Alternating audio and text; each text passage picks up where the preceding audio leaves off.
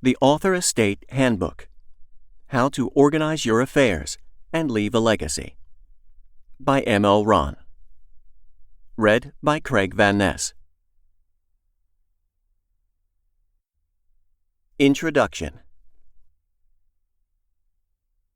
Dear author, I hate to tell you this, but you have just died. You are now a ghost, hovering around to see what has happened after your passing. After the ink on your obituary dries, after the funeral is over and your family has gone home to grieve, after your casket is set in the ground or your urn is placed on a shelf, and after the initial flurry of respects and condolences from your friends quiets down to nothing, the world will keep on spinning as if you never existed. Your loved ones will grieve, but even they too will move on. Your only marks on the world will be the memories your friends and loved ones had of you, how you made them feel, and, the reason you're reading this, your books. In your twilight solitude as a ghost, you have a lot of time now to reflect on the literary estate you left behind. What will you see? If you're reading this, I think you already know the answer.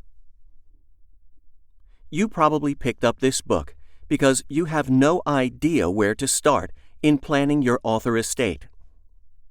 The concept of wills, powers of attorney, advanced medical directives, and all the other classic estate planning advice are overwhelming enough, but the author part, that makes it unbearable. And if you don't take care of the author part of your estate planning, then you're guaranteeing that your books will die with you. This book will help you start the process of planning for what will happen to your books after you die. It will give you a fighting chance at ensuring that your books outlive you. To read this book means to face your mortality, and that's not easy. This is a sensitive subject that may be difficult for you. However, it's painfully necessary. Death is a fact of life, and the sooner you face it, the sooner you will create the author legacy you want. When you finish reading this book, you'll have what you need to take the first steps with clarity and confidence. My estate planning story. Many people take a sudden interest in estate planning after witnessing someone die and leave a mess, such as a parent dying without a will. My story is the opposite. In June 2021, I lost a grandfather to old age. He was part of the greatest generation, and he grew up in the Great Depression. He was extremely frugal and paid cash for everything. He kept an old school ledger and balanced his checkbook weekly. He never used a computer in his life and never had an email account. Before he passed away, he stressed that he didn't want to be a burden on the family. When he passed, he was true to his word. He had a will that clearly outlined his wishes, which my family knew well before he died. His estate was settled in just a few months, with no squabbles among his children. There were no lawsuits or other nightmarish stories you often hear about estates. Losing him was tough on the family, but we found peace much faster because his affairs were so well taken care of. When I think of my grandfather, I remember the time we spent together and how he set such a positive example. But mostly, I remember how kind he was to be so organized. He didn't have to be so organized, but he was. So many people take an "I'm dead, so who cares" approach to their estate planning, or lack thereof, and it causes so much pain for their loved ones. My grandfather's approach was, "I'm going to be dead, so I need to make sure it is taken care of." My grandfather didn't draw up his estate plan overnight. It was the result of many decisions he made early and often. To this day, I'm still in awe of how he did it. My grandfather taught me an important lesson in organization, but most importantly, he taught me how to die. I know it sounds morbid, but I want to die like he did. When you think about life in the 21st century, dying like my grandfather did is a phenomenal challenge. So much of our lives are online, digital, and difficult to corral. It's so much more complex and dynamic due to the internet and the breakneck pace of technology. Being an author makes estate planning even harder. In my case, I have over 70 books, and counting, a YouTube channel with over 300 videos, 4 websites, and many, many other miscellaneous copyrights. At the time of this writing, I control over 1,500 copyrights. I also have a significant digital footprint, with hundreds of accounts that I've created with different companies over the years. I set out to learn how I could create an estate that looked after my family the same way my grandfather did, adjusted for the frenetic 21st century and, all the author stuff. I decided that it was time to start my author estate planning journey, so I did what most writers do when they want to learn something. I wrote a book about it. A little more about me. I have a unique background. I went to law school, but I'm not an attorney. My legal education is limited, and I'm not licensed to practice law, but I do have a legal background. I am also an insurance executive at a global insurance company. I've built a career helping individuals and businesses plan for the future and deal with unexpected disasters, and I have been quite successful at it. These skills, combined with my experience as a prolific author, give me a different angle on this topic that I hope will make this book more useful to you. Who this book is for. This book is for authors who want to plan their estates. It's primarily for independent, self-published authors and authorpreneurs, but traditionally published authors can benefit from this book as well. This book may also be helpful for the people that authors designate as their executors and heirs, but only if the author is still alive. This book can help authors and their heirs set expectations and get on the same page. The content in this book is a good conversation starter with your estate attorney. Disclaimers. This book is full of advice, but none of it is legal, financial, or tax advice. No matter what I say, and how strongly I say it, it is just a suggestion. If there's one thing I learned on my estate planning journey, it's just how few resources there are for authors. The estate of an author is radically different from that of a regular person, yet if you search for the topic on the internet, you won't find very much. I believe this is because estate planning is lawyer territory, and that scares a lot of people. But there are a lot of important elements that are unique to authors that your lawyer may not ask you about. My goal is to merely bring up many of the issues I encountered in my own journey, so you're aware of them. As with any problem, awareness is half the battle. Estate planning is an unbelievably complex topic with many, many layers. It is up to you to determine the best way to plan your estate. You cannot plan an estate without the help of a skilled attorney, accountant, and financial advisor, period. Use this book as a starting point to seek specific help in your country, state, or province. Don't use it as a substitute for legal advice. And speaking of countries, I've tried to make this book as international as possible. Though I am an American, I've been careful to keep the topic at a high level so that it applies to as many non-Americans as possible. I use Australia, Canada, the United Kingdom, and the United States as the basis for my research. I can't promise that this book will be 100% accurate for your country, but I at least tried to keep non-Americans in mind as I wrote it. Again, use this book as a starting point, not as a substitute for legal advice. Important rules of thumb. Estate planning is not one size fits all. Everyone's goals and visions of how they want their author estate to be handled will be different. Season the advice in this book to taste. My goal is simply to get you thinking about this, so that you can clarify your own goals and take the first steps. It's never too early to start estate planning. I don't care if you're in your 20s and healthy. You're still living on borrowed time. Untimely deaths are especially tragic when you're young. Young people never think they're going to die unexpectedly, and they leave behind colossal messes as a result, especially if they have young families. It's never too late to start estate planning.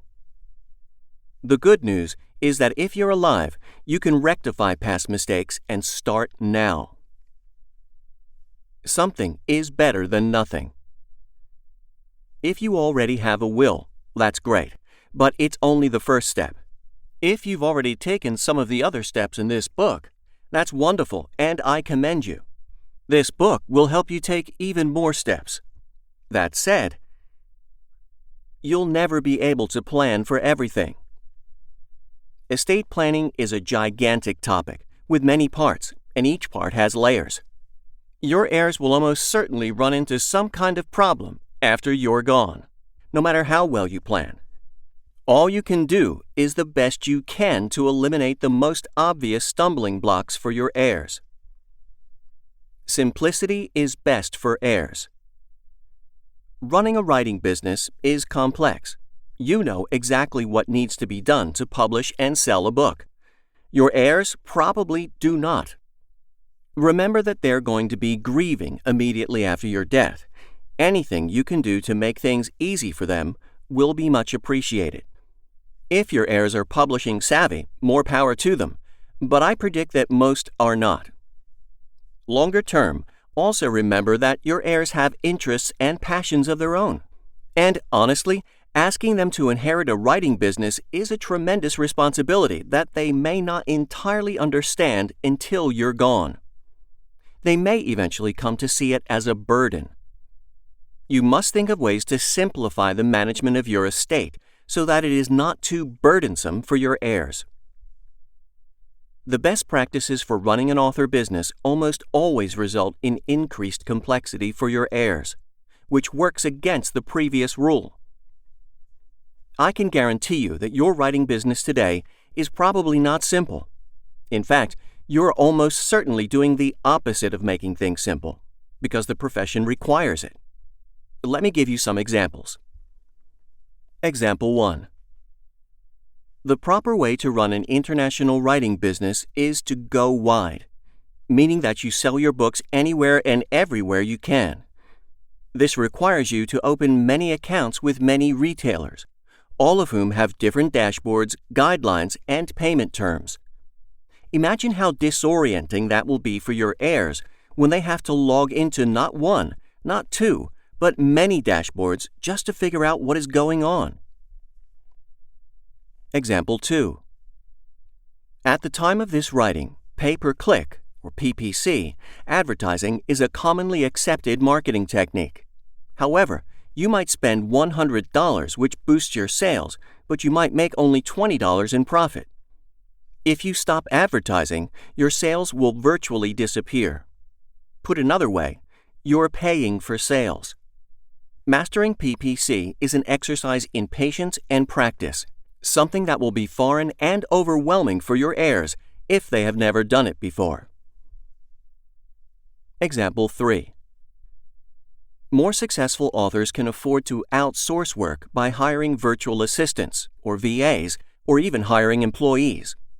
VAs may handle tasks such as emails, marketing, and website maintenance, among many other things.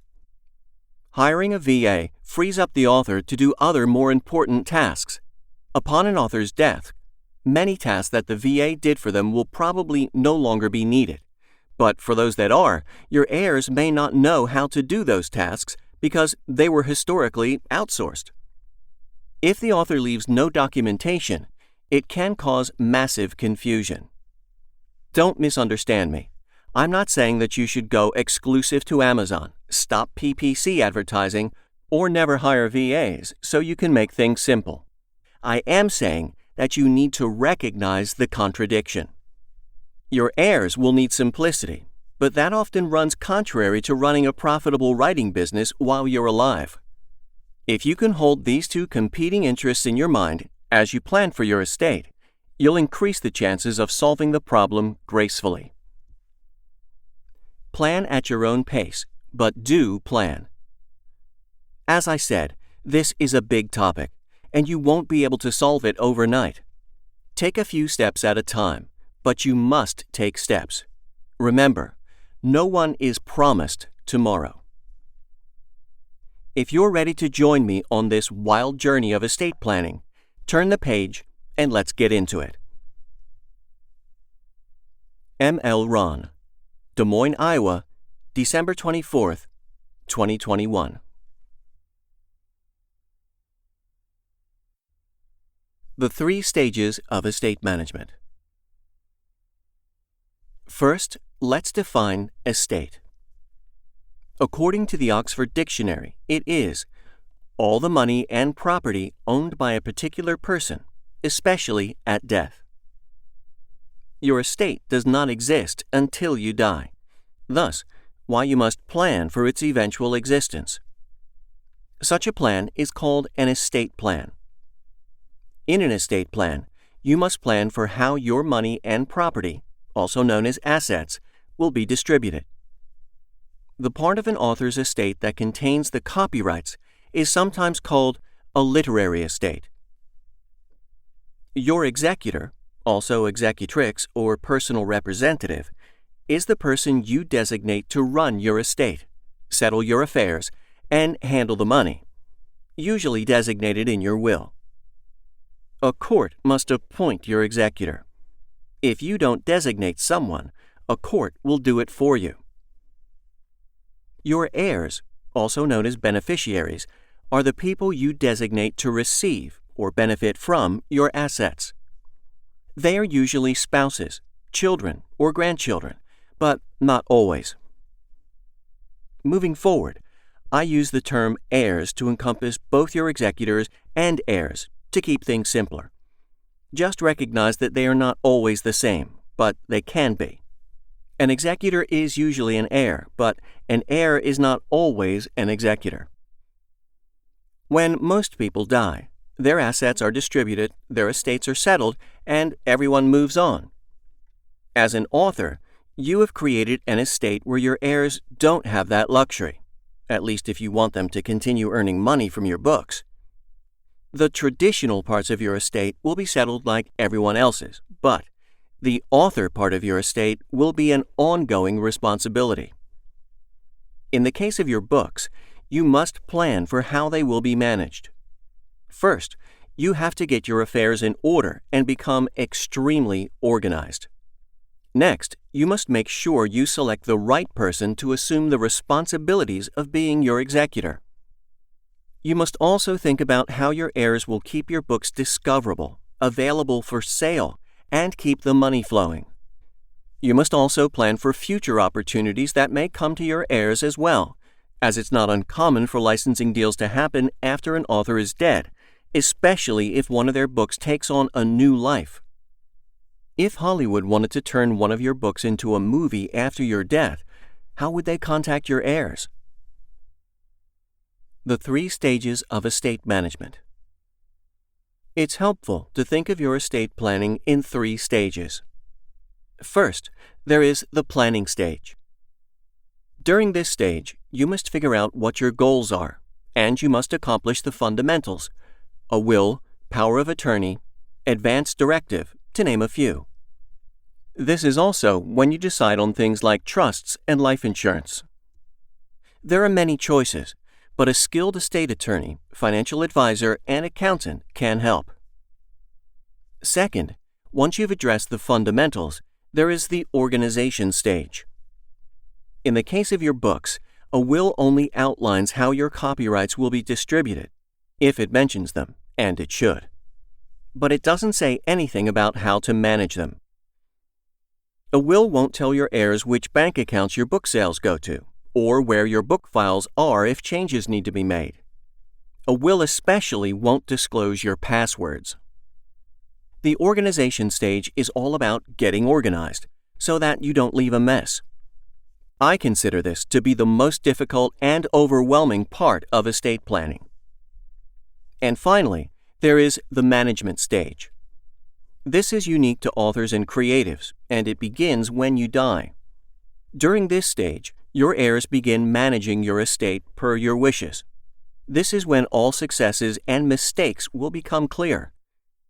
If you executed the planning and organization stages thoughtfully, your heirs will thank you. If you screwed up, they may very well hate you. I don't use the word hate lightly. After we discuss some of the horror stories that can happen if you don't plan properly, I think you'll agree that your heirs will be entitled to some strong feelings. Every author estate will be managed differently. Some heirs will be more hands-on than others. You can think of an estate as being managed in one of 3 levels. Level 1. Maintenance. The heirs keep your books available for sale, discoverable for readers, and they make sure that income is received. This is the bare minimum amount of work that needs to be done. Level 2. Active. The heirs do everything in Level 1, plus refresh and renew your titles from time to time. This requires more work and an understanding of the business. Your heirs can do the work themselves or outsource it to professionals who can help. Level 3. Aggressive. The heirs do everything in Levels 1 and 2, plus seek to grow the estate. This could mean releasing posthumous titles, pursuing licensing deals, making your books into movies, and so on. This requires the most amount of work, and this is the rarest type of author estate. Think about your heirs and consider at which level they would manage your estate. Most authors are probably operating at Level 3, but it's not reasonable to expect our heirs to put the same level of energy into the business that we do. Adjust your plan accordingly based on your heirs' desires and capabilities. The management stage is outside the scope of this book. As you progress through this book, keep the 3 stages of estate management in mind. Planning your estate. Your last will and testament. A will is a written legal document that outlines how your property and money will be distributed after your death. A will names an executor who will manage your estate. By law, you're not required to have a will, but you should strongly consider it. Wills prevent common scenarios that can cause problems after you die, such as who gets what happens if you die simultaneously with your spouse, and the legal guardianship of minor children, just to name a few. Let's talk about probate.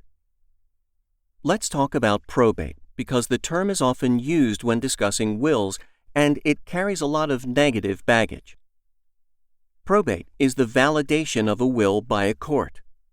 It is also the court-supervised division of a person's assets. Probate exists to close estates in an orderly manner and protect creditors. When you die, for legal purposes, you will die one of 2 ways: with a will, called dying testate, or without a will, dying intestate.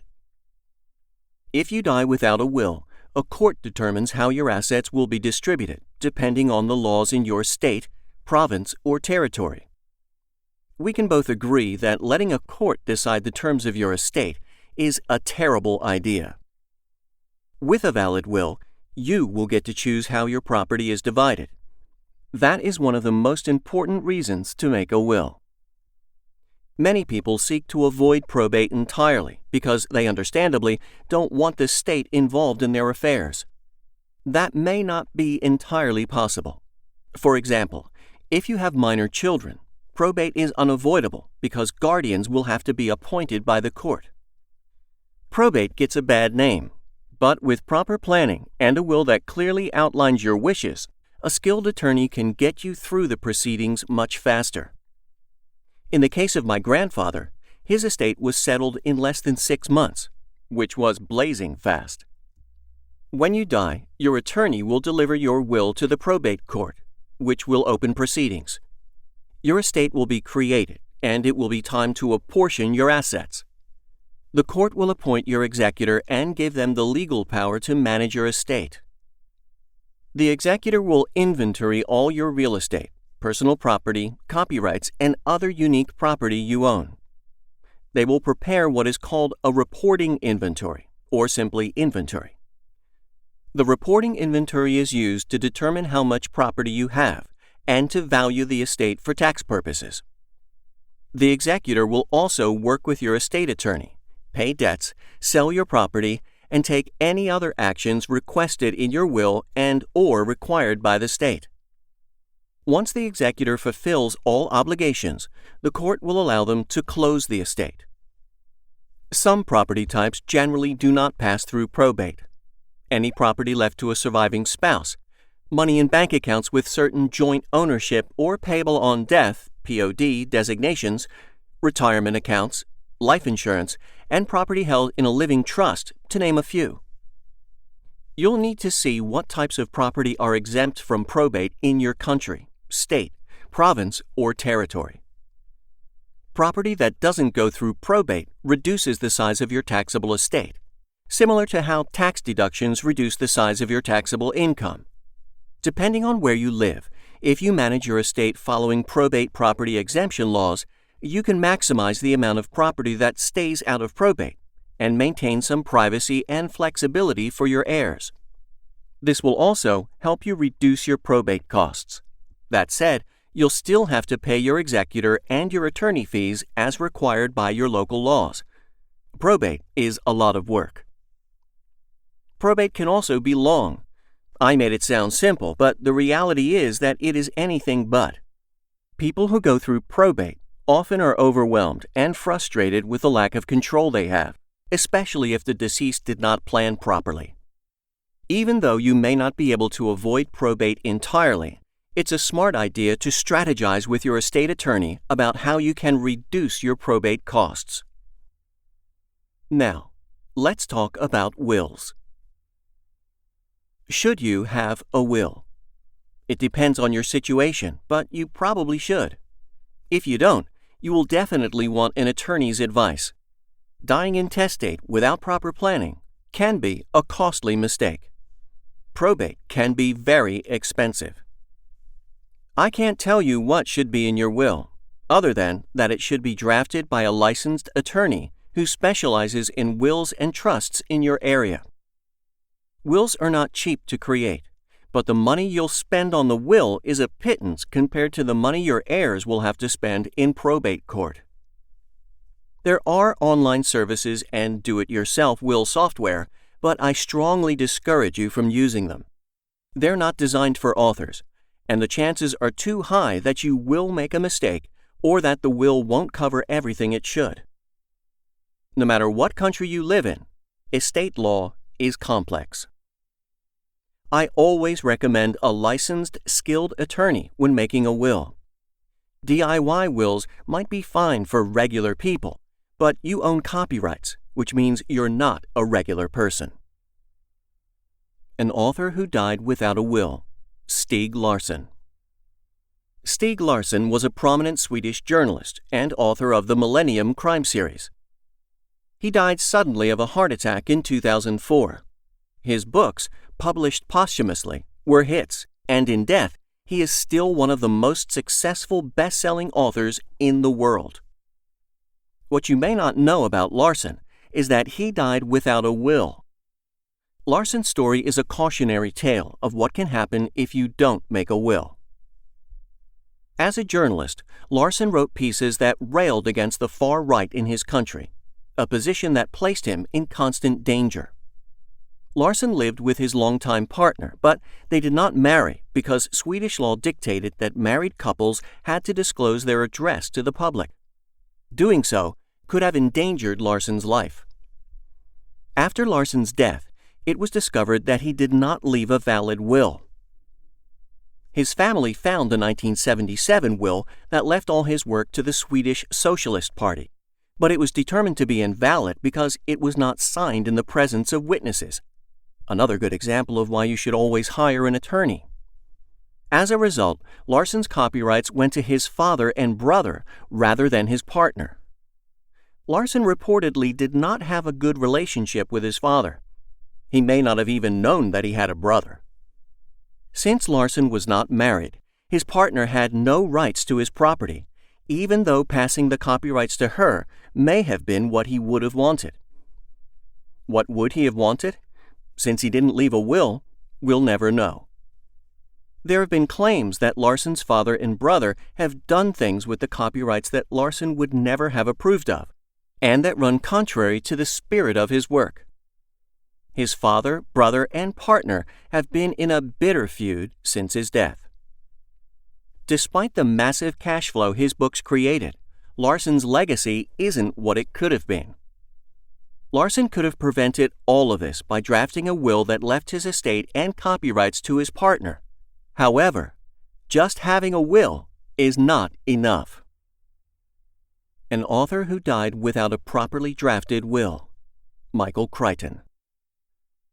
At the time of his death in 2008, Michael Crichton was one of the best-selling authors in the world, and still is. His works such as Jurassic Park and Westworld were intensely popular and still endure today. Crichton was married 5 times. When he died from cancer, his 5th wife was pregnant with his unborn child. Crichton had a will, but he never got around to updating it. Because of that, he disinherited his unborn child because he didn't update his will before the baby was born. The will had a provision that disinherited anyone making a claim who was not listed in the will. A bitter legal battle ensued between Crichton's 20-year-old daughter and his 5th wife. His wife filed a lawsuit to have the court grant part of Crichton's estate to his son under a loophole in California law.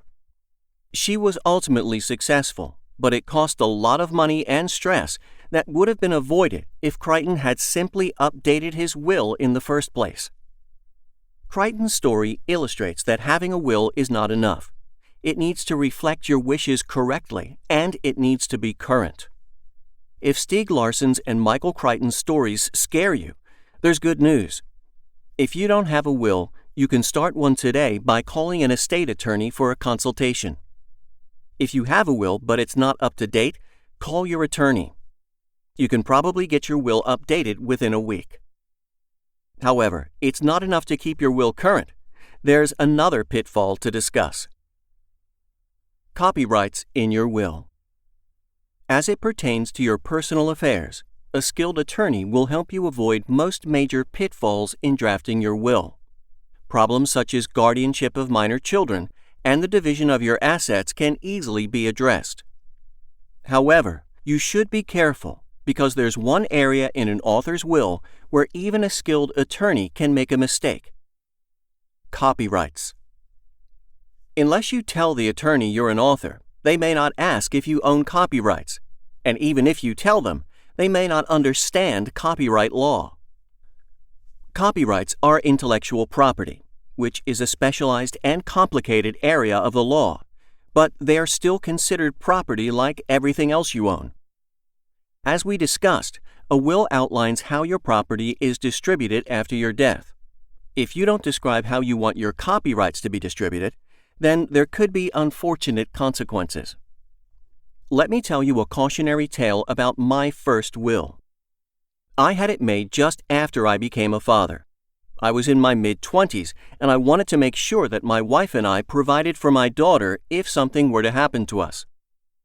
At the time, I was getting my writing career off the ground and had only published a few books. I didn't know very much about copyright or wills at the time. I had the foresight to tell my attorney that I was an author and that I wanted my copyrights addressed in the will. Here's what one article in the will said. If my spouse survives me, I give her all my clothing, jewelry, automobiles, household furniture and furnishings, recreational equipment, copyrights, and all personal effects used by me about my person or home. Looking back on it, it was smart to include copyrights in my will. I don't know if this was the proper way to word my wishes, but I give the attorney some credit. but the next clause would have completely wrecked my estate.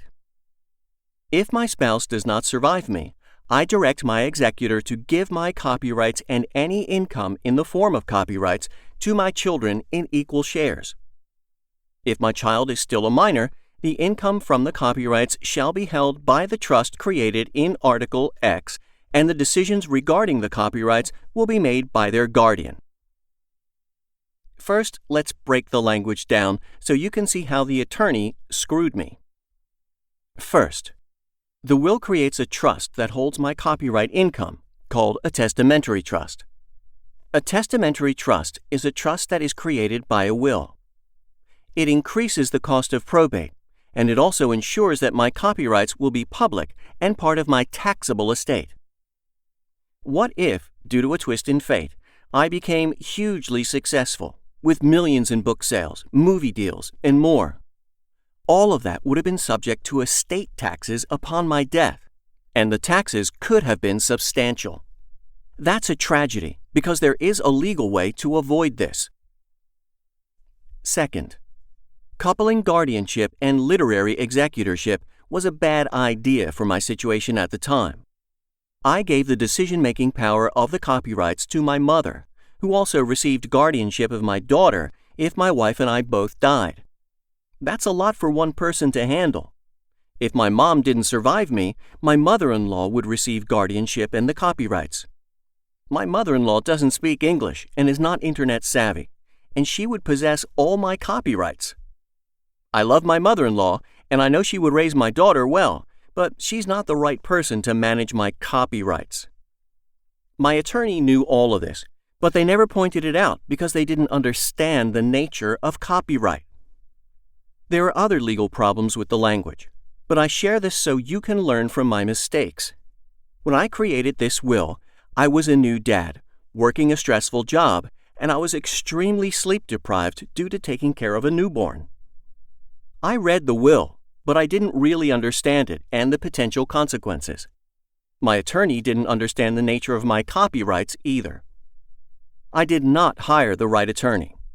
The attorney did a decent job with the personal aspects of the will, but they had no clue about copyright. The average everyday client doesn't own copyrights, so my attorney probably wasn't used to seeing them. And of course, because I didn't know any better, I took my attorney's word on everything, which could have been an estate-ending mistake. Upon discovering that language in my will, I immediately contacted a new estate attorney to start a new will from scratch that properly addressed my copyrights. At the same time, I consulted with a licensed copyright lawyer in my state to get his counsel on the best way to craft language that would achieve my wishes. The copyright lawyer works with authors, creatives, and brands, but he doesn't do wills or trusts. Therefore, when the estate attorney sent me a draft of the will, I discussed it with my copyright attorney, who provided feedback and tweaks to the copyright-related wording. This way, the estate attorney handled the personal aspects of the will with great skill and care, and he supplemented any gaps in his knowledge with my copyright attorney's expertise. And this time around, you can bet that I went through their work with a scrutinizing eye. When we finished the new will, I burned the old one in my fireplace and took a big sigh of relief. What happens when you do not include copyrights in your will? What happens when you don't include your copyrights in your will? Going back to my original will, let me share another article with you. It is commonly called the residuary clause, and it addresses any assets not covered explicitly by the will. It functions like a safety net in case the deceased forgets about something or acquires new property after executing the will. Here's how it reads. If my spouse survives me, I give her the residue of my estate. This means that my spouse gets all property not explicitly mentioned in the previous article I cited. Next, the article addresses what happens if my spouse does not survive me. If my spouse does not survive, I give the residue of my estate to the XXX trust. The trust should be distributed 1/4 to my mother, 1/4 to my mother-in-law, with the rest to be held in trust for my daughter. Since my original will mentioned my copyrights, the residuary clause didn't apply to them. But let's pretend that I did not explicitly mention copyrights in my will. If so, then the residuary clause would apply to them. Put another way, per the will's residuary clause, if my spouse did not survive me, my copyrights would have been placed in a testamentary trust created by the will, with half of my copyrights split between my mother and mother-in-law, and the remainder going to my daughter. But what does that mean, actually? Which copyrights would my mother get? My mother-in-law? Which books? Which formats? Would my mother get the ebook versions, but my mother-in-law would get the trade paperbacks? Remember, a copyright is not a single right. It's a bundle of infinite rights. You can't divide it up like that without disastrous results. I don't know what your residuary clause says, other than that it will probably be much different from mine. And I don't know how the situation would have turned out for sure, since I'm not a lawyer.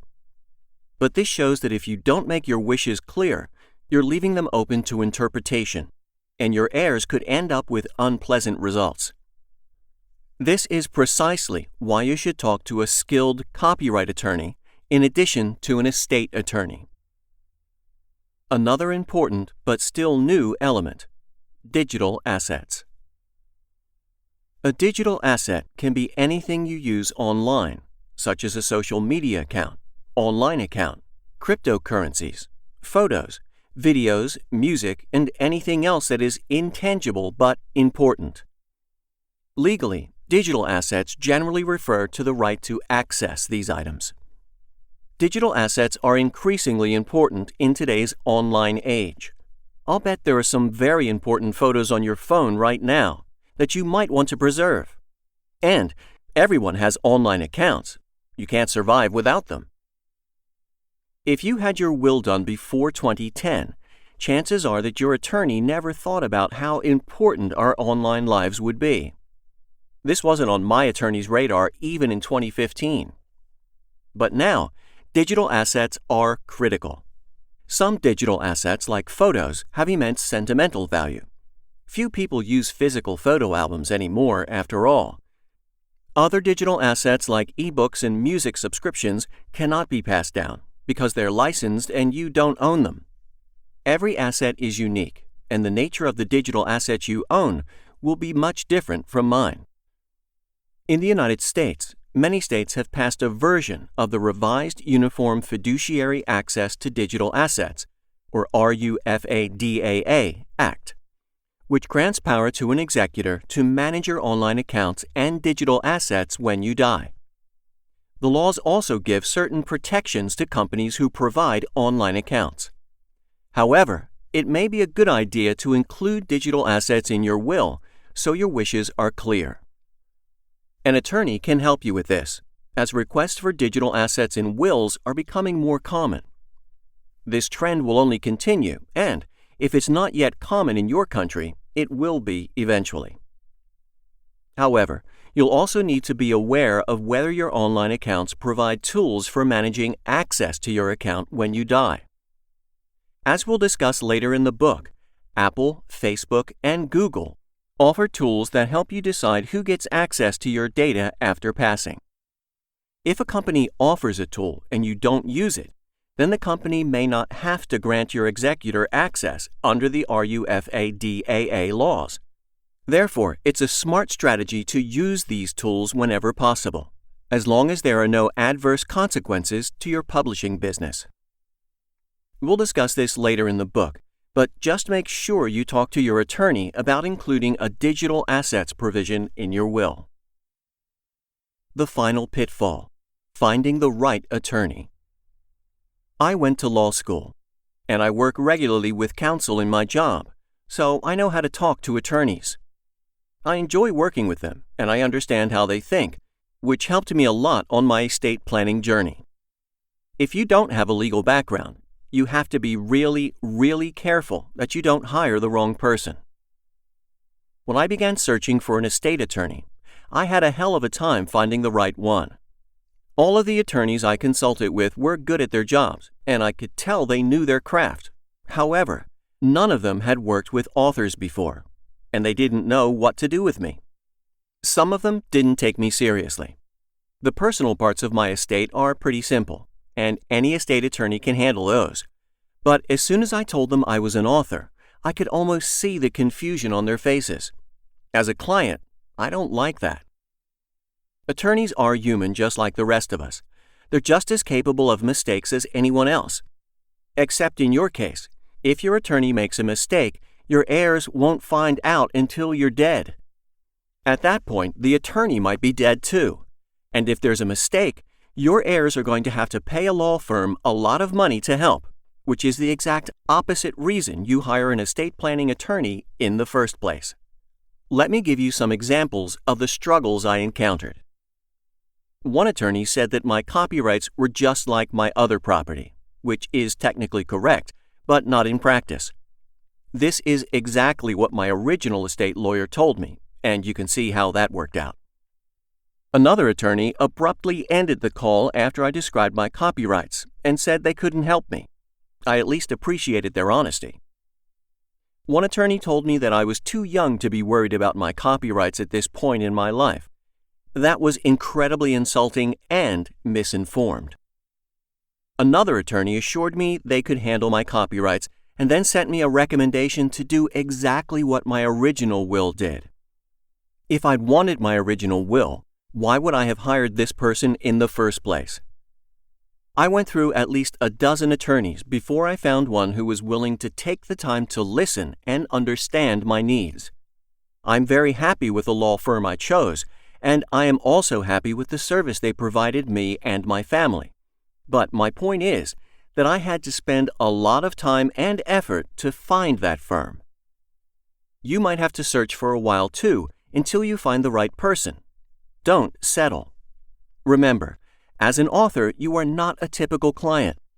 Don't let an attorney try to convince you otherwise, unless they specialize in both estate planning and copyright, in which case you are a typical client.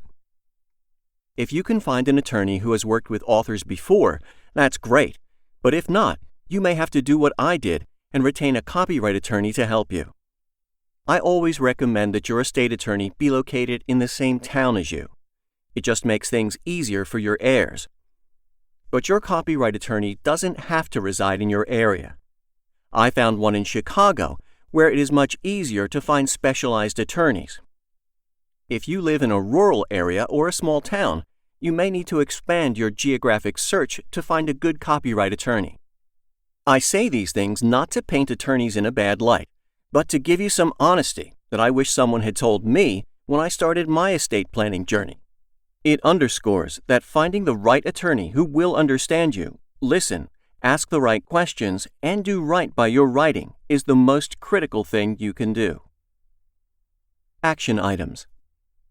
If you don't have a will, you're not serious about creating an author legacy. Here are some suggestions to get you started on the right path. Number 1. Determine your last wishes and discuss them with all parties who will be in your will. Don't surprise anyone. The person you want to be your executor may not want the job. Make sure everyone agrees to serve your estate before moving forward. Number 2. If you have a will, reread it. If it doesn't address your copyrights, rectify it ASAP. Number 3. Whether you have a will or not, read a few books on wills and trusts so you understand the topic on more than a superficial level. Even the best attorneys in the world won't be able to help you if you can't communicate your desires. Number 4. Find a licensed estate attorney who specializes in wills and trusts in your area. Hint, use Google. Find out if the attorney offers free consultations. If not, understand the attorney's price structures up front so there are no surprises. Number 5. Tell the attorney about your copyrights. Number 6. Consider discussing a digital assets provision in your will. Number 7. Consult with a licensed copyright attorney in your area to double-check the estate attorney's work as it pertains to your copyrights. or choose a law firm that has both estate law and intellectual property as practice areas. This way, your estate attorney can seek counsel in-house. Number 8. Update your will after major life events, such as moving states, marriage, divorce, spousal death, the birth, coming of age, marriage, or death of a child, the death or incapacitation of anyone listed in your will as a beneficiary, and any events that could impact how your personal and literary estate will pass to your heirs. Number 9. Your attorney will give you several copies of your will. Separate them and keep them in a safe place that you and your heirs will remember. Destroy all copies of old wills. Your living will and power of attorney. We should also briefly discuss living wills. No discussion of wills and trusts would be complete without them, because they create decisions that will be heavy for your heirs. A last will and testament specifies your wishes after you die. But what happens if you end up in a coma and can't make decisions while you're alive? A living will covers what you want to happen to you if you become incapacitated, such as in a coma. You specify what you want doctors to do if you have an incurable or irreversible condition that results in a state of permanent unconsciousness, from which there is no reasonable medical certainty that you will recover. Do you want the doctors to prolong your life in hopes that you will make a long-shot recovery, or do you want them to cease medical care?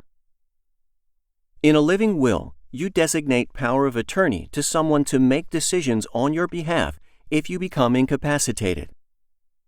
There are several different types of power of attorney, and not all of them are medical, but perhaps the most important is a medical power of attorney. A medical power of attorney makes healthcare decisions on your behalf. Depending on where you live, a living will and power of attorney may either be contained in the same document or they may be addressed separately. If they are addressed together, they're known as an advanced directive. In the United States, there was a media firestorm about the case of Terri Schiavo, a woman who ended up in a permanent vegetative state after a heart attack with almost no chance of recovery. She did not have a living will, so there was a fierce battle between her husband and her parents about whether her feeding tube should have been removed. What ensued was a long, protracted legal battle. Many Americans argued over this case at the dinner table for years. The country was deeply divided on the issue. Terri Schiavo had her heart attack in 1990. When her husband finally succeeded in having her feeding tube removed for the final time, Schiavo died in 2005. It took 15 years in court to settle what could have been settled in an evening. If you become incapacitated, the last thing you want before your death is fights between your heirs. A living will can eliminate that possibility. If your heirs are fighting while you're alive, just think about what kind of resentment and anger will exist after you're dead. Your author estate won't stand a chance. The good news is that your attorney should draft a living will and power of attorney along with your last will and testament, so you can get them done at the same time. As long as you hire a good attorney, you should rest easy knowing that your medical wishes will be protected if you cannot make decisions for yourself. Trusts. A trust is a legal entity that holds property and assets, and it manages them to the benefit of another party. Trusts are complicated. There are DIY trust kits out there, but I wouldn't recommend them. I would only create a trust with an attorney's assistance. The person who creates a trust is a trustor, also known as a grantor or settlor. The trustor places property they own into the trust, called funding the trust, and the property is placed there for the benefit of the trust's beneficiaries, the people to whom the property will go when the trustor dies. A trustee manages the trust per the trustor's wishes. In many trusts, the trustor, beneficiary, and the trustee are the same person, at least until they die. Upon death, A successor trustee is appointed, who is usually the executor of the estate. The trustor can use the trust to his or her benefit while they are alive. Then, when they die, for legal purposes, it's as if they never owned the property inside the trust. It's not uncommon to see land, vehicles, homes, and even companies placed into trusts. Trusts are commonly set up to pass property between generations. Trust may also come with tax advantages. A significant benefit of trusts is that property inside them does not have to go through probate. This means your heirs can access the property faster without having it go through probate court. Also, when you consider that probate courts are public record in many countries, it's a big deal if you can keep your assets private. Some courts make wills available online. There are many types of trusts. A testamentary trust is a trust created by a will. It only goes into effect after you die. A testamentary trust must be probated, and it can increase your probate costs. A living trust, also known as an inter vivos trust, is created while you are alive. You have far more control over a living trust, which is why it may be better than a testamentary trust. Living trusts cost more money up front, but many attorneys highly recommend them. It's believed that the majority of living trusts ultimately fail because they are not set up or funded properly, even if you hire an attorney. You have to be careful and educate yourself on trusts if you go this route. They are not for the unorganized. If an attorney does their job and you follow the strict rules of trusts, then you may be able to avoid probate entirely, or at least keep a significant amount of your estate out of probate. Otherwise, if your living trust fails, then you're going to have to hire an attorney to probate your estate anyway, which defeats the purpose. There are many other types of living trusts, depending on where you live. Trust types and purposes vary from country to country. There are also many reasons to create a trust. Everyone's situation is different. What works for me may be a bad idea for you. You'll need to do your own research. You might be contemplating whether it makes sense to place your copyrights into a trust, but I recommend talking to an estate attorney, a copyright attorney, and an accountant to determine whether you should place your copyrights into a trust, how, and when. In the United States, there could be unintended consequences for transferring copyrights to a trust while you're still alive. A lawyer can help you understand the pros and cons and how to orchestrate the treatment of your copyrights with your trust versus your will. Just understand that trusts are not your only alternative for avoiding probate if you want to keep your copyrights out of court. In some cases, it may make sense to place your copyrights into a trust, or it may make more sense to place them into your publishing LLC or corporation. Both can serve the same function. There's a lot to think about, and there's no single answer that works for everyone, unfortunately. There are legal and tax consequences no matter what you decide. So many factors go into trusts, and I simply cannot give you any further information, other than that you should consider it as a tool in your author estate. Trusts are not cheap to set up. My revocable living trust cost me $1,500. After my will and power of attorney, my bill was over $2,000. I had to sacrifice to pay for the service, but I can rest easy knowing that my assets are protected when I'm gone. Action items. Determine if a trust is right for you and your family. If a trust is right for you, consult with an estate attorney and a copyright attorney to determine how a trust can help with your author estate. Other fundamentals. Let's talk about some other fundamentals in planning your estate. Life insurance. Life insurance is money that goes to your heirs after your death. You pay a premium, and as long as your premium is paid, and you don't violate any conditions of your policy, the company will send your family a check for the policy limits. Life insurance can be expensive, but it's worth it. If you can afford it, I highly recommend it. Your heirs can use the money to settle debts, pay off your home, establish a college fund for children, or anything else that may be necessary. A former colleague of mine used her dad's life insurance money to make a down payment on her first home, something she wouldn't have been able to afford otherwise. If you have a day job, your employer may offer a small amount of life insurance at a cheap rate, called group life insurance in Australia, Canada, and the United States, or group life cover in the UK. Group life shouldn't be your only life insurance policy because it terminates when your employment ends, but you can't beat the prices. There are many types of life insurance. A financial advisor can help determine which types you should buy. My rule is to buy what you can afford. Something is better than nothing. I can't write a book on estate planning without mentioning life insurance, so make sure you buy it for your family. It is a useful estate planning tool. Fire-resistant safe. This should be an obvious tip, but you need safe places for all your estate planning documents. I recommend at least one safe place in your home and one outside your home in case your home burns down or is destroyed. Inside your home, I recommend a high-quality fire-resistant safe. They're frequently marketed as fireproof safes, but just do a YouTube search to see how fireproof they are. Your goal is to buy a high-quality fire-resistant safe. The best way to understand how a safe works is to read the label inside the door. A quick internet search shows that this safe adheres to the Underwriters Laboratory UL standard, which is considered by many to be the global gold standard.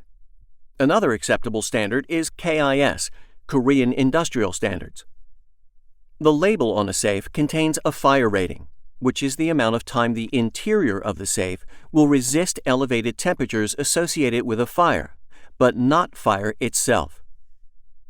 The average house fire burns at approximately 1100 degrees Fahrenheit or 593 degrees Celsius. No safe will stand a chance if it is put into contact with direct flames. The best you can hope for is that the flames don't reach the safe, so that it can withstand the hot temperatures in your home as it burns. A Class 350 fire rating with 1/2 hour means that the inside of the safe will not exceed 350 degrees Fahrenheit or 177 degrees Celsius for 30 minutes. This rating is for paper products. A Class 150 fire rating with 1/2 hour means that the inside of the safe will not exceed 150 degrees Fahrenheit or 66 degrees Celsius for 30 minutes. This rating is for electronic products such as flash drives or hard drives, as 150 degrees Fahrenheit is the point where they are ruined. In other words, you're buying time with a safe in hopes that your local fire department will be able to extinguish the fire before your contents perish. The safe I bought was not suitable for electronics. I rectified that immediately after writing this chapter. I failed this fundamental step. Fire ratings are important because you'll need to purchase the correct rated safe depending on your situation. Safes can be rated up to 2 hours. If you live in a rural area where the fire department can't respond to fire immediately, a 30-minute rated safe is a waste of money. The bigger your house is, the longer it will burn. If you want to store other important items in the safe, such as guns, then you'll need a special type of safe. Burglary safes won't help you in the event of a fire, and vice versa. Fire-resistant safes may also come with water-resistant and burglar-resistant features as well. But, like with fireproof marketing, they may not be water- or burglar-proof either. As an extra step, consider purchasing fire-resistant document bags to use with your fire-resistant safe. You can buy these relatively cheaply, and many are fire-rated as well. Look for ones with UL or KIS ratings and research the ratings.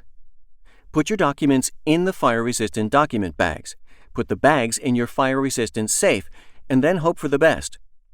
Don't use bags alone, or your documents will burn. Both fire-resistant safes and document bags are inexpensive and a smart investment. If you use a fire-resistant safe, make copies of your key And if the safe contains a passcode, write that passcode down and tell your heirs where they can find it. Otherwise, they'll have to break into the safe, which will cost money and possibly damage the contents inside. Safe deposit box. You can and should open a safe deposit box at your local bank. It's inexpensive and can serve as a safe place to store your documents if something were to happen to your home. I recommend keeping copies of wills and other important documents in a safe deposit box. After all, we know that fire-resistant safes won't last that long in the event of a devastating fire. Bank safes, however, are engineered to be indestructible. As safe as safes are, however, they may not be resistant to theft. There are news stories all the time of bank employees stealing the contents of safe deposit boxes, so be careful. Also, don't keep your only copy of your estate planning documents in your box. Otherwise, your heirs may have trouble accessing the box after your death, especially if they can't find the key. If you sign up for a safe deposit box, make sure your heirs know it exists and how to get into it when you're gone. Read your deposit box agreement to learn how the bank handles your death, and keep the agreement outside of your safe deposit box. Upon your death, the bank will usually require your executor to produce paperwork proving their relationship to you before granting them access. They may also seal your box unless they are court-ordered to open it. So make sure you understand their protocols while you're still alive, so you can ensure easy access to the box after your death. As a final tip, it is also wise to make an inventory of everything in your safe deposit box, so your executor will know what's inside. Final arrangements. What kind of funeral do you want to have, if you have one at all? Which funeral home? Do you want to be buried or cremated? Where? If you want a gravestone, what do you want it to say? What kind of stone do you want it to be? Maybe you want a family mausoleum or a vault, or maybe you want, as one of my grandmothers did, to donate your body to science. You can make these decisions today and communicate them with your heirs. Several years before his death, my grandfather prepaid all of his funeral expenses with a funeral home that he trusted. The family didn't have to pay any additional costs. My in-laws are from Guatemala. They organized their burial arrangements and made it clear that they want to be buried in their home country. They purchased a plot in a cemetery where they will be buried. It'll be up to my wife and me to figure out how to expatriate their remains. You don't have to prepay for your funeral expenses like my family, but you can decide how you want your final arrangements to be conducted. It will bring some comfort to your heirs when the time comes, because they'll know that they're acting according to your wishes. Helpful contacts. Write down the contact information of service providers your executor will need after your death. They include, but are not limited to, your chosen funeral home, your estate lawyer, your copyright lawyer, your financial advisor, your accountant, your life insurance company, your author or publishing friends who can lend a hand to your executor if they need help with the publishing or business side. This will be especially useful if your executor doesn't live in your area. Do what you can to make things easy for them, and never assume they'll be able to figure it out. Organizing your estate. Estate Organization Basics. If you followed the steps in the previous chapter, then chances are high that you will have achieved the fundamentals. I trust that you will do the best you can to protect the personal part of your estate.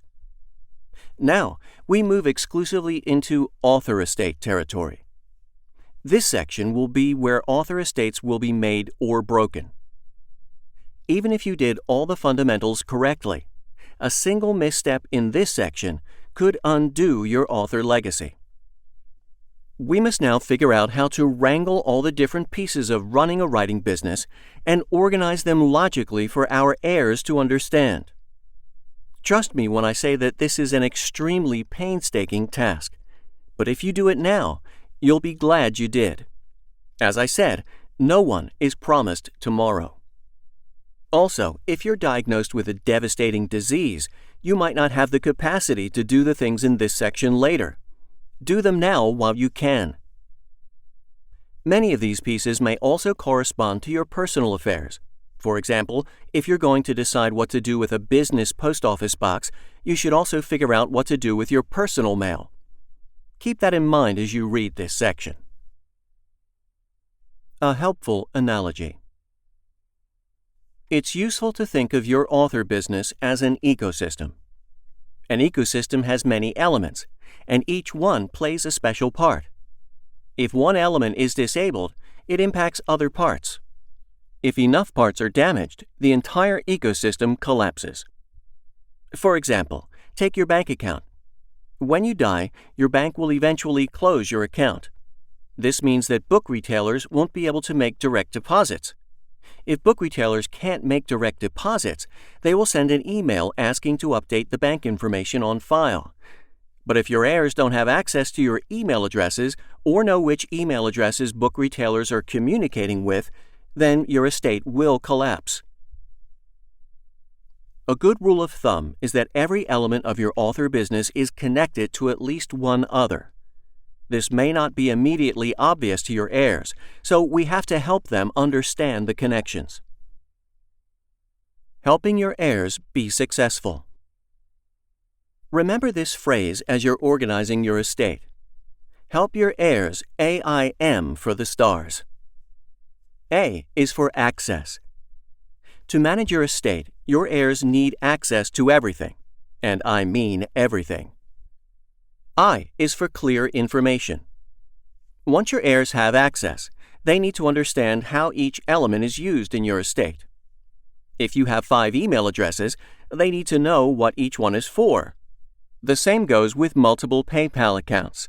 Never assume they'll be able to figure it out. M is for management. Once your heirs understand an element of your estate, they need to know how to manage it. Not all elements of your estate will be needed after your death. Some accounts can be closed, for example. Other accounts, such as your hosting service, will be needed to keep your books discoverable. When you help your heirs aim for the stars, they'll be able to access all your accounts with no limitations. Know how each element of your author ecosystem works and be able to manage it efficiently.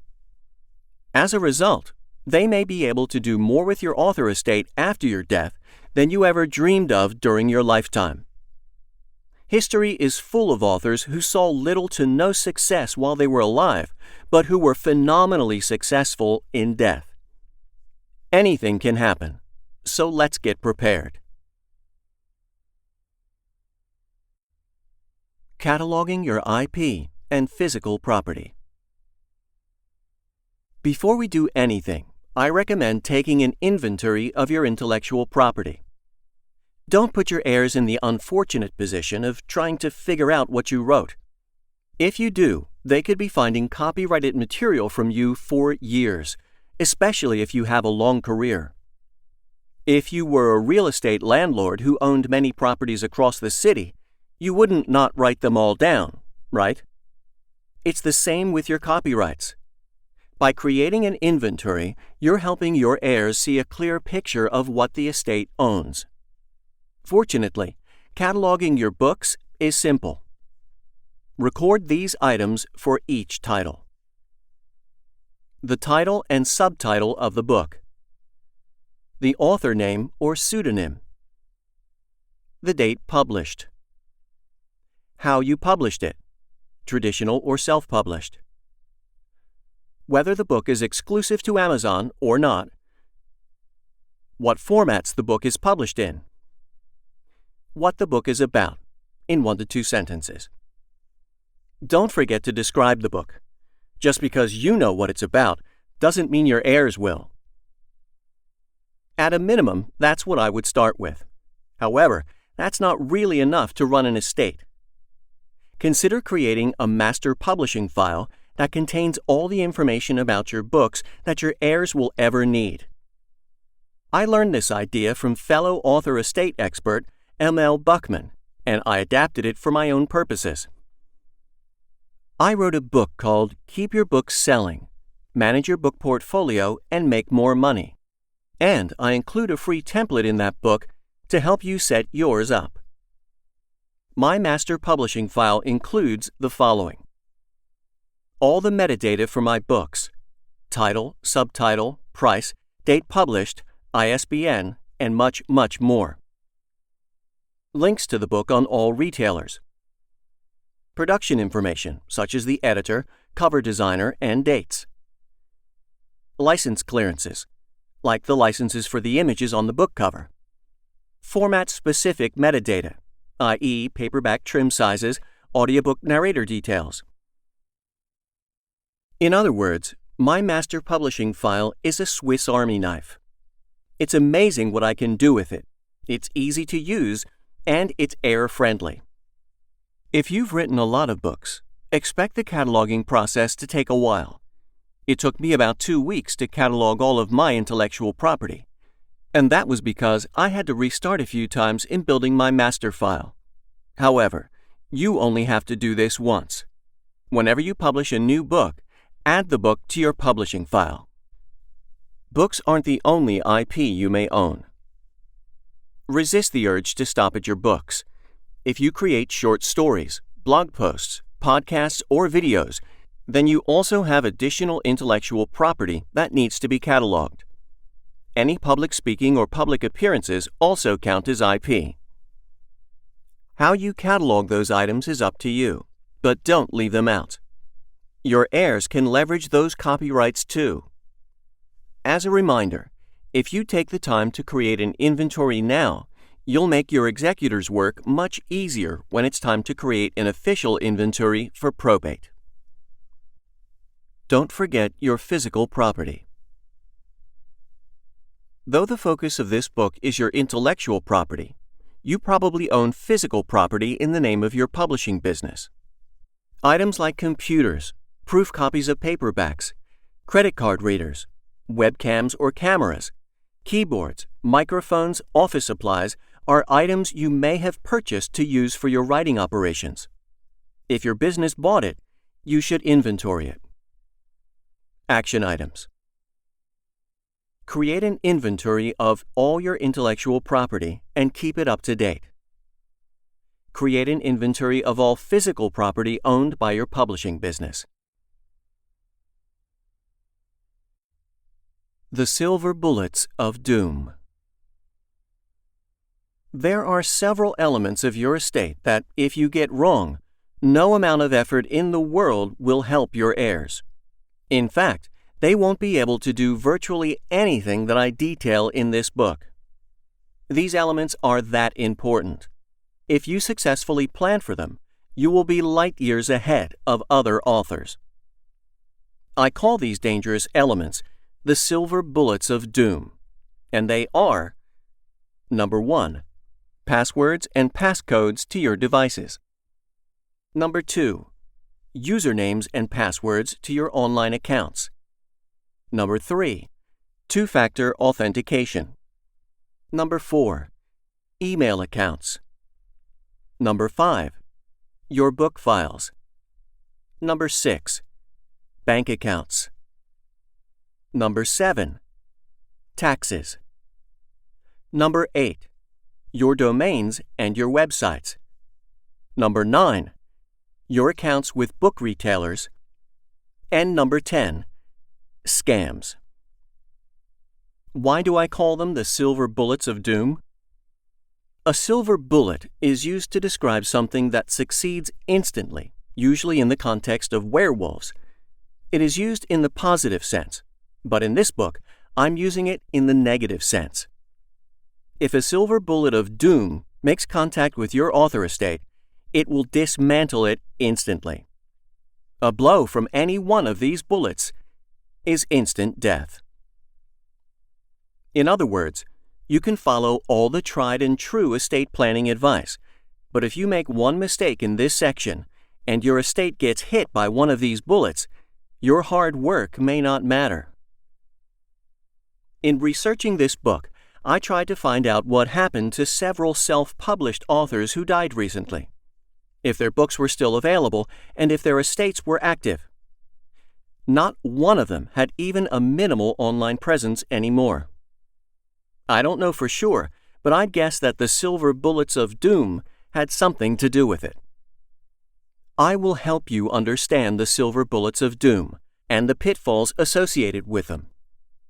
Some of the pitfalls aren't immediately obvious, but some are so obvious that they're invisible. You may not even be aware of them until I point them out. Better to realize problems now than for your heirs to discover them after you're dead. Passwords to your devices and apps. I shouldn't have to write this, but make sure your heirs know how to access your devices. If your heirs are your spouse and children, they probably know where your writing computer is. They also will know where your phone is. But if your heirs don't live with you or live far away, they may not know. And if you protect your computer or phone with a password or passcode, well, the silver bullet of doom is coming for you. This also includes any apps you use with a password, like a writing app. Again, this should be painfully obvious, but I have to say it because there will inevitably be many people who read this chapter who have never written their device passwords down. I can say that authoritatively because I myself didn't start doing it until I wrote this book. Here's how to solve this problem once and forever. Get an index card. Write down the name of your devices and any associated passwords or passcodes. Keep the index card on your desk where your heirs can see it, or tape it to the back or bottom of your desk if you want a little more privacy. Or put it in a fire-resistant safe, or deliver it to your bank's safe deposit box, or give it to your loved ones along with other estate essentials. Whatever you do, tell your heirs. If you handwrite the information, do it as if your 5th grade teacher is going to read it. Make sure your handwriting is as clear as possible. Finally, make sure that you update the index card whenever you change your passwords or passcodes. I suspect far too many writers have died without leaving their computer password information, making their devices inoperable, therefore cutting their heirs off entirely from their book files and any chance of recovering online accounts. Fortunately, this silver bullet of doom is the easiest to dodge. Action items. Write down your passwords and passcodes for your devices and tell your heirs where to find them. Usernames and passwords to online accounts. You don't need me to tell you that usernames and passwords are important.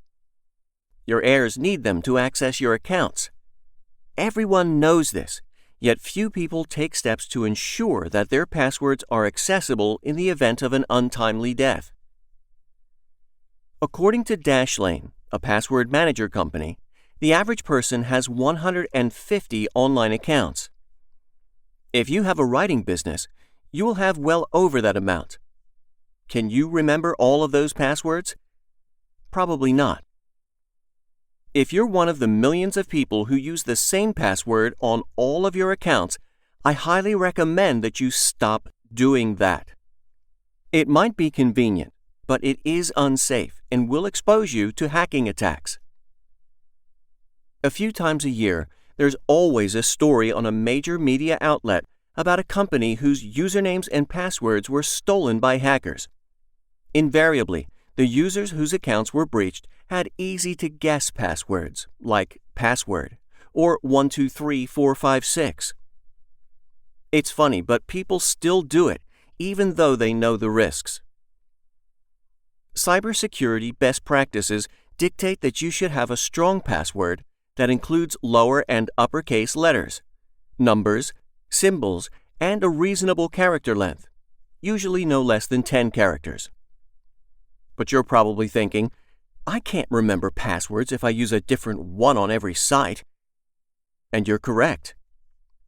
Your first inclination might be, as many do, to write your usernames and passwords down in a notebook that you keep on your desk. But that's inconvenient. It's also not secure if your home is burglarized. If your home burns down or is lost in a catastrophe such as a tornado or a flood, you'd lose all your passwords. So, what do we do? I strongly recommend a password manager. A password manager is a secure digital vault that helps you safely and conveniently store all of your login credentials. It also automatically fills in your username and passwords for you.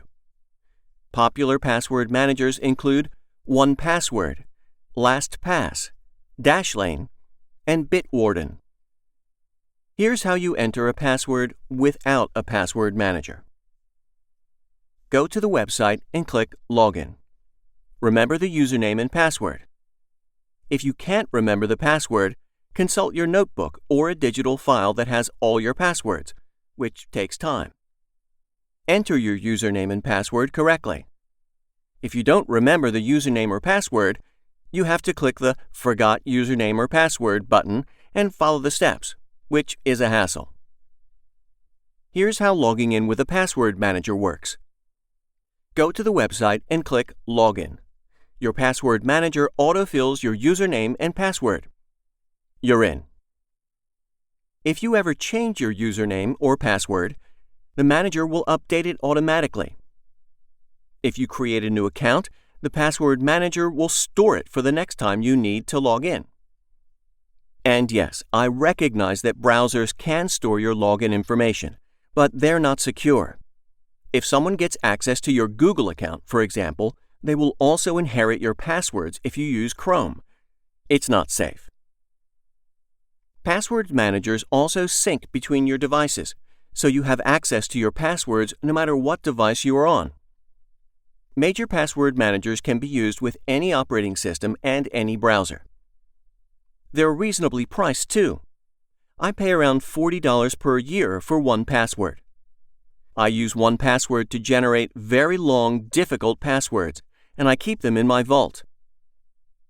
I have a master password that gets me into the vault. I only have to remember 1Password, and it has been ages since I've had to click that Forgot Password button. I can't tell you how much time I've saved over the years not having to remember passwords. Perhaps the best security feature that password managers offer is emergency access. With this feature, you grant emergency access to a designated person. For example, if I happen to get locked out of my account, I can use a trusted contact who will get instant access to the vault so I can reset my master password. You can use this feature with your heirs. If you designate an heir to have instant access to your account if you die unexpectedly, they can get in immediately and recover all your passwords. Password managers also allow you to group accounts into categories and folders as an estate planning tool. For example, I organize my accounts based on what should happen to them when I die. One folder contains subscriptions that need to be canceled immediately upon my death. Another contains the subscriptions that need to be continued. I update the folders to reflect changes at least twice per year. This way, my executor knows quickly what actions need to be taken. With a password manager, I enjoy secure passwords, the convenience of being able to autofill them in my desktop and phone browsers, and the peace of mind that my heirs will have access to everything. If you use a password manager correctly, you will almost certainly dodge the first silver bullet of doom. If you have concerns about storing all of your passwords in one place, you are justified. After all, if someone gets your master password, then they have all of your passwords. However, you can secure your password manager with two-factor authentication, so that if someone guesses your master password, they still can't get into your account. We'll discuss two-factor authentication in the next chapter. My opinion is that the convenience and security of a password manager are superior to using 1Password on all of your sites, or writing them down on paper.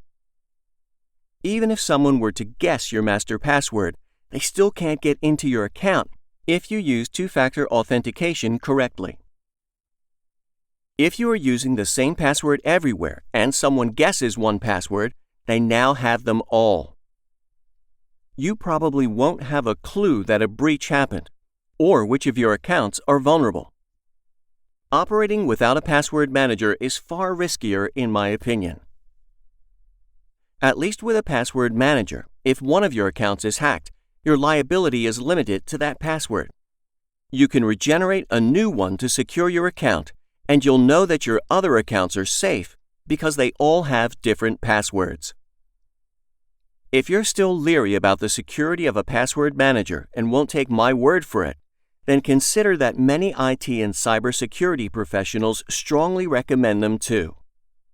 Do some research on them and check them out for yourself. I recommend 1Password or LastPass. I have used and enjoyed both services. 1Password has a better track record of security and more features. LastPass has had some security vulnerabilities in recent years, and many people are moving away from it, but it's still a very good password manager. In any case, whether you're using a password manager or not, you still need to store your passwords in a place where your heirs can find them. The requirements for granting access to your passwords correctly for your heirs include gathering all of your passwords, keeping them up to date, keeping them in a place your heirs can find them. Using a password manager accomplishes all of these goals with little to no effort. You can also use a notes field in the password manager to describe what each of your accounts is used for, which will help your heirs aim for the stars. If you use pen and paper or another way, you'll have to be creative. If you write your passwords down, you have to be very, very careful to update your notebook anytime you change a password. Failing to do so could be catastrophic. In case I need to remind you just how catastrophic bungling your passwords can be, consider the following scenarios. Scenario 1. You're all in and exclusive to Amazon via its Kindle Direct Publishing Select program, KDP Select. You forgot to leave your heirs your Amazon password, so they are forever locked out of your Amazon account. When your bank learns of your death, it will pay your beneficiaries any money in the account and then close it. Amazon will then have no bank account to pay sales commissions to, effectively cutting off your heirs forever. Scenario 2. Your book files are stored in the cloud. If your heirs want to make an update to one of your books or upload it to a new place, they cannot because they cannot access the book files. Scenario 3. After your death, the government decides to audit your tax return. It sends a threatening letter to your heirs questioning them about several business expenses you made. Because you use online accounting software, but didn't leave your password, your heirs have no way of fighting the audit, and your estate gets assessed additional taxes. Scenario 4. Your heirs check your email one morning and discover that a significant amount of money has been deposited into your PayPal account. But they can't access your PayPal account because PayPal will not release account information even to executors or heirs. The money is forever gone. Scenario 5. Your credit card on file at various websites expires several years after your death, and your heirs can't log in to update it. Therefore, all services you paid for expire. Among those are your website hosting provider and your PPC service, like Amazon Facebook ads. Any hope you have of sales is finished. Now, imagine all of those scenarios happening at the same time. Failing to leave passwords will have many additional unforeseen ramifications that will culminate in the literal death of your author estate. It will be a long, agonizing death and quite painful for your heirs, especially if they need the income that your books generate. Well, you might be thinking, but if my executor provides legal documents and a death certificate, a company has to grant them access. Companies like Google and Facebook give you options on how you want their data to be handled after death. However, If you elect not to exercise those options, that's on you. Wish your heirs good luck convincing Facebook and Google's attorneys to let them in. They'll never even be able to get someone on the phone. In a previous chapter on wills, we talked about how many states in the United States have passed digital fiduciary laws. But the fine print in the laws is that companies and users are still governed by the terms of service. Just because the law gives power to your executor, it doesn't necessarily mean that companies have to grant login credentials. I wouldn't count on smaller companies providing login information either. Small companies in particular go to great lengths to protect user privacy because of reputational risk. Be kind to your heirs. Don't let them go down this path. It's a cruel thing to do to them. The bottom line is that you have to have a strategy for storing your passwords, and you have to store them in a place your heirs can access quickly. Don't be one of the many writers whose passwords die with them. There is no recovery from this type of error. A final issue I'll point out is that even though you give your passwords to your heirs, that doesn't mean you've solved the problem. There's still the issue of account ownership. As one prominent estate attorney on YouTube put it, your passwords are just the keys to the account, just like the keys to a car. Just because I give you the keys to my car, that doesn't mean you own it. Preserving passwords is always a smart strategy, but you'll want to discuss how to transition account ownership with your attorney. This is an area where companies differ wildly, and what you can and can't do may depend on where you live and what the laws are in your area. We'll cover this for publishing accounts specifically later in the book. Action items. Use a password manager to gather and store your passwords in a safe place. Secure the password manager with two-factor authentication using an authenticator app and a physical security key. Store your master password in a safe place. Use the password manager's emergency access feature to grant immediate access to an heir upon your death. This is extra insurance in case they cannot find your master password. Two-factor authentication. At the time of this writing, two-factor authentication, also known as 2FA, two-step verification, multi-factor authentication, or MFA, is a relatively new security feature that requires a user to enter a second proof of identification to access an account. With traditional logins, you have to enter a username and password to access an account. With two-factor authentication, you have to enter your username and password and verify that you are the owner using an additional method. Usually, that method is a one-time passcode that is sent via text message or email. The code is time-sensitive. Many banks require 2FA as an additional security measure, but most companies do not require it. At the time of this writing, you usually have to opt in for it. I strongly recommend that you use 2FA to secure your accounts to give yourself added security while you're alive. It is designed to be foolproof, and with a few exceptions, it is. You may be using 2FA on some of your accounts already. Another potential danger you should be aware of is identity theft after death. Cyber thieves troll obituaries and death records to look for easy prey.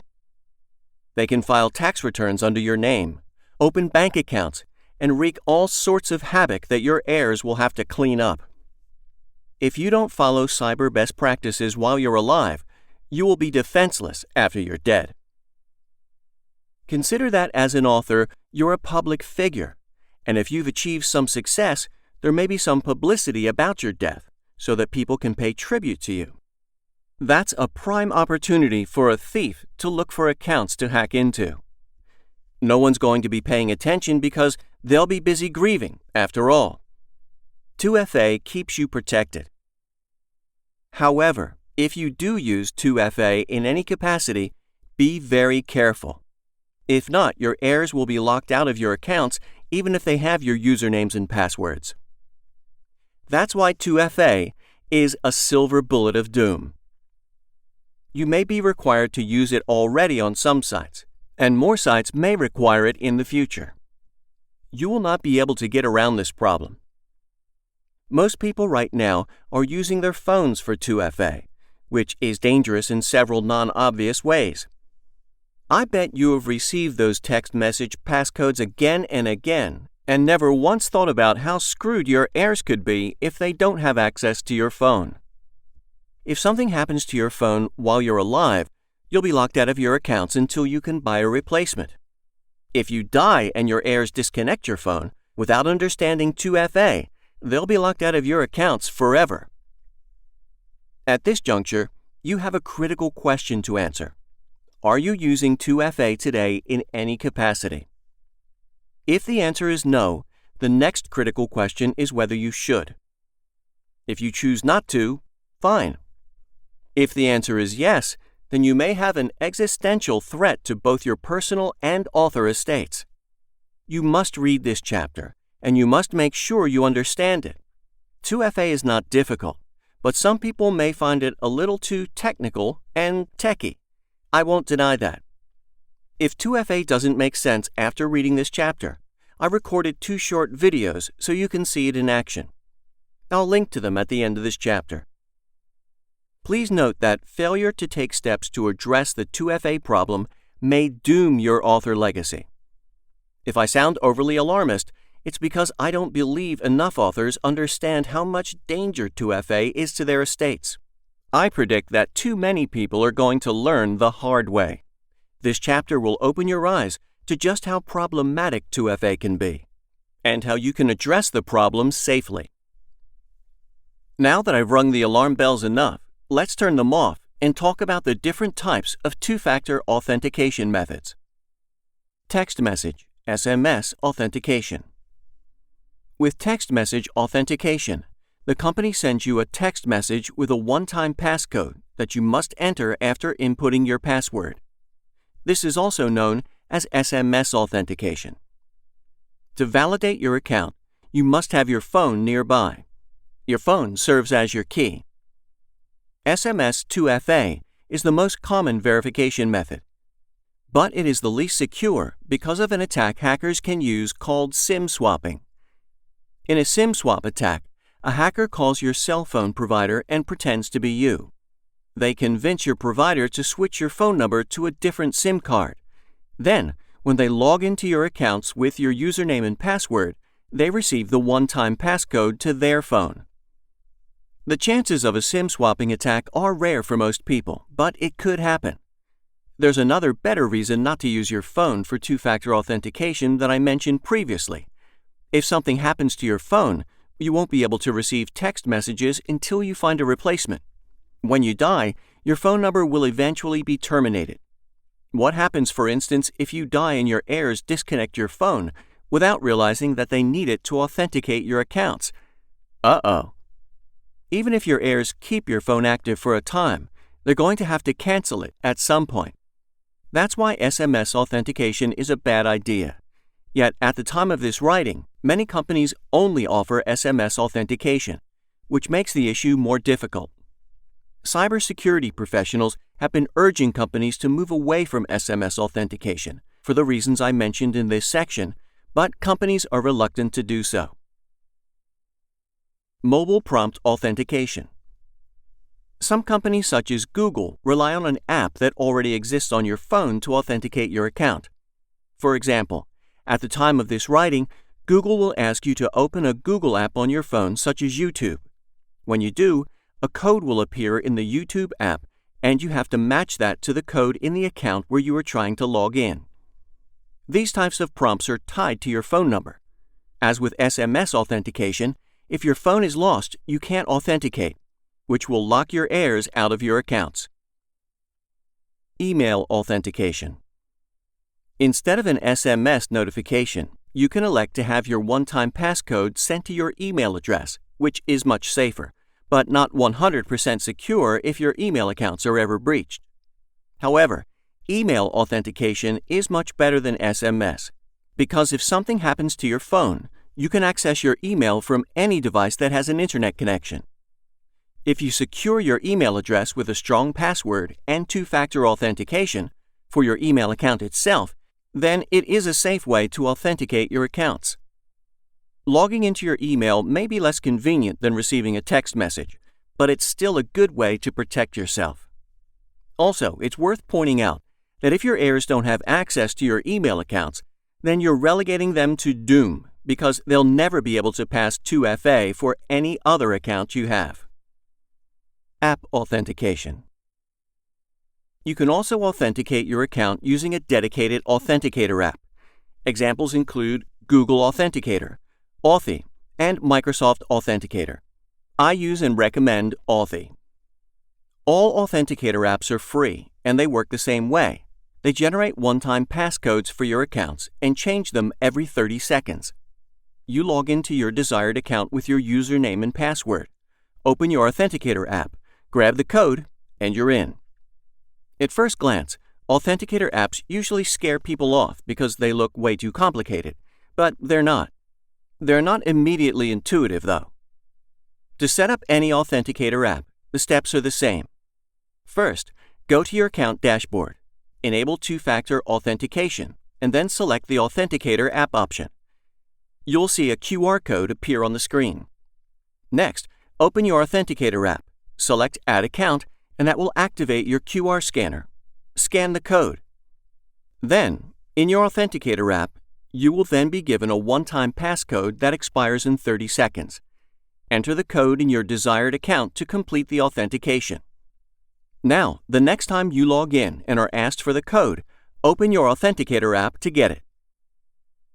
The major benefit of Authenticator apps is that they can be used on both desktop and mobile devices. This means that if you pick the right one, you won't be married to your phone for codes. Some password managers such as 1Password also allow you to generate one-time passcodes within the app. You'll see it next to your password. However convenient this is less secure because if someone hacks your password manager, they can get your codes too. It's probably safer to use a separate Authenticator app. The Authenticator app I recommend is Authy.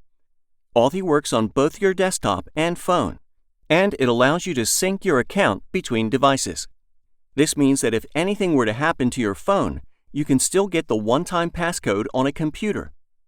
Your codes are stored in the cloud, which could be a concern for some, but they are encrypted on your computer before they're sent to the cloud, so you have pretty good security.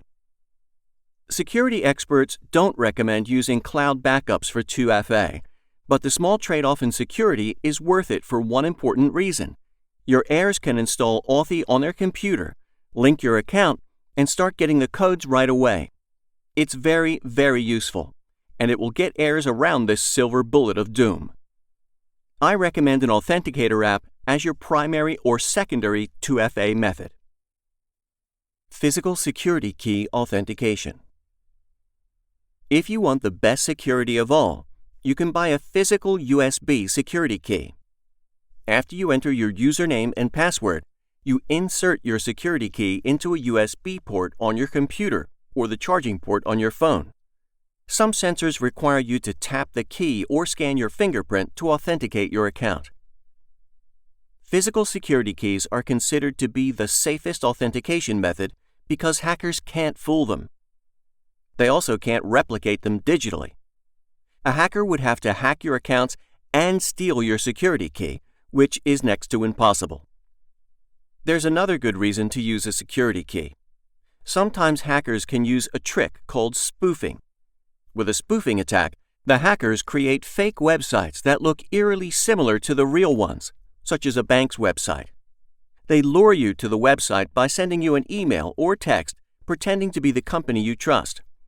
If you enter your credentials, they'll steal your login info. A security key can detect spoofs because it scans the website domain. It will only work on the real version of the website, therefore frustrating hackers and alerting you to the fact that you were fooled. You can then immediately change your password and report the attack. You can also take security keys with you everywhere you go. They're small enough to fit on a keychain, in a wallet, or on a necklace. I recommend the YubiKey brand. There are many models to suit your needs, but most IT and cybersecurity professionals agree that these are the best security keys on the market. Another prominent security key model is Google Titan. On a desktop or laptop, you can leave your security key in the USB port so that you don't have to insert it every time you need to authenticate your accounts. As long as the key is in the port, you'll enjoy near-automatic authentication. On a phone, security keys are a little more cumbersome, but not very. You'll have to insert the security key into your charging port every time authentication is needed. However, some keys support near-field communication, the same technology that powers Apple Pay and Google Pay. And you can tap the key on the back of the phone to authenticate, which is much more convenient. I paid around $50 for each of my security keys. New models are coming out all the time, so research the one that is best for you. If you buy a security key, buy at least two. One as your primary and another one as a backup that you keep in a fire-resistant safe or safe deposit box. You can link both to your accounts. Most places that accept security keys allow you to link an unlimited number of keys to your account. This way, your heirs can use any of your keys. Security keys aren't well supported right now, but I expect that to change in the future. Backup codes. Some providers give you one-time backup codes to use in case you are locked out of your account.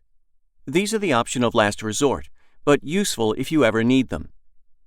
If a company gives you backup codes, store them in a safe place. Write them down or put them in a password-protected file. Don't be the person who doesn't write them down and then needs them someday. Authentication. Securing two-factor for your heirs. At the time of this writing, not every website supports 2FA. Not every site supports it equally either. Most banks don't support authenticator apps or hardware keys yet, so you're forced to use SMS. Some sites like Adobe only allow SMS and email authentication. Other sites like Google, Facebook, and Amazon allow for all authentication methods.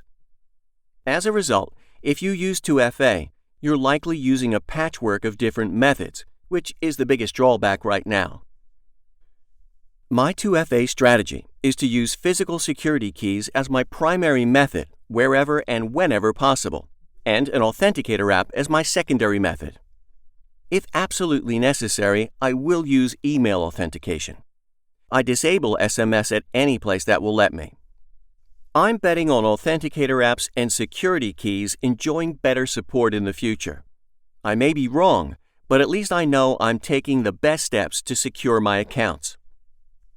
Your strategy could look like mine, or it could be more conservative, with you enabling as many 2FA methods as possible to maximize your heirs' chances of recovering your accounts. It's up to you. It's not enough just to use 2FA while you're alive. You must also be thoughtful about how your heirs will get your passcodes. Where to start? It doesn't matter whether you like 2FA and use it regularly or if you actively avoid it. Chances are high that you're using it somewhere, and you need to document where. Otherwise, your heirs will be locked out of your accounts. Use a site like the 2FA directory to determine which sites support 2FA. Go through the list slowly and write down the websites where you have accounts. Don't rely solely on your memory. You may forget one or two websites, and that could be troublesome for your heirs. Some password managers like 1Password can also alert you to which companies support 2FA. Also, go through your favorite bookmarks to see if there are any additional sites where you use 2FA. Create a password-protected spreadsheet that records how you're addressing 2FA. I've created a template for you at authorlevelup.com/2FA template. Modify it as you see fit. I also have an estate plan organizer Excel sheet that I'll share at the end of this book that also includes a tab for 2FA. Next, go to each website and determine which 2FA methods they support and which ones you are willing to use. Record the website and mark which methods you are using on the spreadsheet. If the service offers backup codes, create a separate tab on the worksheet and paste your codes there. As an obvious reminder, you'll also need to update the spreadsheet anytime you create a new account that supports 2FA. Next, password protect the spreadsheet and store the password both in your password manager and in your fire-resistant safe or safe deposit box.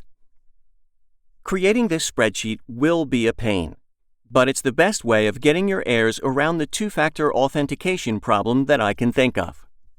Otherwise, you're forcing them to guess where you've used 2FA, and you're increasing the chances that they won't be able to find your codes. Remember, we've got to help our heirs aim for the stars. Also, consider imparting some strong words to your heirs.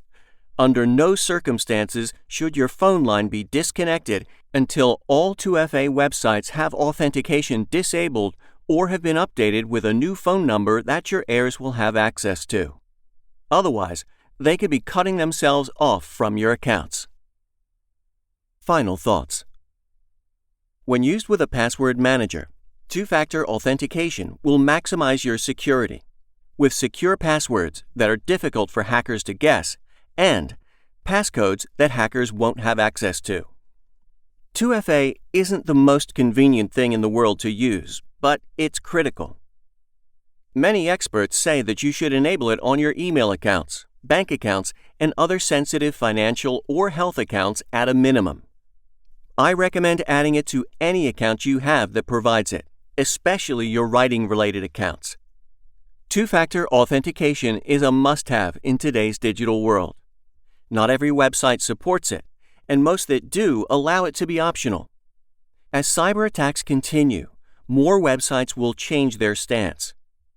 Try if you want, but you won't be able to get around this problem even if you actively avoid 2FA.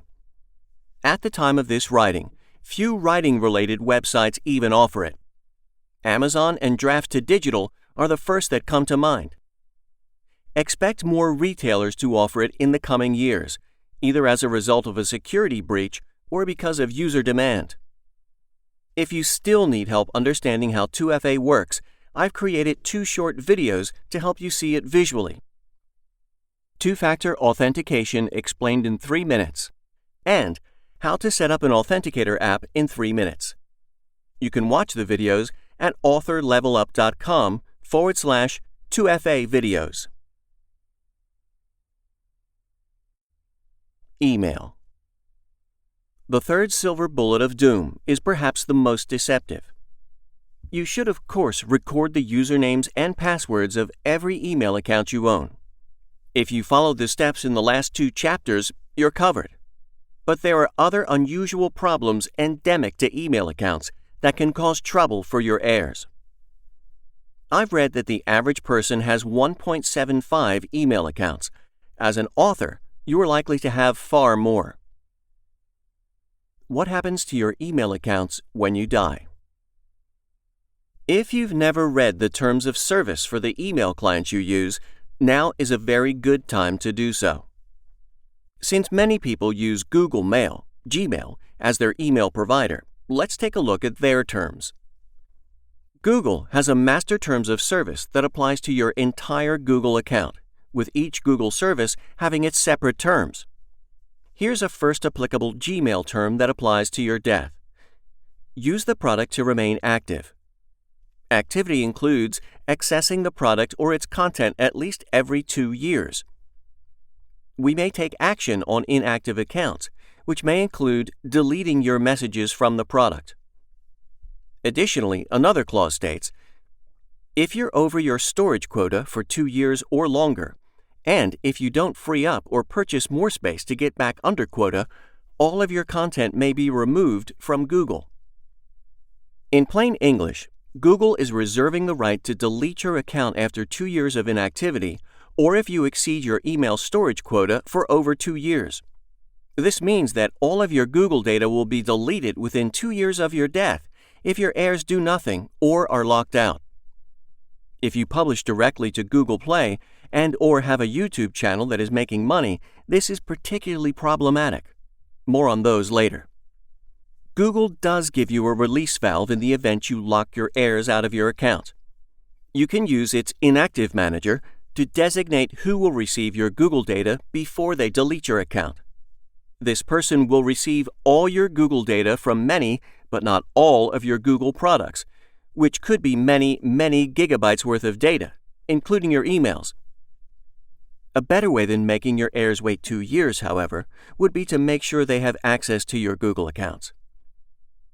No matter what they do, your heirs have 2 years, maybe less, before Google takes action. I suppose your heirs could continue using your account, which would add more time to the clock, but it would be wise if you instructed them to, wherever necessary, change the email address at any places you may anticipate receiving email from. Otherwise, here's what will eventually happen. First, Google will terminate your account, including your Gmail and Google Play Partner Center. Next, any accounts that have your Gmail account as the registered address or username will no longer have a valid email address on file, which means companies cannot send notifications of issues that arise with your account, like a problem with a royalty payment. Eventually, your heirs won't get important emails, and that could have unintended consequences, including lost income. See why I say that email is part of the silver bullets of doom? And that's just Google. If you use another popular email provider, you'll need to review their terms. Some email providers say that your account will technically terminate upon your death. Google's terms are quite generous in comparison. In any case, the clearest instructions you can give to your heirs is to change your email addresses on file with all important accounts as soon as possible after your death. They can easily identify affected accounts with a password manager. Then, they should use the tips I suggest later in the chapter, combining inboxes and forwarding, to monitor your email account until it is deleted. If I were your heirs, I would not proactively delete an email account because you never know what emails might arrive. I'd keep any email addresses open as long as possible, and unless your terms of service require you to disclose it or forbid others to use your account on your behalf, you may want to delay a death notification to the email provider for as long as possible. But you need to read your email app's terms and possibly talk to your attorney on whether you can do this. Gathering everything, and I mean everything. The most important thing you can do is track down all email addresses you have or could have had at any time. This includes both personal and business emails. You probably have a primary address that you use for most communications, and at least one secondary email address. I know some people who have dozens of email addresses. The problem with numerous email accounts is that your heirs won't know where your emails are going. They may not even know why you have certain accounts, or that those accounts exist. If you forget to tell them about a certain email address and an important email goes to that address, your heirs won't have access. Why is this important? There are many important emails that your heirs may need to contend with. Number 1. Two-factor authentication emails. Number 2. Important updates regarding one of your accounts, such as a credit card expiration, a data breach, or a time-sensitive requirement to do something, like agree to updated terms of service. Number 3. Sales commission reports from retailers. Number 4. Royalty reports from publishers. Number 5. Receipts or product keys. Number 6. Emails from your readers telling your heirs that something is wrong in one of your books or on your website. Number 7. Fan mail from your readers. Number 8. Opportunities from Hollywood or other rights buyers who want to offer your heirs money to adapt your work. The point is that you have no idea what kind of emails will be sent to you after you die. The more accounts you have, the higher the chances that something will be lost in transit. Consider my story. At the time of this writing, I have the following: a personal email, a professional email for my insurance career. I use it when applying for jobs, corresponding with recruiters, and so on. a burner email address that I use for sites where I don't want to give my preferred email address, a separate email for my YouTube channel so I can manage those emails cleanly, and more. But that's not all. I also have email addresses associated with my domain names. Email marketing best practices dictate that a sender's address should come from a domain-level address. If you use an email marketing service like MailChimp to send emails to readers with your Yahoo or Gmail address as the sender, your delivery rates will suffer. So, you have no choice but to create a domain email. On the domain side, I have both a domain email address that I use mainly to improve my email marketing deliverability and a contact email address that I use for contact forms. I have hired VAs, virtual assistants, to help manage my emails in the past, and I believe giving them a dedicated email address looks more professional to readers. To review, that's at least 7 email addresses I have to manage. To make matters worse, I haven't always been consistent with which email addresses I use to sign up for accounts, magnifying the problem even more. If you're anything like me, you have way more email addresses than the average person, and you must address this problem now. Combining your email inboxes. If you are fairly tech-savvy, my advice in this section will already be familiar to you. However, if you are not tech-savvy, and if you're logging into each of your email accounts individually, stop. That will make things too complicated for your heirs. I recommend that you use an email client that supports combining email accounts. Email combination simply means that you can access all of your inboxes from one app at the click of a button. The app I use is Airmail, but there are dozens upon dozens of different choices. Microsoft Outlook also supports this feature. I can import common accounts like Gmail or Yahoo easily, and I can also import domain-related addresses with a few steps. In my email client, I receive all the emails from the accounts I mentioned previously in one place. I can toggle between inboxes whenever I want to. Whenever I send an email, I can choose which email address I'm sending it from. The email client will update the signature accordingly. Email combination makes your life so much easier, and your heirs will thank you for it. When you die, you just need to tell them where to find your email app, and they'll be able to see all your emails in one place. With a bit of help, they'll also be able to figure out how to combine your emails with the email inboxes they already use. An alternative to email combination that can be just as effective is email forwarding. Instead of checking each email account separately, you can set your secondary addresses to forward to your primary addresses. For example, any email that goes to your secondary address will automatically be forwarded to your primary. You can usually specify whether you want forwarded emails to be deleted or whether you want to keep a copy. Email forwarding may be a little simpler for your heirs because they just need to access your primary email address. However, combining your email inboxes is more transparent, and it will be easier to spot issues if they arise.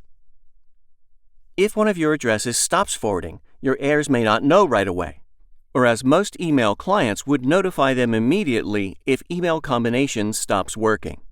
The choice is up to you, but at least talk to your heirs about it, and tell them how they will access your emails after you die. Organizing your estate. Where to start? Let's start with 3 easy steps. First, inventory all your emails. Close any email accounts you're not actively using. Streamline your email accounts now to minimize future work for your heirs. Second, unsubscribe from marketing emails with extreme prejudice. Anything you can do to eliminate your email volume will be helpful in the long run. Third, for the email accounts you wish to keep, confirm that you can log in and secure them by recording them into your password manager with strong passwords. Then, enable 2-factor authentication and record which methods you use as well as any backup codes. These first 3 steps will ensure that your heirs will have access. Next, determine whether you should combine your email inboxes or forward secondary email accounts to your primary. Your strategy may involve a mixture of both. My strategy, for example, is to combine email inboxes from common providers like Gmail, but to forward domain-related accounts because I don't use those very often.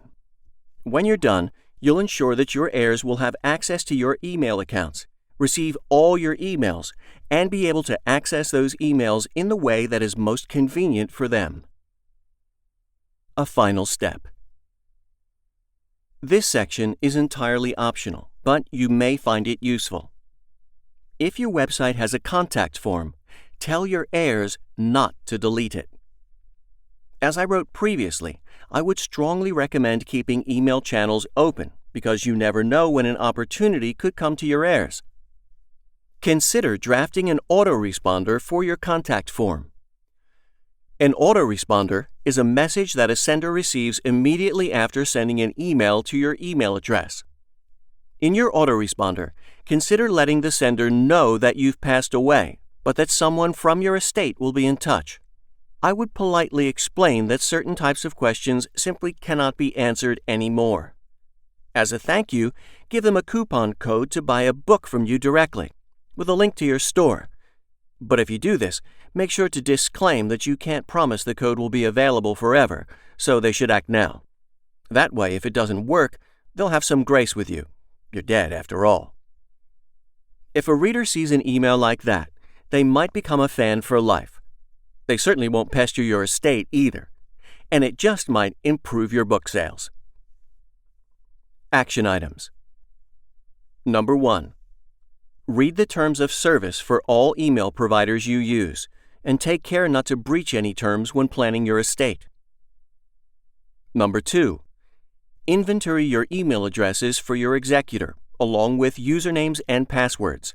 Record what each email address is used for, how frequently you check it, and how you access it, i.e. by logging into each account individually or using an email client on your desktop or phone. Number 3. Inventory which of your online accounts use that email address.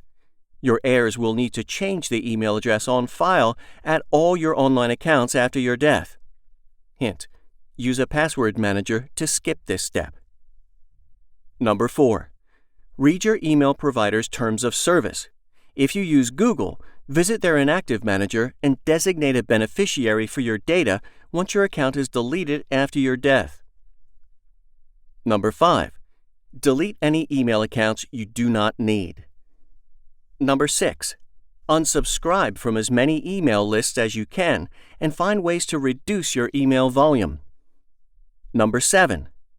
Consider combining your email inboxes with an email client and/or setting up forwarders for secondary email addresses so that your heirs will be able to access all future emails in one place. Number 8. Consider setting up an autoresponder from the grave for future readers who fill out contact forms on your website. Your book files. To manage your estate, your heirs need access to your book files. Your book files are the crown jewels of your writing business. You must protect them at all costs. You must spare no expense to ensure that you and your heirs have access to all your book files at all times, no matter what. Book files include research, original and edited manuscripts, final formatted ebook, paperback, hardcover, large print, and audiobook files, book covers and other design materials like promotional images, licenses to use media such as the images and fonts on your book covers, and more. If you don't take the time to organize your book project files in folders, then you're going to make things way too complicated for your heirs. If you have a lot of books like I do, organizing your books might prove to be impossible. If you need some help getting organized, I wrote a book called Keep Your Books Selling. Manage your book portfolio to make more money that will help you gather everything you need so that all your book project folders are organized logically and completely. You'll need to organize your book files, but that is outside the scope of this book. What is in scope, however, is how your heirs will access your files. Earlier in this book, I wrote that you need to make time to ensure your heirs know the passwords and passcodes to your devices, including your writing computer. Your heirs also need to know where your book files are located. You must also take steps to ensure that your book files are backed up safely and securely. This is important while you're alive, but it's also important for your heirs to know that your work is backed up and where they can find the backups. Backing up your work is essential. Things happen. Computers fail. Even if you don't think it could happen to you, you owe it to yourself and your work to protect it. Anything can happen at any time, especially after your death. For example, what if your executor is working on your computer and accidentally spills coffee on it? Or what if your home is burglarized and your computer is stolen? Or what if your home burns down? Or what if your hard drive simply fails? If you only have one copy of all your book files, you're living dangerously. Losing your book files is catastrophic to a writing business. It's even more catastrophic to heirs, who may not know about everything that was destroyed or why it was important. The most popular methods for backing up your book data are: Number 1, external hard drives. Number 2, cloud-based backups. Number 3, automated cloud-based backups. And number 4, paper copies. I've used all these methods, and all are essential in protecting your work. You cannot afford to skip any of them. Separation, diversification, and duplication. First, let's go over a few risk management basics. These are principles that insurance industry professionals use to help customers protect their property. Insurance is all about protecting people and property, so we can learn a thing or two from the insurance world. Separation is the physical division of property. For example, if you have 2 hard drives that contain your work, it's a smart idea to separate them in different locations, so that if one hard drive is damaged, the other will be safe. The best place to separate is to a bank safe deposit box. Store USB hard drives there for safekeeping and swap them out on a regular schedule. Diversification is the act of spreading out an investment across many products to avoid trouble if one product does poorly. Stocks are a classic example of diversification. A stockbroker wants a portfolio of many stocks in case one plummets. For authors, diversifying your backups means backing up using different methods. Save your manuscripts in multiple formats: EPUB, Word, rich text. Backup using different services: in the cloud, on your computer, on an external hard drive, and so on. Make it so that you can access your work in its purest form, no matter what happens. Duplication is backing your work up multiple places in case one fails. It goes hand in hand with diversification. We can use separation, diversification, and duplication to back up our work and reduce the chances of an event happening that destroys everything. External hard drives. Don't rely on your computer to save you. Use an external hard drive.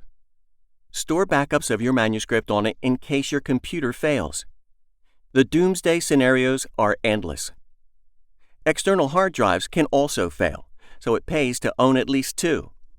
You can usually pick them up cheaply during the holidays. On Mac operating systems, you can sync your hard drive with Mac's Time Machine, which will automatically back up your work without you having to do anything. There are Windows equivalents of Time Machine as well. The key is that you want your backups to happen without you having to do anything. They should happen in the background. If you can do that, then you're doing it right. The best rule of thumb is to have one external hard drive connected to your computer at all times and another that is not, but that you connect to back up your work on a regular schedule, like once a month or quarter. This way, if your connected external hard drive dies, you won't lose everything. You'll only lose the files that were created after the last time you connected your backup drive. Not perfect, but better than losing everything. There are also portable USB drives, known as flash drives or thumb drives, that are cheap and easy to transport. These drives fit in your pocket, in a drawer, in a cup holder in your car, in a backpack, and so on. Take advantage of their portability. These types of drives are best paired with a safe deposit box. Buy a couple and swap them in and out. The best time to do this is whenever you finish or publish a new book. There is also another form of portable USB drive that is particularly useful for estate planning: a USB security drive, not to be confused with a USB security key that we discussed in the two-factor authentication chapter. A USB security drive is a larger flash drive that has physical buttons that you use to encode a passcode into the device. You have to enter the passcode before plugging in the device, or it won't work. This way, everything on the drive is password protected and secure. The drive will also erase everything on it if a passcode is entered incorrectly 10 times in a row. Another reason to write that passcode down. There are a few downsides to USB security drives. First, they're still USB hard drives and are just as susceptible to failure as any other drive you own. Second, they're not designed for heavy use. These are not drives you want to carry with you every day. They belong in a drawer, fire-resistant safe, or bank-safe deposit box. Third, you don't want to use this as your only backup in case they fail, which could defeat the purpose of using them in the first place, as they can be expensive. Fourth, they are battery-powered, which means you need to charge them. If the battery dies, you have to charge it in a USB port for a while until the battery is ready for use. You can also purchase security external hard drives that work the same way as their flash drive equivalents, but I think that's a little too much firepower. If that's you, though, go for it. Cloud storage services. The cloud is a great place to save your work, but it alone won't save you. I never recommend that authors use the cloud as a sole backup method. The cloud likes to stay current. When you change a file on your computer, it changes in the cloud, and vice versa. So, if you make an accidental change and don't realize it for several days, you're screwed. Also, file versioning in the cloud is lacking, since the cloud was never truly designed for this. Some services do offer versioning, but I wouldn't rely on them. Cloud backups are part of a bigger strategy. They play a part, but they shouldn't be the only part. Automated cloud-based backups, the last line of defense. And now we arrive at an underutilized backup method that works so well it's almost foolproof. Yet few people know this method exists. I'm referring to automatic backup services such as Backblaze, Carbonite, and more. These programs automatically back up everything on your computer to the cloud. But the difference is that they make several backups per day and create an archive of your backups that you can access at any time from any computer with an internet connection. The real advantage of these programs is that you can access them even if your computer is destroyed. Just find another computer, log in, and you can download the files you need. For an additional charge, they'll even ship you a hard drive with your data on it. Your backups are also secure, so that if someone hacks your computer, they can't access your backups without your username, password, and method of two-factor authentication. Your backups aren't going anywhere, and these companies guarantee it. Not only will these services back up your computer, but they'll also back up any external hard drives connected to your computer. Goodbye hard drive failure. If your drive dies, buy a new one and download your files onto it in minutes. This is why I believe that automatic backup services are critical and required. No other backup method will give you as much protection. If you use this method in conjunction with the other backup methods I detailed in this chapter, then you'll have an almost foolproof backup system. I use and recommend Backblaze. If your heirs live in another state, province, or country, this is also an effective way for them to access your book files without having to return to your city to obtain them. You'll also save them time and expense because they would have had to back up your files anyway. These services only have a few weaknesses. The first is that you have to pay annual subscriptions. I believe the money is worth it for the peace of mind. Second, they're only effective if you use them correctly. If you don't follow instructions, then you may not back up your work correctly. Backblaze has only ever failed me once, and it was my fault. I can't recommend it enough. There are many alternatives to Backblaze too, so do your homework. Paper copies. I have to mention paper copies because they're often forgotten in this technological age. It's a smart idea to keep paper copies of all your books. I used to avoid doing this. For a long time, I resisted the urge to build a vanity bookshelf of all my books. I'm a humble guy. I publish a book and move on to the next one. But when I thought about it, I put my lack of vanity aside for a moment and realized that keeping paper copies is a really smart way to back up your work. What if the above backup methods fail? It's unlikely, but anything is possible. You'll always be able to scan your book, pay someone or an app to digitize the text, and then you're back in the game. Of course, one major reason to avoid paper copies is that if you lose them, you lose your copy. Also, they're susceptible to fire, water, and the passage of time. But a vanity shelf can be a good thing if you treat it as a backup method. Bringing it all together. Here is my process for backing up my data. First, I have one external hard drive that is connected to my computer at all times. This drive is backed up multiple times per day automatically. Next, I have another external hard drive that I connect to my computer on a regular schedule, once per month or whenever I publish a new book. I back up all my work on this drive in case anything happens to my primary hard drive. Then, at the same time that I back up my second external hard drive, I also back up my work on a flash drive. Quarterly, I take this flash drive to my bank safe deposit box where I swap it out with another flash drive. Also, I use a preferred cloud service to keep all my work current and also to store my book files. And I use an automated cloud backup service to back up the files on my computer, the files in the cloud, and the files on my connected external hard drive. These backups run multiple times per day. These backups can only be accessed securely, and they cannot be deleted even if my computer is destroyed. Finally, every time I publish a new book, I automatically order it in paperback format, and I store that on my vanity shelf just in case. My methods are redundant.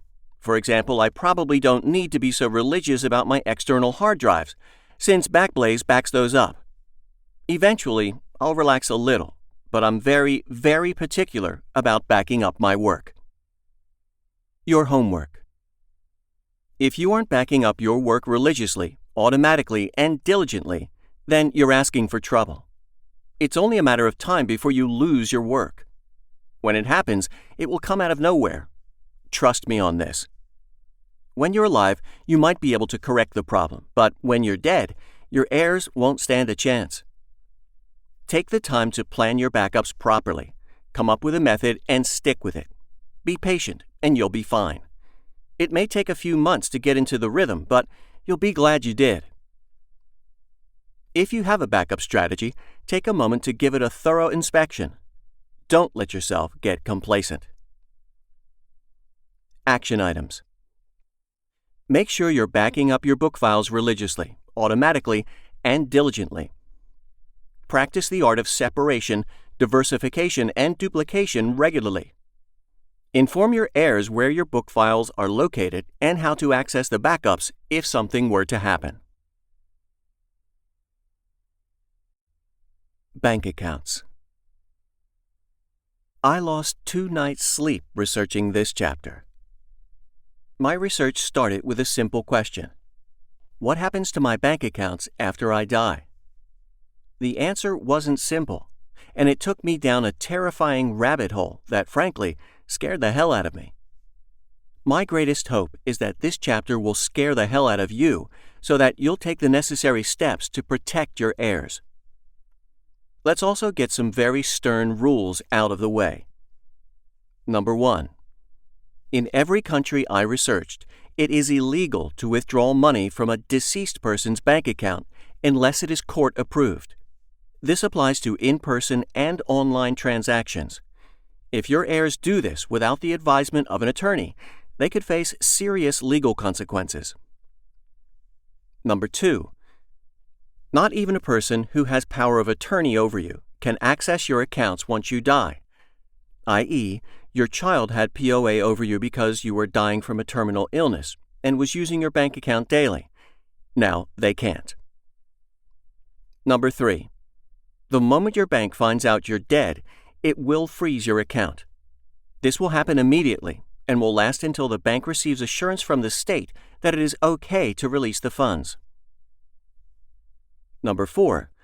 Once an account is frozen, the bank will not comply with any request to withdraw money, not even from an executor, unless it is court approved. If money must be withdrawn for something like a funeral, the bank may insist that they pay the funeral home directly. This protection exists for the deceased and creditors who may have a claim to the money in the account. There are ways around this, but if you don't plan for it, your heirs may not have access to the funds they need to settle your estate, not to mention immediate living or business expenses. Number 5. For your heirs to claim the money in your bank accounts, they have to know the accounts exist.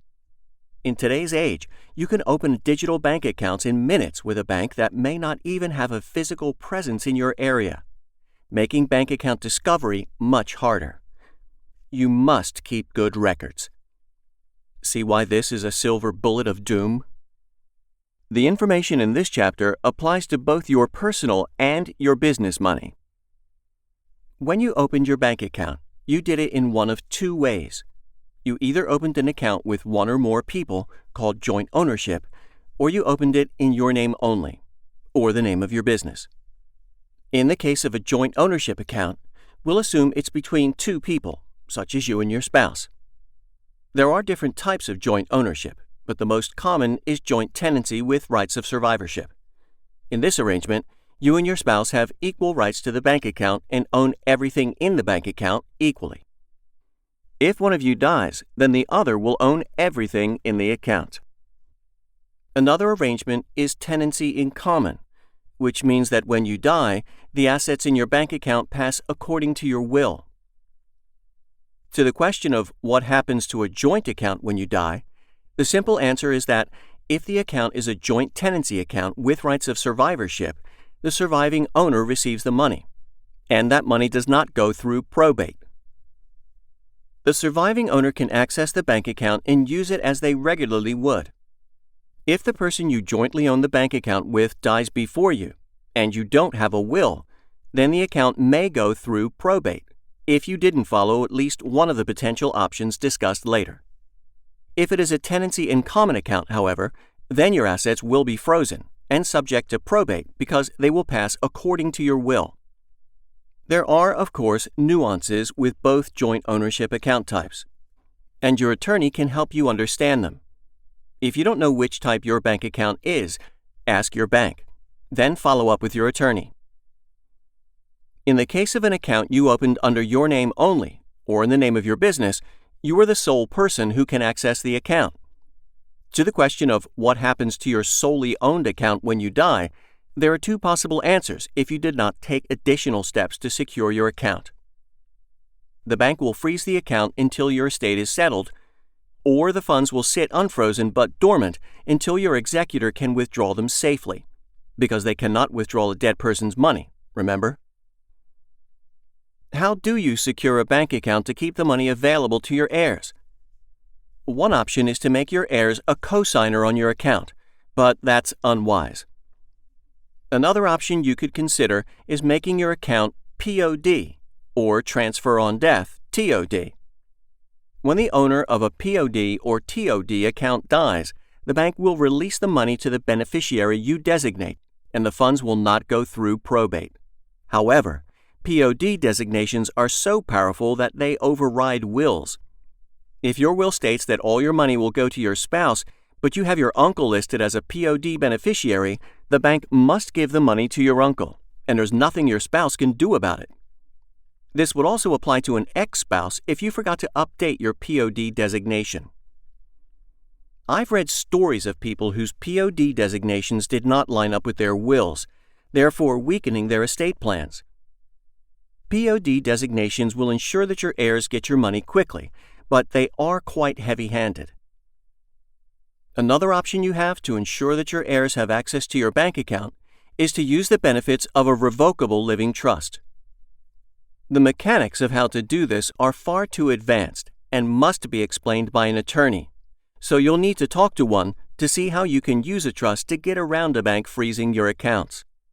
As a reminder, assets in a trust do not go through probate. Finally, if your business is a corporation or an LLC, then you're playing by a different set of rules, and you need to make sure you consult with your attorney about how to handle your succession. You may be able to avoid your bank accounts getting frozen with some solid and quick legal advice. It will probably be easier than you think. The bottom line is that whatever you do and however you do it, you will need an attorney's help getting around your bank's rules legally.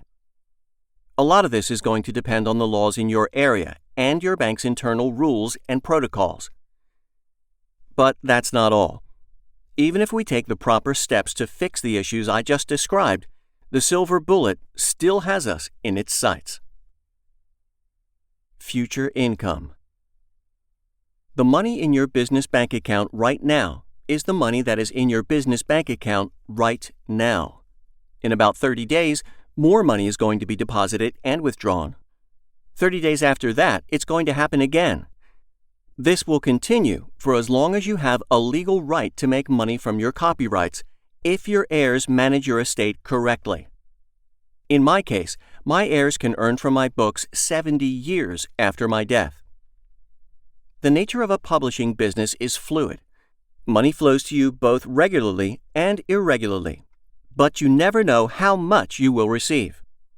One of your books might suddenly drop off in sales, or you might see unexplained spikes with another book, sometimes at the same time. If you're an influencer and you do affiliate marketing, you never quite know when you'll be paid or how much. If you're traditionally published, publisher royalty statements may be up and down, income-wise. If you do licensing deals, you might have signed a licensing agreement that said that the rights buyer will pay you if they do something additional with your content, like a magazine reprinting an article several years after first publication. My point is that money flows to your publishing business in many different-sized income streams at different times.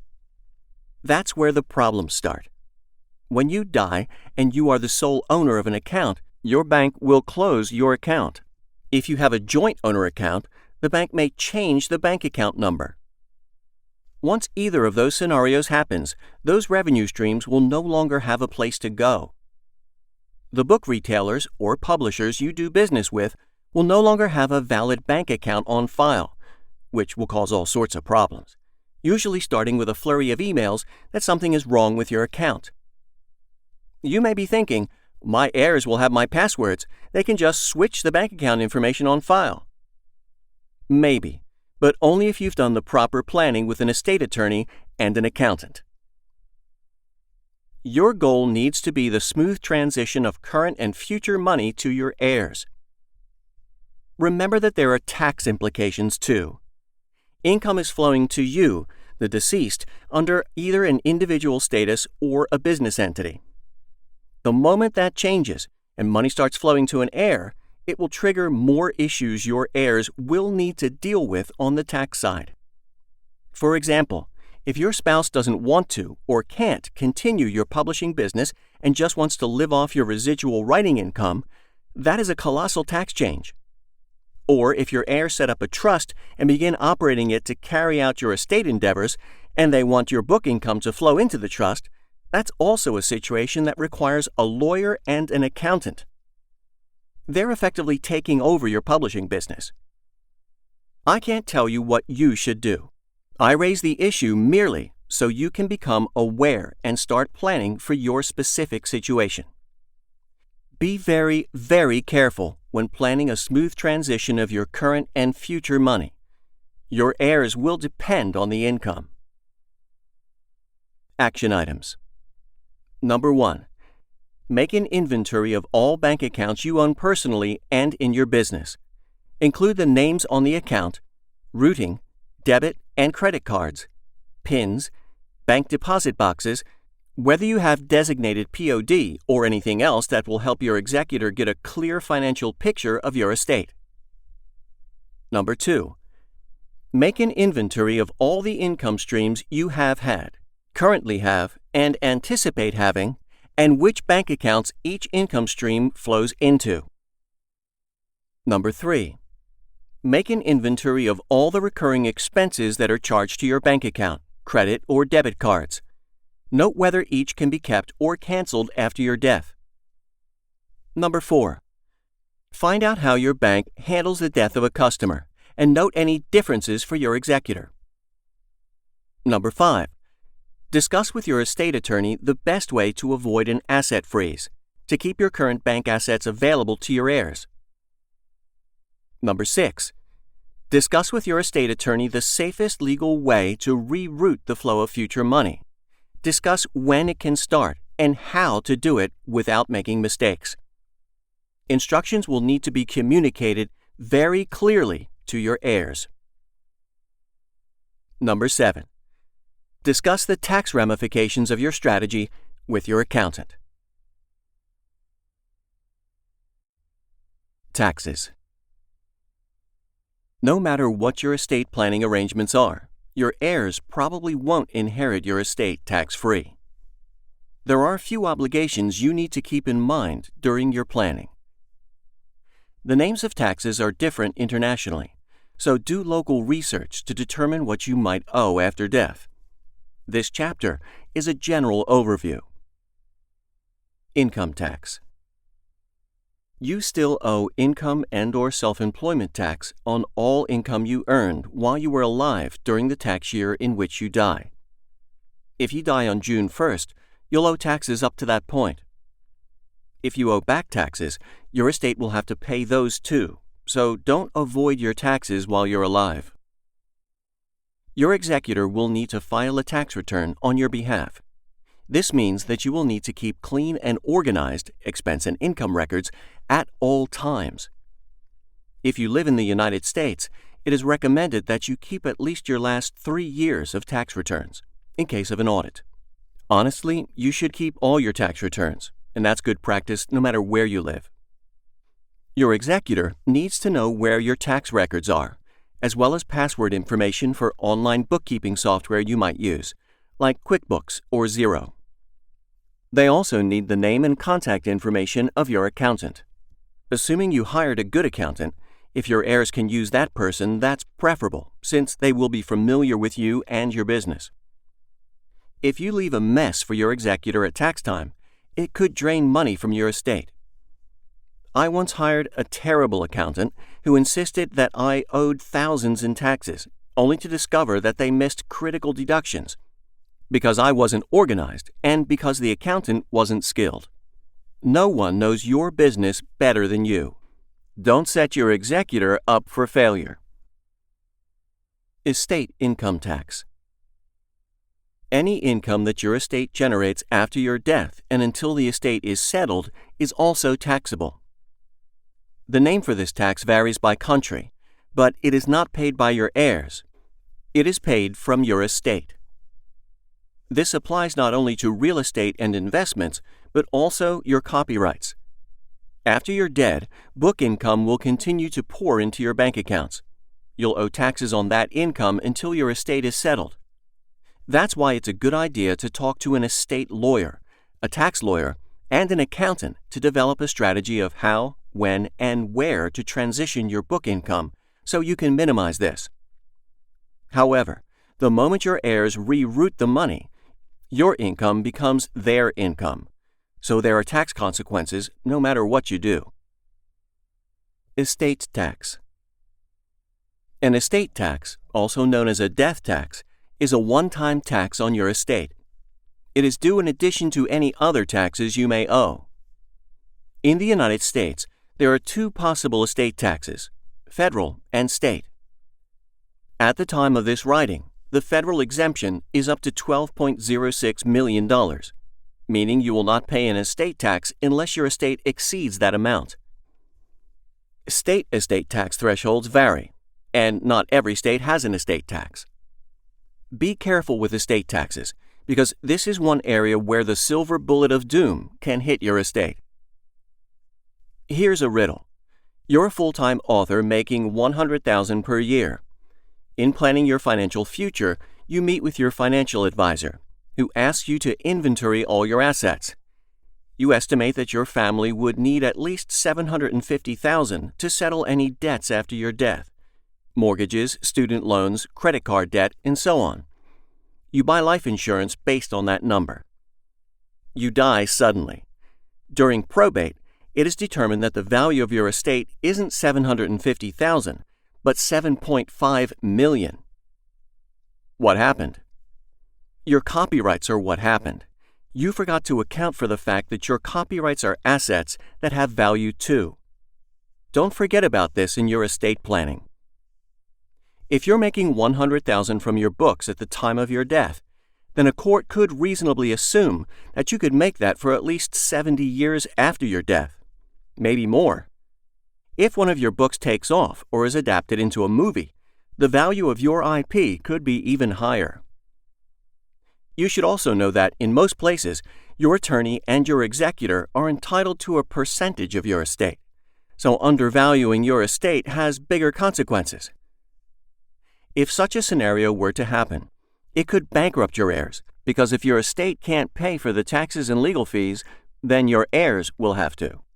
And if your heirs file for bankruptcy, a court will seize your copyrights and sell them off for pennies on the dollar, ending your author estate.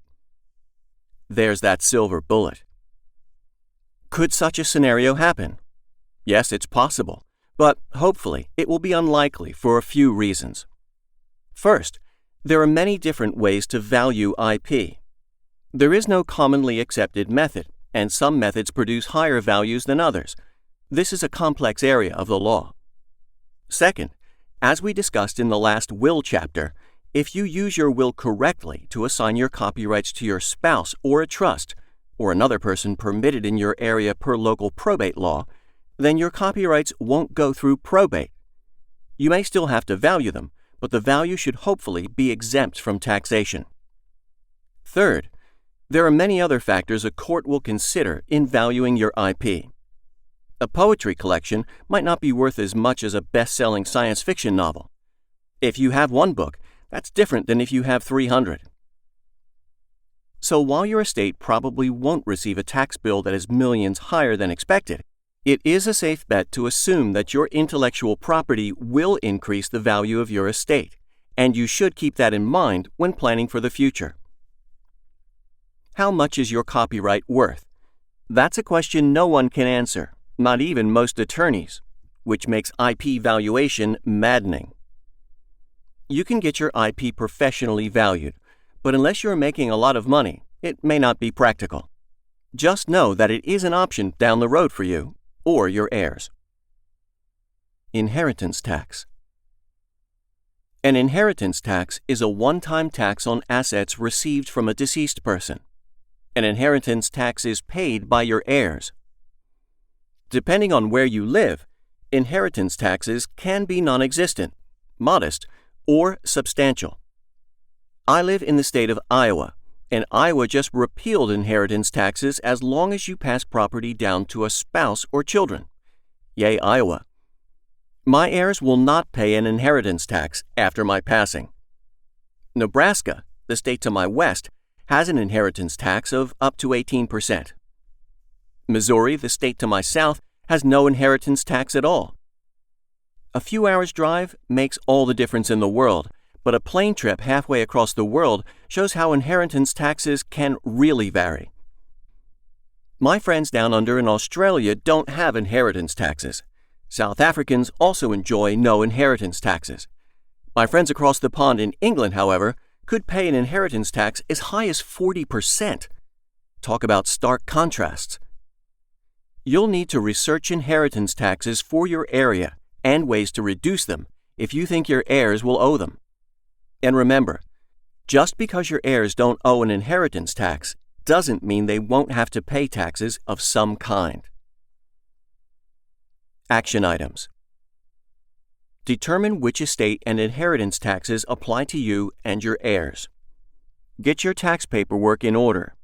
Make plans to pay back taxes if you owe them. Don't die with a tax mess for your executor to clean up. Meet with your estate planning attorney and your accountant to plan your estate.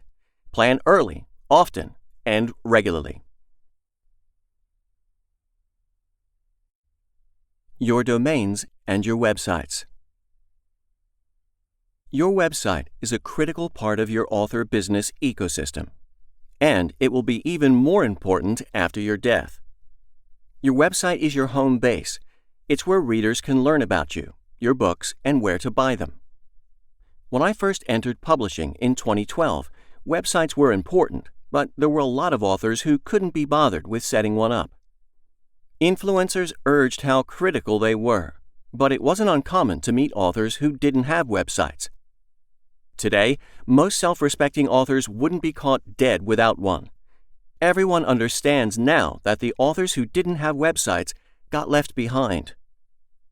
Given this truth, it's unfortunate that more authors don't take steps to safeguard their domains. The first indicator of a dead author is a lapsed domain. I've seen it more times than I like to count. If you don't have a website, then readers can't find you. If they can't find you, then they can't buy your books. If they can't buy your books, then your heirs will lose out on income. Your heirs don't have to actively update your website. After all, you'll be dead, so there may not be much new content, if any. But they should keep your domain bills paid and your website operational. Every once in a while, they should hire someone to update the design and the content. I believe it's best to think about your website and domain like a piece of real estate. Just like you'd maintain a home to pass down to your heirs, you also want to make investments and updates to your website so that it grows in value over time. If you and your heirs do it right, your website might see far more traffic after your death than you ever saw while you were alive. Domain basics. Simply put, a domain is the name of a website. One of my domains is authorlevelup.com. You have to choose a domain that no one else is using, and you must pay an annual fee to keep it. If you don't, the name will lapse and someone else can buy it. Domains are incredibly valuable. Some of the most popular websites on the internet are domain names that were purchased in the 90s, when few truly understood how valuable they would be. Think of AA.com for American Airlines, or Cars.com. Domains are so valuable that companies will pay big money to acquire a domain name from an existing owner. At the time of this writing, the most expensive domain ever purchased is carinsurance.com, for which the current owner paid $872 million. If you own the rights to a domain right now, but it lapses after you die, someone will almost certainly buy it. And, as is the case with many lapsed domains that get acquired, the owner may do nothing with it. If your heirs want it back, they will have to contact the owner of the domain and pay for it. Chances are they'll have to pay a lot of money, probably more than they can afford. As a result, an innocent oversight on your part will damage your author legacy because all the links in the back of your books will now be invalid. You will lose all the data on your website too. Any website or social media post that is linked to your website will now be invalid, and there will be nothing your heirs can do about it. Your heirs will have to purchase a new website. Losing a domain will be a massive headache. The term domain is also loosely used to describe the entire property that your website rests on. When you purchase a domain, you also purchase a website hosting package and the rights to access the back-end dashboard to create and administer your website. When I use the term domain from now on, I'm referring to both your domain name and your website. When you purchase the rights to a domain name, you register it with a website hosting provider. These providers include Bluehost, GoDaddy, HostGator, DreamHost, and Namecheap, to name a few. Your hosting plan includes the ability to install content management software such as WordPress. It also includes domain-specific email addresses that you can use for branding purposes. Website hosting plans cost more than domain names, but they're still relatively inexpensive. I pay around $300 per year for my plan. When you add in domains, I pay around $350 per year for the right to operate my websites. I think of it as rent, and that's pretty cheap rent. How domains die. I can only speculate why author domains have lapsed over the years, but I have some theories. The most obvious explanation is the author wasn't prudent enough to leave a list of their online accounts, or they didn't leave the passwords to those accounts, so the heirs couldn't manage the domain. When the heirs shut down the author's credit card, the domain lapsed. Another explanation is that an heir saw a charge on the deceased author's credit card statement, thought it was fraudulent, and requested a chargeback, triggering the hosting provider to cancel the account. Maybe the heir realized their mistake after the fact, maybe not. Or the heirs canceled the domain without understanding or caring about the consequences. Or the heirs realized they could save a few $100s, and so they closed the account out of necessity. The final explanation is that the heirs just didn't want to deal with the burden of managing a domain. Whatever the explanation, the root cause is almost always a lack of understanding of how important domains are. Any and all blame for a mistake this colossal only rests with the author, not the heirs. If you want to have a literary estate, your heirs must understand the importance of maintaining an operational, up-to-date, well-designed website with little to no bugs. Otherwise, it's to their detriment.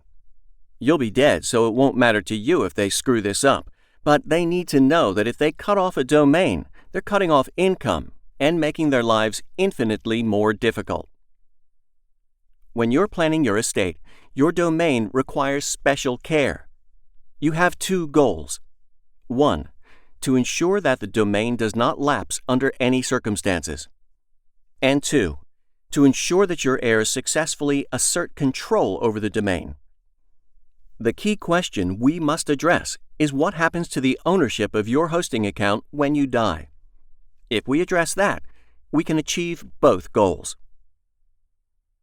Changing ownership of your hosting account. The simple path. When you open a hosting account, it's in your name, but with many providers, you can change the name on the account at any time. Unless the terms of service forbid it, your heirs may be able to log in, change the name on the account to theirs, and update the credit card online. If they can do that, then that is the answer to this silver bullet. But they shouldn't do anything with your account until cleared by your estate attorney. Another thing to understand is that large companies set their domains up to have perpetual ownership. In fact, I checked the domain name for my employer, and they don't even have a person listed as an owner. The company is listed as the owner, and a certain job position is listed as the contact information. Even if the person who works that position changes, it doesn't matter. It seems that domain providers do not care very much about the account owner, so long as the domain is paid for and there are no terms of service violations. But that's Michael Laron's opinion only. Just something to think about. Changing ownership of your hosting account. The not-so-simple path. If the terms of service don't allow for a simple name change, then your heirs will need to notify the hosting provider and follow the company's protocols for them to acknowledge your heirs and transfer the account to their name. Search for terms like deceased and death of a customer to find these rules. I reviewed the websites of 5 major hosting providers in researching this book, and all of them had pages that clearly outlined the company's rules for transfers. As long as your heirs follow the rules exactly, they should be fine. If your heirs go this route, they should expect to produce a lot of paperwork and anticipate a lot of questions. While it may be unlikely, the hosting provider can refuse a transfer request. Also, if this is the path your heirs must go down, be empathetic to the fact that they may not know anything about domains, and it may be intimidating for them. Include links to pages that contain rules they need to follow, and also include customer support phone numbers and emails in case they run into trouble. Action items. Communicate the importance of maintaining your website to your heirs. Inventory all domains you have. Research your hosting provider's terms for changing the ownership on your account.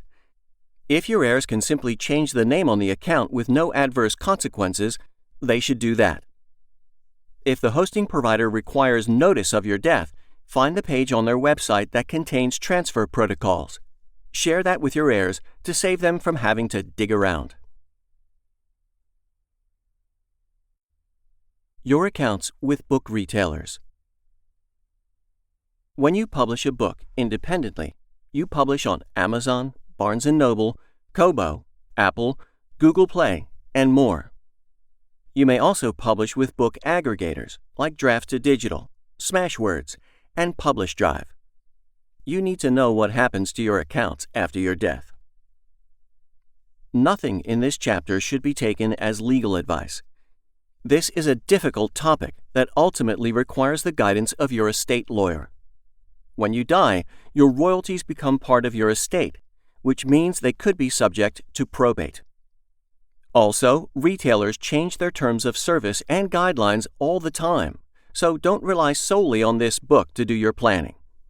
Use this information as a starting point for your own research, and no matter what you do, instruct your heirs to always talk to a lawyer before they do anything with your accounts, especially updating names or bank information.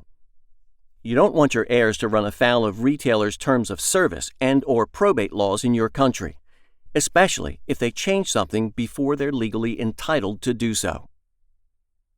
Let me summarize my findings about book retailers, and then I'll get into the details. First, you must preserve your account usernames, passwords, and two-factor authentication for your heirs, or you will make this way more difficult than it needs to be. The more accounts you have, the more complex your situation will be. Terms of service are everything in this struggle. It's up to you and your heirs to monitor retailer terms of service and make sure that you do not violate them. Retailers update their terms and guidelines often. The clearest, simplest path of least resistance may be for your heirs to continue using your various accounts until they are forced to do otherwise. If a retailer offers the ability to add an heir as a user to your account, you should strongly consider doing so while you are alive. Your heirs should always be prepared to provide a death certificate, will, and legal documents proving their ownership of the copyrights if required by the retailer. Did I mention that you should talk to a lawyer about this? Some quick words in retailers' defense. Retailers are in the business of selling books. When you open an account, you're the only person who uses it. The retailer knows that you will be the only person they have to contend with. If you're a pain in the ass, or if you violate the terms of service, they can cancel your account. When you die, your copyrights will be transferred to your heirs. I would imagine that most authors would have more than one heir by law. If you have a spouse and at least one child, that's two. Siblings and living parents can also be heirs. Now the retailers suddenly have multiple people they have to deal with, all of whom have a claim to your book sales. And as we know, heirs don't always get along. Sometimes they go to court. As I said, retailers are in the business of selling books. They are not in the business of settling estate disputes. What happens if heir A presents a copy of the death certificate and legal documents to a retailer? The retailer switches the account to their name, and then heir B arrives with the death certificate and the real legal documents. What happens if your executor gets the account transferred to their name, flees the country, and leaves the rest of your heirs penniless? What happens if retailer A releases your account to heir A, but retailer B has lax internal protocols and accidentally releases the account to heir B, who was not supposed to have it? You can see where I'm going with this. Retailers don't want to get sued, and I don't blame them. But this aversion to lawsuits is probably one reason why there isn't much information publicly on their websites about how they handle situations where the author has died. So I embarked on a quest to see if I could find the answers for myself by reviewing retailers' terms of service and contacting them directly to see what information they would share with me. What I really wanted was some assurance that they have internal guidelines and that they would recognize my heirs. If possible, I wanted to find out any unusual nuances for each retailer so I could plan for them. There are several questions we need to answer, and the answer will differ for each retailer. What happens to your account when you die? Does the retailer have an inactivity policy that could trigger the deletion of your account? And if so, how can your heirs avoid that policy? Can your heirs continue using your account, or do they need to create a new account? If they must create a new account, can your books, metadata, sales data, and reviews be transferred, or do your heirs have to start from scratch? Also, there's another thing I want to address before we dig into the details. Many retailers contain language in their terms that says that you are responsible for your account and that you may not permit a third party to access your account. Some authors I have talked to have expressed concern that this means that your heirs cannot access your account without violating the terms of service. Legally, I don't know if that is true or not, but I do know two things for sure. First, if you read the terms of service for most retailers, the terms are binding not only to you, but also to your heirs and successors. One could interpret this to mean that retailers permit your heirs to use your accounts after your death. Second, without exception, all the retailer customer service representatives I spoke with advised me that it is okay for heirs to log into your account after you pass away under the condition that they have the legal right to do so. In fact, at some retailers, the only way to continue your author operations after your death is for your heirs to use your existing account. I take anything a customer service representative gives me with a grain of salt, and you should too, but at least retailers gave me something to work with. Amazon. There are a few things about Amazon that I should point out that make estate planning with them a potential headache if you use more than one of their services. First, you can only have one Amazon account. That account allows you to sign up for any of Amazon's optional services. For example, I have an Amazon store account where I order things. When I signed up for KDP, I did it with my Amazon store account username and password. Same with ACX, Amazon Associates, Amazon Ads, and other services I use for the company. If you delete your Amazon account, you are technically deleting everything, including your KDP account. Here's what their website says about closing your account. Note: once your account has been closed, all of the products and services accessed through your account will no longer be available to you across any Amazon sites globally. I spoke with an Amazon representative who confirmed that anything you do with your Amazon account will have downstream consequences to other Amazon services you use. Make sure your heirs do not delete your master Amazon store account. They might be tempted to do it while wrapping up your estate. This is not immediately intuitive if you don't use Amazon's ecosystem every day. Another curious thing about your Amazon account is that if you read the Amazon store terms of service, there is nothing in the terms about requiring a legal name for an account. If I want it, I could change the name on the account at any time. I could use my real name, my initials, my pen name, or a screen name like Ringy-Ding-Ding-123. The name on the Amazon account is the public name, but at the end of the day, they'll still need my real name when I give my credit card or when I attach a bank account. My first thought was, why can't my wife just log in and change the name on the account to hers? This way, it would preserve any connections my existing account has to Amazon's subsidiary services. But I don't know if you can do that.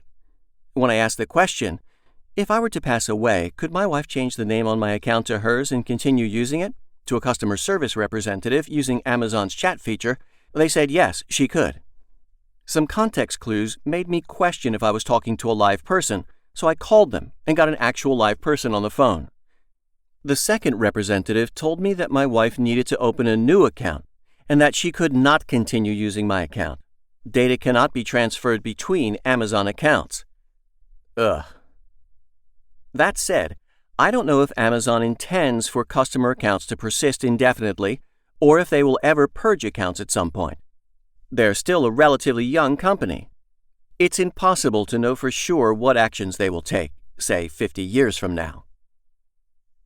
If there's one thing I know from working in corporate America for a long time, it's that companies make decisions based on dollars and cents. Having a bunch of inactive users costs money, especially if they've been deceased for a long time and there's no activity on the account. Why do I care about inactivity? There's the possibility that your heir might not want to run a publishing business at the level you do currently. They might just want a direct deposit every month. They may only log into a retailer if there's a problem with the account. In any case, it's probably safe to say that they won't log into your Amazon or any other retailer accounts nearly as much as you do. And if your heir's heir passes away, who knows how active they might be. All these possibilities make your heirs targets for inactivity policies, and it's not uncommon for digital companies to clean house every once in a while. I share this mainly as a cautionary tip for your heirs to be aware of. As far as your Amazon Master account goes, there's a 50-50 chance that your heirs can use an existing account or will be forced to create a new one. It all boils down to the company's terms of service and their internal rules and protocols at the time of your death, which could be drastically different than what is presented in this chapter. Amazon KDP. Amazon Master account findings aside, remember that every service you use at Amazon is either a different department or a different company altogether. For years, KDP authors have been left in the dark about what happens when an author dies. I've searched in previous years, but I never saw anything on their website that indicated their position. Fortunately, when I was writing this book, KDP updated their Manage Your Account page to include instructions about managing a deceased author's account. It was added on November 23, 2021, after over a decade of no answers. Here's what it says as of December 30, 2021. Our team can help you during this difficult time. To request access to a KDP author's account after they have passed away or become incapacitated, please contact us. To access the Contact Us form, either sign in or create a free KDP account. We take security very seriously, so before we can help you access the account, you will need to provide the following documentation. First, a death certificate, and one of the following court-issued letters indicating that you own the rights to the account. Estate owner, next executor, next of kin, will. Once you have access to the account, our team can help you to either close, merge, or take ownership of the account. Also on this page is a section titled Merge Accounts. Here's what it says. To have your accounts merged, you need to contact us. You will need to ensure to write from the email address associated with the KDP account you want to merge to another account. Provide a title of one book from each KDP account and its corresponding ASIN or ISBN. Have live titles in both accounts. Remove any ads promoting your KDP titles and create new ads from your new account. Ensure your account information is updated to pay any outstanding royalties. Learn more about updating bank details. Note, we cannot move specific titles, draft titles, from one account to another. Merging your KDP accounts will move your published books from your old KDP account to your new one. The below information will not be transferred. Old account information, tax interview details, sales reports, payment information to the new account, active ads running for your title published in the old account, A+ content. You can replicate your projects on the new account. Reports will no longer be accessible with the old account. We recommend downloading your reports before merging accounts. After you gather the information we need and verify your account details, contact us. We'll move the old account and then confirm that this is done. In short, your heir can take ownership of the account, or, if they happen to be an author, they can get the books transferred to their KDP account. Depending on when you read this, please look up the page yourself to confirm if the language is the same or if it has changed. Also, make sure to verify the rules for your specific country, as they could be different. But man, that is a relief. At least I know there are options for preserving my books. As a side note, remember that even if KDP allows a new owner or merges accounts, there could still be disputes between your heirs. In doing some additional research, I found a blog post by an author whose mother, also an author, passed away and transferred the copyrights via a will. The author wrote that Amazon accepted a copy of a will, death certificate, and legal documents without any questions and were very helpful in guiding her through the process of transferring the books from her mother's KDP account to hers. The links to the books remain the same, and I presume no reviews were lost either. She didn't say it explicitly, but it appears that she followed KDP's merging guidelines. So, there's at least a record of one person who successfully transferred their rights after death, which is encouraging. As clear as the KDP guidelines are, there is a silver bullet hidden in the merging option, and I hope you saw it. If not, here it is. The below information will not be transferred. Active ads running for your title published in the old account. Amazon ads. If your heirs merge your KDP account with theirs, they will lose existing ads. If Amazon ads are a significant contributor to your income, losing your ads is a problem. I reviewed the Amazon advertising website to see if they had similar deceased merging guidelines. I didn't find anything, so I called them. The representative was very friendly and helpful, and she told me that they do not operate like KDP. There is no way to transfer existing ads on your account to the account of another person. This means that your heirs will have to start from scratch and recreate any ads that you had running. Naturally, that's troublesome because there's no guarantee that the new ads will perform as effectively as the old ones. Just to be sure, I followed up with an email, playing dumb to see if I would get a different answer. I did not, and the representative confirmed that you cannot transfer ads from one account to another. So, this is what will happen if you transfer accounts. Your heirs will contact KDP to inform them of your death and merge accounts. KDP will merge the accounts, cutting off your ads. Your heirs will have to create ads from scratch or hire an ad agency to assist. Based on this information, if Amazon ads are moneymakers for you, you definitely want your heirs to take over ownership of your KDP account so they don't lose existing ads. But if they do that, they're still subject to anything that can happen to your Amazon Master account. As we discussed, it's unclear what Amazon could do to your Master account and what their philosophy is. No matter what you do, there are risks. Audible Creation Exchange, ACX. There's also the Audible Creation Exchange, ACX, where authors create and publish audiobooks.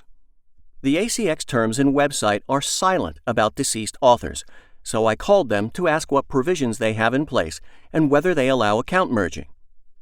ACX is particularly problematic because of royalty shares, which are indefinite between an author and narrator. The ACX representative told me that they do have the ability to transfer books between accounts, but she advised that their heir could also log in and change the contact information to their name, as well as the bank and tax information. Any existing contracts with narrators, such as royalty shares, would continue until the author's heir or narrator canceled them. Amazon Associates. Because I'm a glutton for punishment, I also chatted with Amazon Associates because I make money from them too. Amazon Associates is structured a little differently. The representative told me that I could add my heir as a reports access user, formerly known as a secondary user, on the account.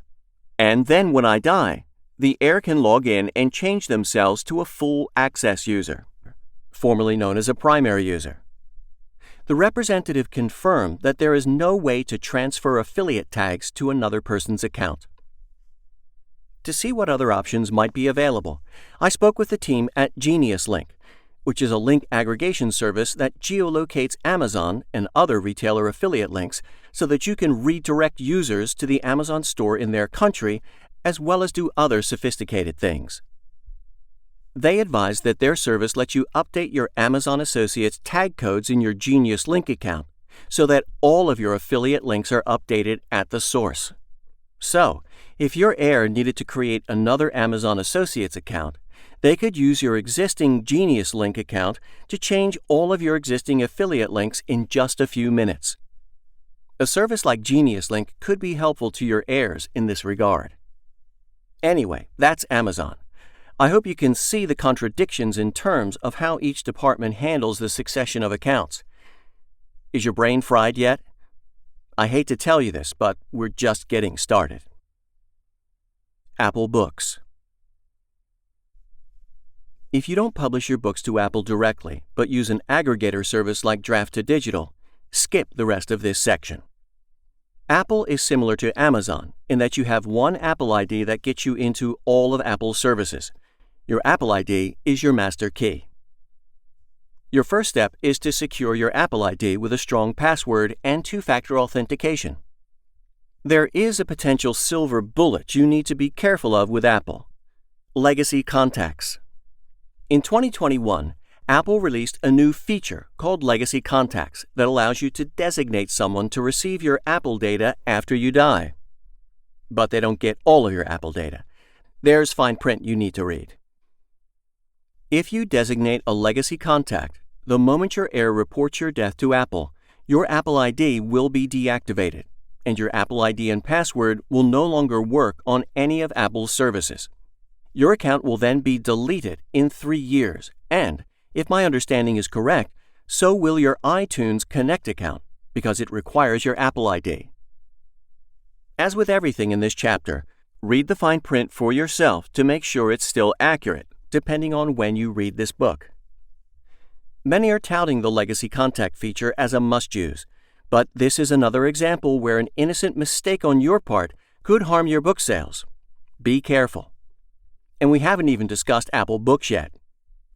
If you publish books directly to Apple, at the time of this writing, your account is governed by the iTunes Connect Terms of Service. At some point, I anticipate Apple will change the name of the service because iTunes has been replaced with Apple Music. The Apple representative I spoke with recommended adding additional administrator and legal users to your account in iTunes Connect. This way, there is always an authorized user on the account who can update the account or banking details. When you add an authorized user to the account, that person has to enter their own unique Apple ID to sign up. So even if your account is deleted, that person will still be able to access and use iTunes Connect. An Apple representative confirmed that as long as the user is an administrator and/or legal user, your account may be deleted, but any administrative and legal users you've added can continue using the account and managing your books under their Apple IDs. Apple does not have a specific inactivity policy, but users will need to agree to updated terms of service and banking information from time to time. And if that is not done, then your heirs will be unable to update your books. Authors Republic. Authors Republic is a popular audiobook distributor. The representative I spoke with advised that the only way for your heirs to continue earning sales commissions on your account is to access your existing Authors Republic account and your PayPal account where they deposit the money. The representative confirmed that as long as they have your login details, they can log in and update the name on the account to their name as well as the banking information. Barnes & Noble, Barnes & Noble Press. The representative I spoke with suggested contacting the Barnes & Noble Press support team and advised that your heirs would need to provide a copy of a death certificate and legal documents verifying executor heir status. They do not have an inactivity policy. Draft2Digital. The representative said that your heirs need to reach out to Draft2Digital's support team and they can help your heir take ownership of the account. The account will pass to your executor. Additionally, Draft2Digital offers a paid collaborator feature that allows co-authors to share royalties with minimum effort. Existing paid collaborator agreements will remain in place. If the surviving co-author and heirs decide to do something different, they can amend the agreement, but Draft2Digital will not be involved with this. I discuss co-authoring later in the book. And finally, don't forget that if you use Draft2Digital, you also have a Books-to-Read account, which is a link aggregation service and a helpful marketing tool.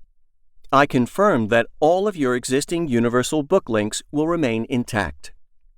Kudos to Draft2Digital for having plans in place and making it easy for author heirs. Also, Book2Digital acquired Smashwords in 2022, so these guidelines will eventually apply to Smashwords. Before the acquisition, Smashwords required a copy of the author's will and proof of executorship, so there were no major changes in this area as part of the acquisition. Findaway Voices. Findaway Voices is another audiobook distributor. The representative I spoke with recommended leaving login credentials to your heir. They can update the name and bank information on the account. IngramSpark. The representative I spoke with recommended adding your heir as a user to the account. When an author or publisher passes away and their heirs contact IngramSpark, they immediately escalate the request and will ask for more information from the executor of the estate. If the heir has account access, then they may be able to bypass some of this because adding a user to your account gives Ingram permission to speak with them regarding your account. The representative didn't say it, but I got the sense that Ingram probably wants a heads up that you've died. Additionally, I found some account transfer guidelines on IngramSpark's website. They allow you to transfer files and information from one Lightning source or IngramSpark account to another. The details are in the user guide on their website, and as with anything in this chapter, they are always subject to change. Google Play. As a reminder, if you don't publish your books to Google directly but use an aggregator service, skip this section. Google is similar to Amazon and Apple in that your Google account is your master key. It gets you into all of Google's services like Gmail, YouTube, and Google Play. If you delete your Google account, you delete everything. Google also is the most vigilant about inactive accounts, and one of the reasons why I'm extra cautious about inactivity. As we discussed in the email chapter, your Gmail account has an inactivity policy. Use the product to remain active. Activity includes accessing the product or its content at least every 2 years. We may take action on inactive accounts, which may include deleting your messages from the product. Additionally, another clause states, if you're over your storage quota for 2 years or longer, and if you don't free up or purchase more space to get back under quota, all of your content may be removed from Google. If you use Gmail and your heirs combine your inbox with theirs, use forwarding, keep your email storage under Google's quota, and log into the Google Play Partner Center regularly, then I believe that would count as activity. Hopefully that would fly under Google's radar, but I don't know for sure. If Google is not part of the services you or your heirs will use as part of your author estate, then they may be targeted by Google's inactivity detection. I share that so you know what could be working against your heirs. The Google Play Partner Center works similarly to Apple Books in that you can add users to your account and give them different permission levels. Any users you add must sign in with their Google accounts. I contacted Google Play's support team and asked them specifically if an author's Google account were to be deleted, would any users added to the Google Play Partner Center account be able to access and manage books in the author's Google Play dashboard? They advised that as long as you add your heir to your Google Play Partner Center account as an administrator, the deletion of your Google account will not affect the existence of the Partner Center account. Because your heirs must sign up as a user with their Google accounts, they will continue to be able to access and manage your books as if the account were theirs to begin with. By the way, I have to give Google Play a huge bravo because their customer service sent me an amazingly detailed email explaining exactly how this process works. Clearly, Google Play has thought about this. Their guidance was above and beyond anything else I received. Kobo. This section only applies if you publish directly with Kobo. Kobo advised that if you have a publishing company listed on your account, then they will respect the transfer of your copyright as long as your successor provides proof. However, if you don't have a publishing company, then your heir will have to create a new account, delist the books from your current account, and then re-upload them to the new one. PayHip. PayHip is a direct sales retailer. They advise that if the heir has access to the account, they can continue using it and update it accordingly. They do not have an inactivity policy. StreetLib.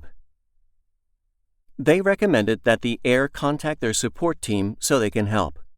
They advise that if the heir has access to the account, they can continue using it and update it accordingly. They do not have an inactivity policy. Final thoughts. There you go. If you ever wanted to know what will happen to your book retailer accounts after you die, but were too shy to ask, now you know. Let me say it again. Nothing in this chapter is legal advice. Retailers change their terms of service and guidelines all the time, so don't rely on this book to do your planning. Use this information as a starting point, and no matter what you do, tell your heirs to always talk to a lawyer before they do anything with an account. You don't want to run afoul of probate laws in your country, especially if you change banking information before you're legally able to do so. Here's a final thought. You might want to discuss this chapter with your heirs. Are they aware of how many dashboards they will have to access to manage your books? If I were an heir who knew nothing about publishing, this chapter would give me anxiety. A potential helpful suggestion for your heirs could be consolidating your dashboards using an ebook aggregator like Draft2Digital, PublishDrive, or StreetLib. Use those to distribute your books everywhere except Amazon. I would leave your Amazon account alone, but it might be more empowering and comforting to your heirs if they only had to access 2 dashboards instead of 10. I wouldn't rush off to consolidate your dashboards if you have no reason to do so, especially if it's disruptive to your sales or reviews, but maybe leave it as an option to your heirs and tell them how they can accomplish it. Or if you know you're going to pass away, you could do it for them as one of your final acts. Action items. Preserve your account usernames, passwords, and 2-factor authentication for your heirs. Review book retailers' terms of service and website details very carefully, and if necessary, contact their customer support team to learn how they treat deceased authors' accounts and what steps your heirs will need to take to secure your books. Inform your heirs that they must speak with a lawyer before taking any action on any accounts to avoid issues with probate. Have a conversation with your heirs about just how many accounts they will need to manage, and if they are comfortable with that. While you're alive, work together to develop a plan that will make account management less burdensome for them when you're gone. Scams. Scammers are another silver bullet of doom to prepare for. Authors are magnets for scams. The same will be true for their heirs. Think about it. An heir who has just inherited a portfolio of copyrights and who is contending with everything we've been discussing in this book is going to be massively overwhelmed. Massively overwhelmed is an understatement, actually. Here's how it happens. Your heir is going to be having a really bad day, maybe a low point. A smooth operator will contact them and promise to help them out, and because your heir is overwhelmed, you know the rest. Scams that can befall your heirs include spending an inordinate amount of money on services that provide little to no benefit, stolen copyrights, signing bad contracts that restrict what they can do with the copyrights, disenfranchisement from the estate, i.e., a scammer steals the entire estate, and more. I recommend that you warn your heirs about scammers and things to be on the lookout for. My prediction is that heirs will fall for the same scams that authors fall for. Authors are notorious for giving their power away. They're so busy being artists that they don't want to deal with the business and marketing parts of running a writing business. As a result, they're prone to waving their hands and giving those responsibilities over to other people.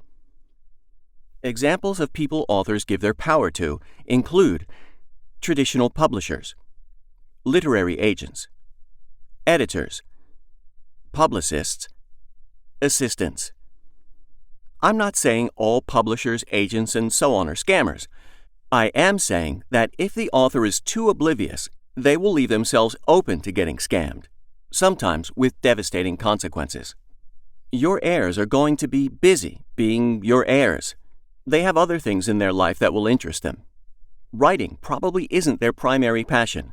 They'll be just as prone to giving their power away as you are. I would warn your heirs to be extra cautious of anyone who promises peace of mind by taking away key estate responsibilities in exchange for money. It doesn't mean these types of services are scams. They could very well be the opposite. But if your heirs are ever scammed, it will likely be through a service presenting itself in this manner. Also, consider making your heirs aware of the Alliance of Independent Authors, which does a very good job of exposing scammers. Writer Beware also does a great job of calling out unscrupulous service providers for the scam artists they are. Other estate organization items. Now that we have dodged the silver bullets of doom, we can move into calmer territory. The items discussed in this section won't sink your estate if you mess them up. I suppose you could if you screwed all of them up, but a single misstep here and there won't be the end of the world. Any screw-ups moving forward will be a headache for your executor and your heirs. If you can plan around most or all of these headaches, you'll save your heirs a significant amount of unnecessary time, effort, and money. Physical mail. If you have a business address, you need to consider what will happen to it after your death. These days, authors get very little physical mail. Almost everything is emailed or available digitally, but your situation may be different. For many, a business address is just a formality to shield their actual address from the public. After you die, any mail that goes to your business address will need to be stopped or forwarded to your executor. A business address may be a physical, actual business address, but that is unlikely for most authors. Instead, your business address is probably a post office box or street address box. In my state, because I'm not a sole proprietor, my state government doesn't permit me to use a post office box. I must use a real address instead. I have a box at my local United Parcel Service Store, UPS, which gives me an address that looks like a street address. These types of boxes probably exist in your country too. A lesser-known and lesser-used option that some may use is a virtual mailing address. With a virtual mailing address, all mail goes to a physical address of a company that scans your mail so you can view it on a dashboard. Any items like checks or packages will be forwarded to your address. This way, you don't have to give your real address, and you don't have to worry about having a physical box to check. These services are frequently used by expatriates. In any case, you need to figure out how to stop unnecessary physical mail and forward important items such as bills or tax documents. Are there places that send you mail for your writing, such as publishers sending royalty statements, retailers sending tax documents, and so on? Action items. Number 1. Record everywhere you receive physical mail for your executor. Number 2. Write down any business mail you could potentially receive and determine where it needs to go after your death. Some suggestions to get you started include publisher royalty statements, annual tax documents, fan mail from readers. Don't forget your address is in the footer of your email newsletters, legal letters, and so on. Number 3. Opt in for digital documents wherever it makes sense. I'm a millennial. so of course I'm going to tell you to go digital wherever and whenever possible, but do what works best for you. If you are a paper person, then you need to be extremely organized and take steps to protect your valuable papers. Number 4. When you have a final list of potential items that you could receive by mail, write those down for your executor, along with the contact information for the senders, so your executor knows how to change the mailing address on file. It's always better to start at the source if you want to stop mail. Number 5. If your executor must go to the post office to settle your affairs, write down the address of your post office and the names of the forms they will need to ask for. It sounds silly to do this, but trust me that it will save your executor time, especially if they don't live in your area. If you elect paper mailings, let your executor know if a digital option exists for each particular mail item, as your executor may want digital copies instead. Number 6. If you use a post office box or a street address box, write down the address and phone number of where the boxes are located. Read your box agreement to see what your executor needs to do upon your death. You may not want to close the box. You may want your executor to transfer the box to his or her name. Find out how the transfer process works and leave those instructions for your executor. Number 7. It's probably wise to have your executor forward your mail for at least 1 year to 18 months, just in case any unexpected important mail arrives. If there is an expense associated with this, learn it now and build it into your anticipated estate expenses. My Aussie friends, for example, can get 12 months of free mail redirection from the Australian Post.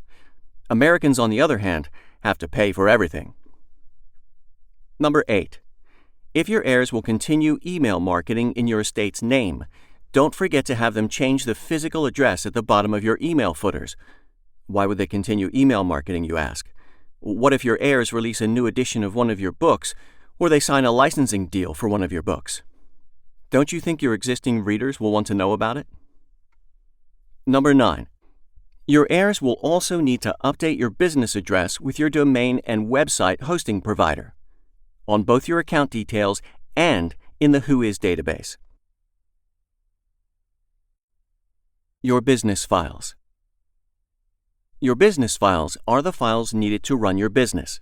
They include expenses, sales reports, tax returns, contracts with service providers, licensing contracts, and product keys, and any other documents you use to make decisions about your writing business. Expenses. I imagine that you keep track of your expenses in some form, whether it be printing them out, saving them in the cloud, or using software like QuickBooks or Xero. Most people don't have any issues here. The key is to make sure your expenses are organized in a way that your heirs can understand. Also, there is a benefit to your heirs knowing when you paid for something and how much you paid for it. Knowing that you paid $300 for a book edit would prevent them from paying $1,000 if they ever wanted to hire an editor for a posthumous work of similar length, for example. Sales and income. How will your heirs know how well each of your books is selling, and on what retailers? If you don't track your sales everywhere, your heirs only have half of the financial picture. And if you give them a mountain of sales reports for every retailer to wade through, that's not productive either. Think about it. If you publish wide to Amazon, Apple, Audible, Google Play, Ingram Spark, Kobo, Draft to Digital, Smashwords, Publish Drive, and StreetLib, that's 10 different vendors. If your publishing career spans at least 20 years and you receive sales reports monthly, that's at least 2,400 reports if you were diligent enough to save them all. Oh my. If possible, find a way to make reviewing your sales easy while you're alive. If you're interested, I wrote a book called The Author Income Problem that tackles the challenge of aggregating all your historical and future sales reports. It's not easy, but your heirs will be glad you did it. If you make affiliate income or income from other miscellaneous sources, well, that needs to be tracked too. Tax returns. Many countries audit tax returns. As we discussed in the taxes chapter, you can be audited even after death. If your heirs can't find records of your expenses, income, and tax returns, that could create a headache for them. When the government audits your tax returns, it will be more difficult for your heirs to justify an expense. As a result, your estate could pay more in taxes, which is a shame if it could have been avoided legally. Contracts. If you sign a contract, you need to keep a copy of it. The most common contracts you may sign are contracts with service providers, like editors or cover designers. Keep those on file indefinitely. You may also sign licensing contracts to license your copyright to someone for money. Definitely keep a copy of those contracts in case there is a dispute. I would also consider keeping copies of any product licenses you purchase, like those of your writing apps or other programs you use in your writing business. Read the terms of your licenses to see if they can be transferred. If your heir needs to use them, they will likely have to install the program on their computers, and having the proper license without having to hunt for it makes everything easier. Safeguarding your business files. I strongly recommend that you follow the tips in the Your Book Files chapter about backing up your work. If you're a paper person, that's fine, but you should still keep digital copies of your records in the event of a disaster. Action items. Keep good records of your business files and tell your heirs where to find them. This includes expenses, sales reports, tax returns, and contracts. Social media accounts. Oh, social media. When people think about a digital afterlife, they think of social media. Some social media companies address your death and give you tools to determine what you want to happen to your accounts after you die. The key question in this chapter to discuss with your heirs is whether they intend to use social media to market your work. If so, they may be better off creating new accounts that make it clear that the profiles are your estate. Otherwise, if you have followers, they may be confused and not know you're dead. Some people might prefer that, but I think readers should be notified and know when they are engaging with the author or his or her estate. More on this later in the book. Also, I wouldn't bet on any social media company providing login details if your heirs don't have them. Your heirs are SOL if you don't leave usernames and passwords. Let's go through the major social media companies at the time of this writing and look at their policies. The social media landscape is always changing, so if you don't see your preferred service in this chapter, do your own research.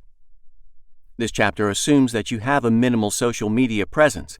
If you're an influencer, read the next chapter.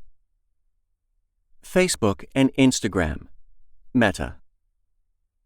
Facebook and Instagram offer the most robust options for heirs. Everything in this chapter applies to both services. It's important to understand that Facebook's and Instagram's terms of service explicitly forbid anyone other than you to use your account. Don't violate their terms. Instead, Facebook and Instagram both offer 3 choices that you can use to specify what happens to your account after your death. The companies can delete your account upon being notified of your death. You can memorialize your account, which will clearly communicate to your friends that you have passed away. You specify a memorial contact who can manage your account, accept friend requests on your behalf, and pin a tribute to your profile. You can delete your account before you pass away. You should decide what happens to your account while you're alive. If you die without making a designation, your heir's only choice will be to log into your account to delete, which is a violation of Facebook's and Instagram's terms, or contact Facebook and Instagram, fill out paperwork, answer a lot of questions, and spend time that they otherwise wouldn't have had to spend if you were organized to begin with. It only takes a few seconds to decide what happens to your accounts. I set my designations in less than 5 minutes. The next question is whether you have Facebook pages connected to your account. They will be deleted or frozen, depending on what you decide. The next question is what happens to your Facebook ads. I would recommend that you keep detailed records of your ads and how you run them if they will be an important part of your author platform after death. Your heirs will need to recreate ads using their Facebook account. The good thing about Facebook ads is that they can be recreated much more easily than Amazon ads. LinkedIn. It is a violation of LinkedIn's terms to share your password with anyone.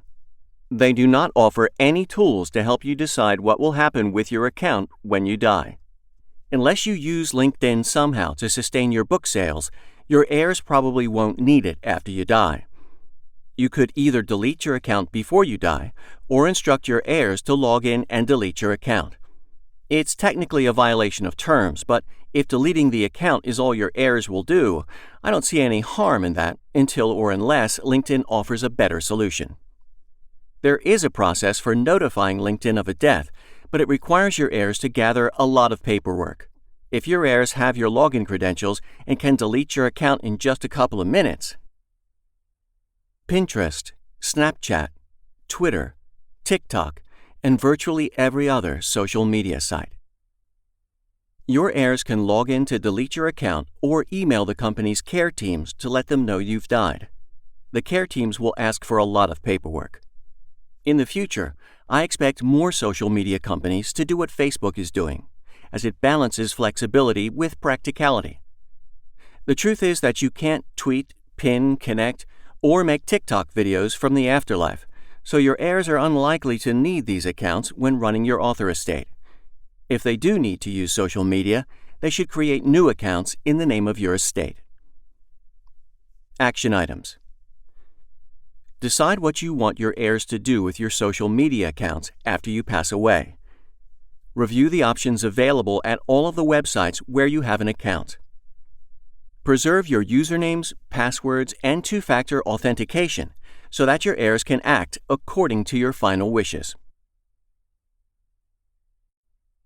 Influencer platforms.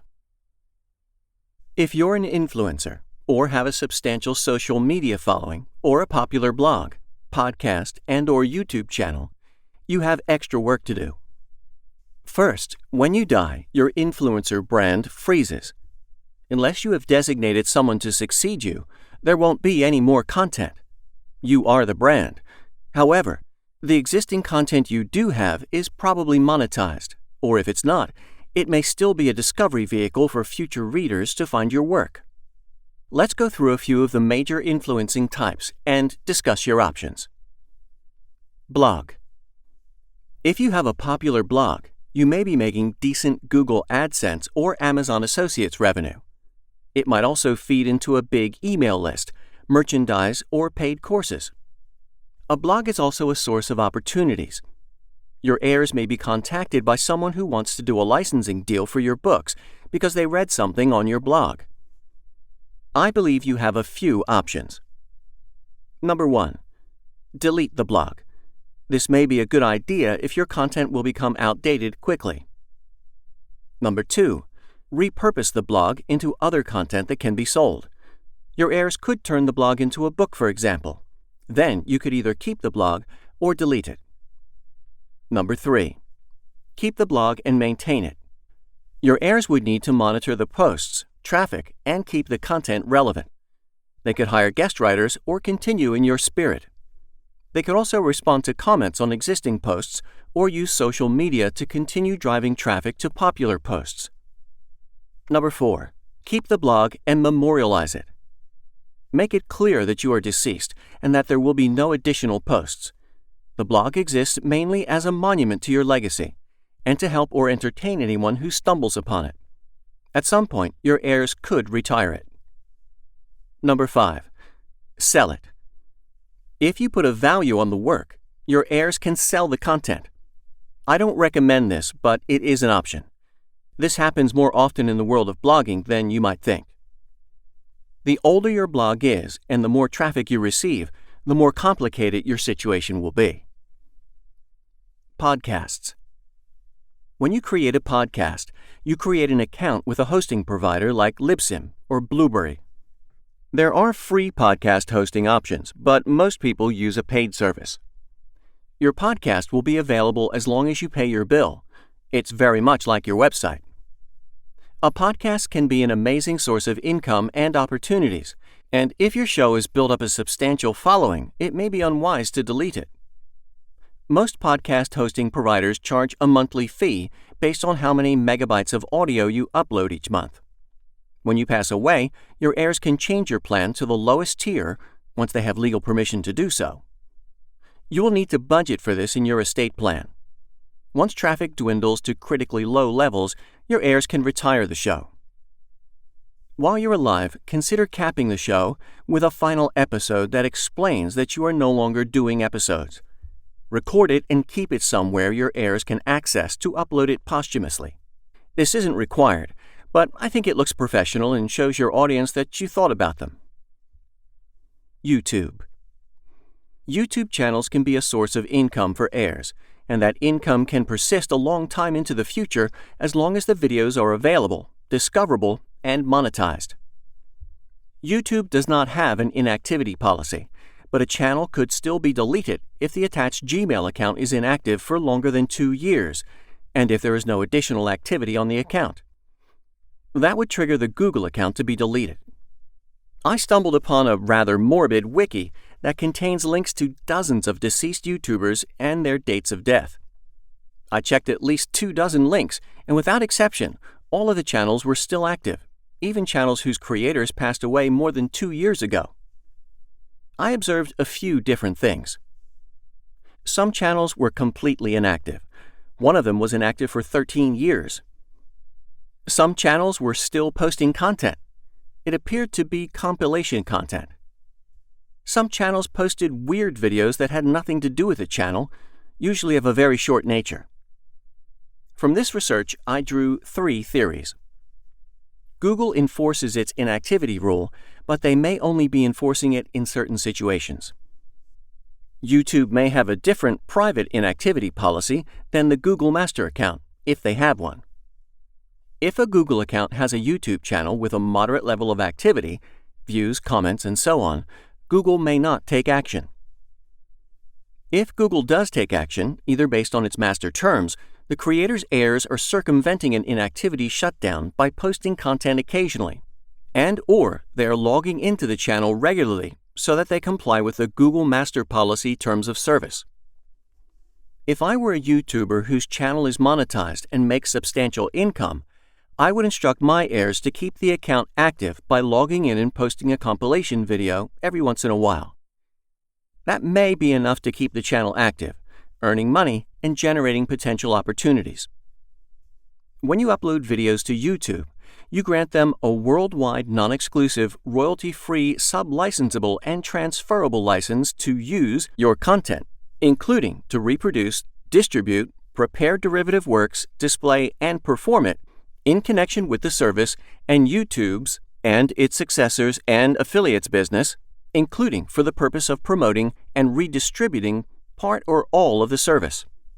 Contrary to popular belief, you do not assign them your copyright, and the license is not perpetual or irrevocable.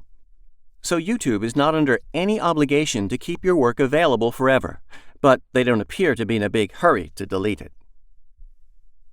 Other influencer considerations. As an influencer, you have an impact on people's lives. Your death will sadden them. You owe it to them to think about how you will communicate your death to them and allow them to grieve. If it suits your personality, consider writing a blog post, podcast episode, or video that your heirs can release posthumously. Action items. Develop a communication plan with your followers.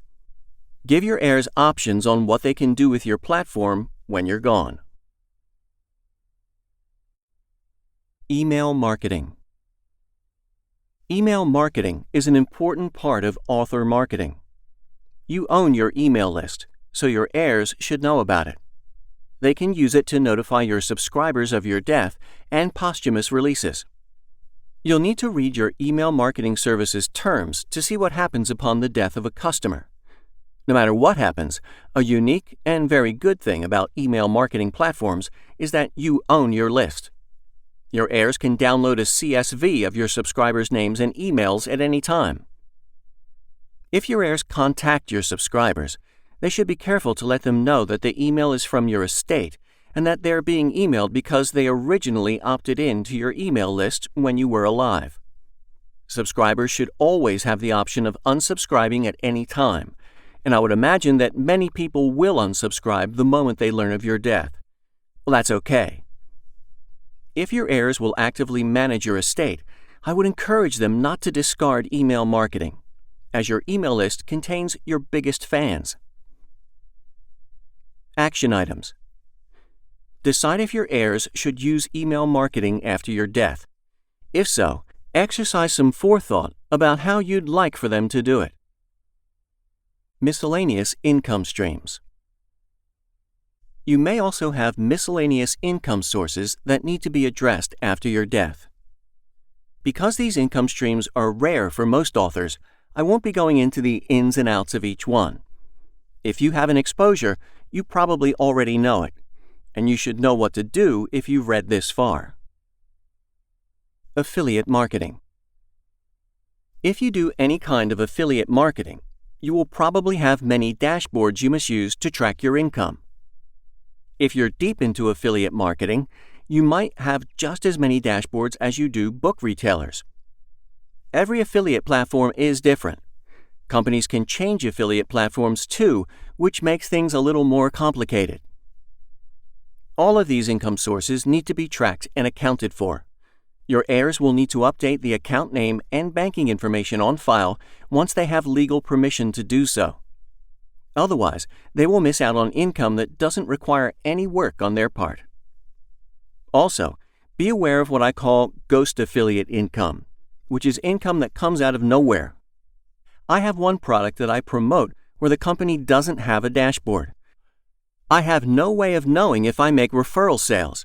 However, the company sends me a direct deposit every month with a thank you letter. It's always a surprise. I definitely want to let my heirs know to update my contact info on file with this company, but my heirs won't know that the income source even exists unless I tell them.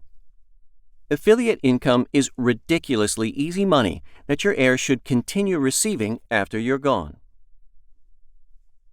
Coaching and consultations. Unless you've figured out how to coach people from the grave, your coaching services will end. There are many ways to set up coaching packages. Some coaches charge after meeting with a client, but some charge up front. Many people also use automation so that they don't have to go back and forth with clients to find an appropriate time to meet. If your calendar is available to book without you approving it first, your main preoccupation should be making sure that an unsuspecting customer doesn't sign up for a spot on your calendar after you're gone. If you have a platform set up for people to pay before a booking without clearing it first, then you especially want to avoid this, because it would put your heirs in the unfortunate position of having to apologize and issue refunds. There is also the possibility that you could die before a booked client meeting. Your heirs should have access to your calendar so they can proactively cancel any upcoming events. This also applies to any webinars or interviews you might have booked. And if you die and don't let your heirs know about your coaching services and don't leave passwords so that your heirs don't even know this is happening, you're going to have some very, very angry customers who may retaliate with credit card chargebacks and threatening letters, which will cause a headache for your estate. Most people are understanding about this sort of thing, but they will want their money back. Also, keep in mind and plan for the fact that if your coaching income is significant, your heir will see a significant reduction in income. Crowdfunding. If you engage in crowdfunding projects, make sure you have a contingency plan in place in case you pass away during a campaign. If you successfully fund a campaign, your heirs may be obligated to fulfill the promises you made, especially if there are contracts in place with manufacturers and suppliers to create physical products. Your heirs need to know about any contracts you sign. The ins and outs of crowdfunding are also outside the scope of this book.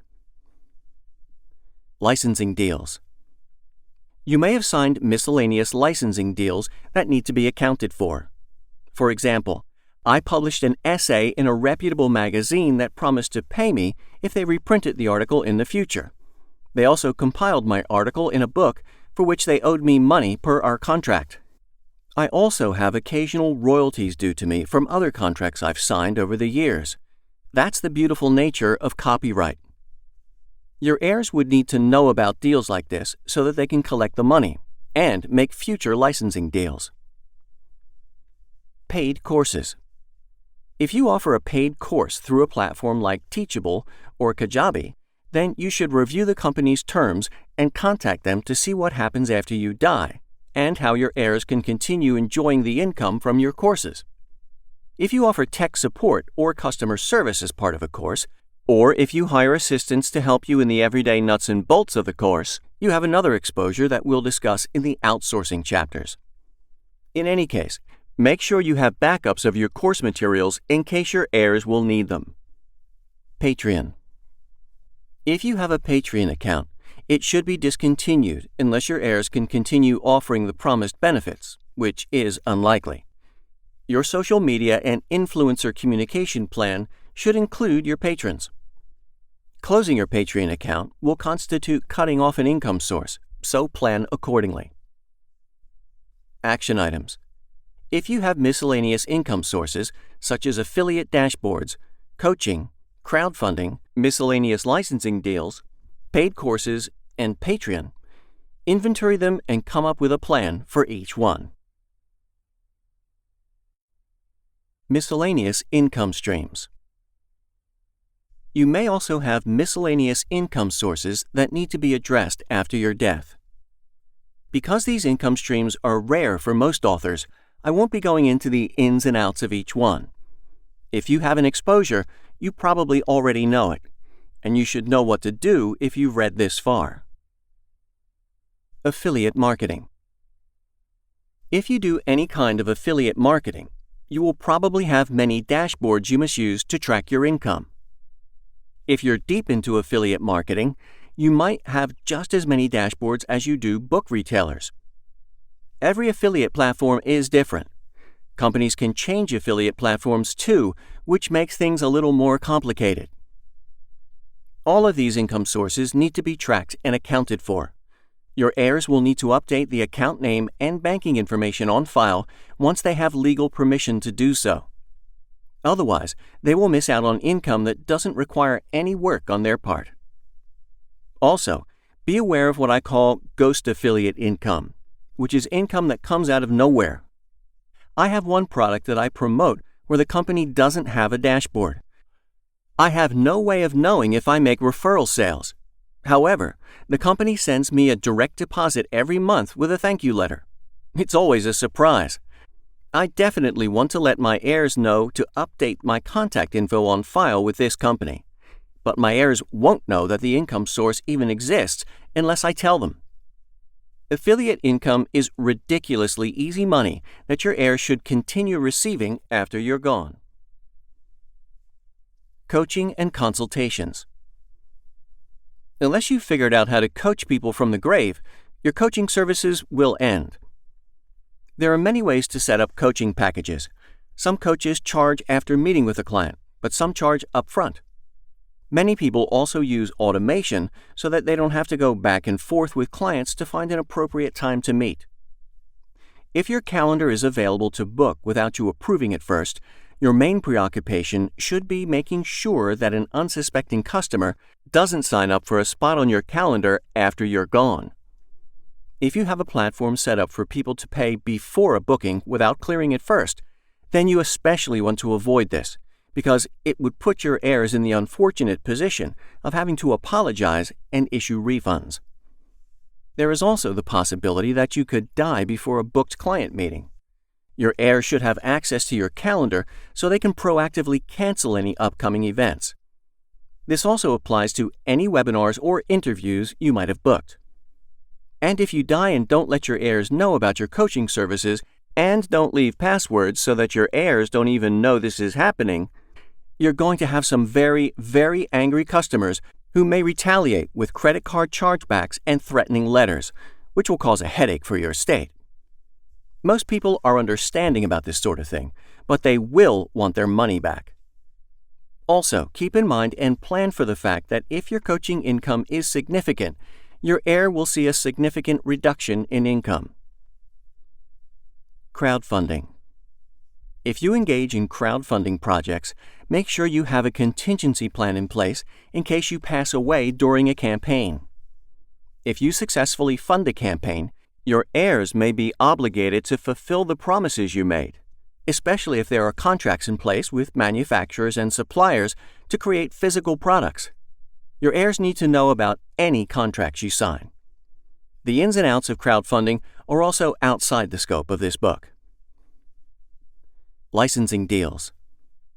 You may have signed miscellaneous licensing deals that need to be accounted for. For example, I published an essay in a reputable magazine that promised to pay me if they reprinted the article in the future. They also compiled my article in a book for which they owed me money per our contract. I also have occasional royalties due to me from other contracts I've signed over the years. That's the beautiful nature of copyright. Your heirs would need to know about deals like this so that they can collect the money and make future licensing deals. Paid courses. If you offer a paid course through a platform like Teachable or Kajabi, then you should review the company's terms and contact them to see what happens after you die and how your heirs can continue enjoying the income from your courses. If you offer tech support or customer service as part of a course, or if you hire assistants to help you in the everyday nuts and bolts of the course, you have another exposure that we'll discuss in the outsourcing chapters. In any case, make sure you have backups of your course materials in case your heirs will need them. Patreon. If you have a Patreon account, it should be discontinued unless your heirs can continue offering the promised benefits, which is unlikely.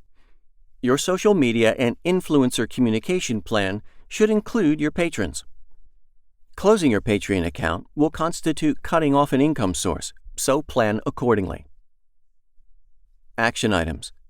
If you have miscellaneous income sources, such as affiliate dashboards, coaching, crowdfunding, miscellaneous licensing deals, paid courses, and Patreon, inventory them and come up with a plan for each one. Traditionally published works.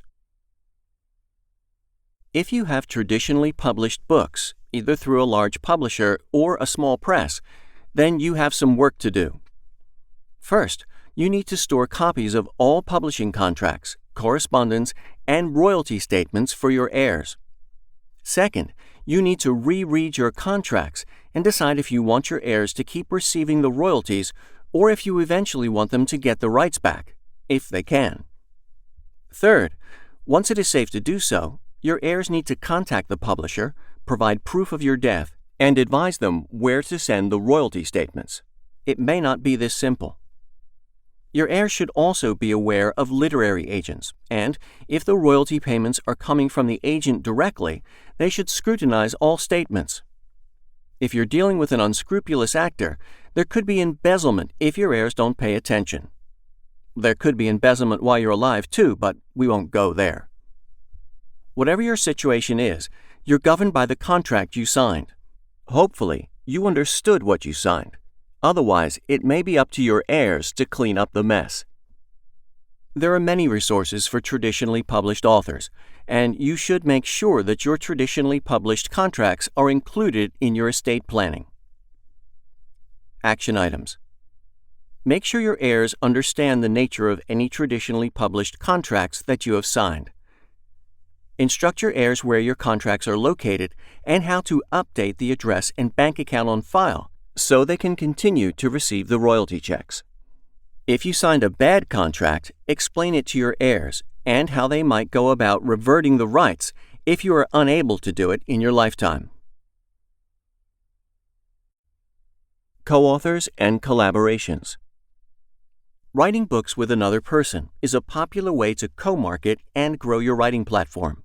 However, co-authoring presents some unique problems with estate management.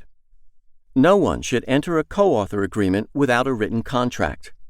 Both authors need to be on the same page. In most co-author situations, both authors own the copyright equally. But does your co-author agreement indicate what happens when one of you dies? Both authors could decide that the copyright transfers to the other person upon one author's death. Then, when the final author dies, the rights transfer to that person's heirs. In my opinion, this is a raw deal, but there may be a good reason to do it, especially if one of the authors doesn't have any heirs to pass the work down to. Or the authors could decide that if one author dies, the surviving author will continue paying royalties to the deceased author's heirs. This is how I imagine most authors prefer to operate, and I will assume this arrangement for the rest of the chapter. The first obvious question is how your surviving co-author will know that you have died. Do you talk regularly? If not, they may not know of your passing. You will need to keep their contact information up to date so that your heirs can notify them. This includes the contact information of your heirs. You'll need your co-author's heir information too. There are many Pandora's boxes here that may require the advice of a lawyer. What if both authors live in different countries? What if one author gets divorced? Does the ex-spouse have a claim to royalties? Co-authoring can get complicated. The next thing you should determine is who publishes the book. In a co-author arrangement, one of the authors must act as the publisher. This author is responsible for uploading the book, maintaining it, and paying royalties to the co-author. If you're the publisher, then this will be a burden for your heirs. Assuming your heirs don't want this responsibility, because why would they, you should discuss with your co-author what will happen if you pass. It may be wise for your heirs to pull the book down, and for your co-author to republish it and pay them royalties. Of course, I'm presuming that you picked a reputable and trustworthy co-author. If you're the publisher and your heirs don't know that, you could expose them to headaches, copyright infringement allegations, and lawsuits. After all, you're contractually obliged to pay your co-author. Well, you'd be upset if you didn't get paid too. If you're not the publisher, then your heirs can update the banking information with the publishing author so that the money gets deposited into the right account. Co-authoring is great for business, but the royalty side is a real pain. Consider using a service like Draft2Digital's paid collaborator tool. With this tool, the publisher-author uploads the book to Draft2Digital and adds the co-author as a paid collaborator. Draft2Digital then splits the royalties. If you can split your royalties with minimal hassle while you're alive, then arranging the payments after your death will just be a formality for your heirs. This also allows both authors to honor their original commitment and support the other's heirs in the event of an untimely death. Action items. Number 1. Store your co-author agreement in a safe place. If it doesn't mention what happens when one of the co-authors dies, amend it immediately. Number 2. Keep your co-author's contact info up to date. Make sure they have your most current contact information too. This should also include the contact information for each co-author's next of kin. Number 3. If you are the publisher, discuss this responsibility with your heirs and your co-author, and determine if you want your heirs to continue as the publisher or if it would be better for the co-author to re-upload the book and pay your heirs. Number 4. If you are not the publisher, make sure the heirs provide the correct contact information to the surviving co-author. Number 5. Consider using Draft2Digital's paid collaborator tool to simplify the administration of royalties while you're alive. Your heirs' operating systems. What operating system does your heir use? It sounds like a silly question, but it could create a headache. I'm an Apple guy. I always have been and I always will be. I also happen to have Windows and Linux installed on my machine just in case I need them. But for most of my needs, I always use Mac OS first. My wife hates Apple products. Anytime she has to use my computer, she walks away frustrated. If she has to manage my estate by using my Mac computer, I probably won't have an estate. Therefore, it is incumbent upon me to figure out how my wife can run my estate by migrating everything over to a Windows computer. That's not as difficult as it seems. It just requires some forethought about the apps and services I use. I highly suggest you think about this in your estate planning. For example, if you use a Mac-only writing app and don't have your manuscripts backed up in an alternate format such as Microsoft Word docs or rich text files, your heirs won't be able to open your manuscripts on their computers. They'll have to follow a few steps to access your work. Will this sink your estate? Probably not, but it will create friction. Action items. If your heir prefers a different operating system than the one you use to run your writing business, be thoughtful about how they can transition your work to their computer. Bookmarks. In your primary web browser, you do have bookmarks with all the sites you use regularly, right? Otherwise, how will your heirs know where to log in to all of your accounts? At many places, they can figure out where they need to go with ease. At others, not so much. My bookmarks used to be a mess until I cleaned them up. I recommend that you organize your bookmarks logically so that your heir knows what they are and can navigate through them easily. Try to keep it simple and be thoughtful about how you name your bookmarks too. If there are any sites you visit frequently that aren't bookmarked, rectify that now. Your heir may use a different browser than you, and if they're not tech-savvy, you may need to leave instructions on how to export bookmarks from one browser to another. Fortunately, this is not hard and only takes a couple of minutes. Action items. Organize your web browser bookmarks thoughtfully while you are alive. Note which browser you use so your heirs can export your bookmarks easily. Freelancers and virtual assistants. Outsourcing means hiring someone else to perform a task that you can't or don't want to do yourself. Most people think of outsourcing as hiring a virtual assistant, but hiring an editor or cover designer is also a form of outsourcing. If you outsource any part of your business, there are a few things you should consider. Current projects. On January 1st, you hire a cover designer. The designer promises to send you a draft by January 15th. You pass away on January 14th. Your designer will need feedback on your cover, but they will also need to be paid. As long as your heirs have access to your email, they should be able to discover the problem. But it might be a few days or weeks until they check your email, unless you tell them that your emails need to be checked daily for any outstanding projects. Just remember, your heirs can't spend your money without talking to a lawyer. Another variation on this problem is for services that you pay escrow. On freelancing platforms, you pay the fee up front, and when the work is completed to your satisfaction, you release it. Generally, but not always, your credit card is charged the full amount when you make the purchase, so the payment isn't an issue, but your heirs will still have to release the payment to the freelancer. Otherwise, the freelancer could file a dispute, which will cause a headache. Also, this advice doesn't apply just to your death. It applies if you are incapacitated too. Your disablement doesn't mean you can escape previous contractual obligations. Virtual assistants. Virtual assistants pose additional problems. If you hire a VA, it is usually to do ongoing tasks that you need help with. You must provide instructions to your VA, oversee their work, and provide feedback as necessary, and then pay them. If you die, your VA might be in the middle of a job, might not immediately know that you passed away and may therefore keep working, accruing additional expense, or will suddenly be fired.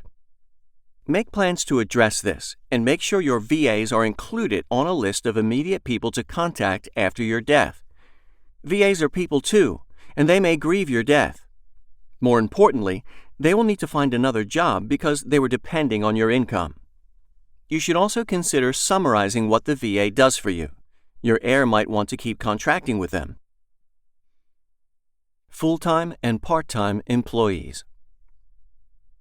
If you hire employees of any kind, you're playing by a different set of rules and need to include them in your estate planning. Action items. Determine how heirs will find out about in-flight projects after your death.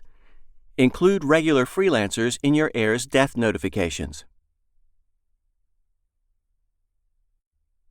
Copyright licensing risks. Most authors hire cover designers. However, most authors and designers usually do not execute signed contracts. This means that, by default, a designer owns the copyright to the cover, and they license it to the author. This also means that the designer can revoke the author's license at any time. Unless you signed a contract that says you own the copyright, the cover artist can revoke their license at any time, for any reason. It's unlikely that a designer would revoke their license, but it could happen. If a designer doesn't like your politics, or if you're accused of sexual harassment, they would be within their rights to disassociate from you or your estate. This would create a headache for your heirs, because they would have to scramble to replace your cover everywhere it's present. In the United States, if you signed a contract that says that you own the copyright, the designer can still come back and revert the rights under the principle of copyright termination. There are specific ways to avoid this risk, but they require the help of a lawyer to help you draft appropriate contract language. A designer may not be willing to agree to such language, or they may negotiate a higher fee for it. But you may want to think about reducing this potential risk while you're alive. If you're not in the U.S. and are thinking this doesn't apply to you, think again. In many countries around the world, artists also have moral rights, one of which is the right to be associated with a work. Even if a designer licenses a design for the life of a copyright, they may still retain and assert moral rights, which could cause headaches for your heirs. Moral rights are outside the scope of this book. If you're not familiar with them, I recommend that you educate yourself on the concept. I've included some helpful copyright resources in the appendix. Don't let a rights revocation come out of left field for your heirs.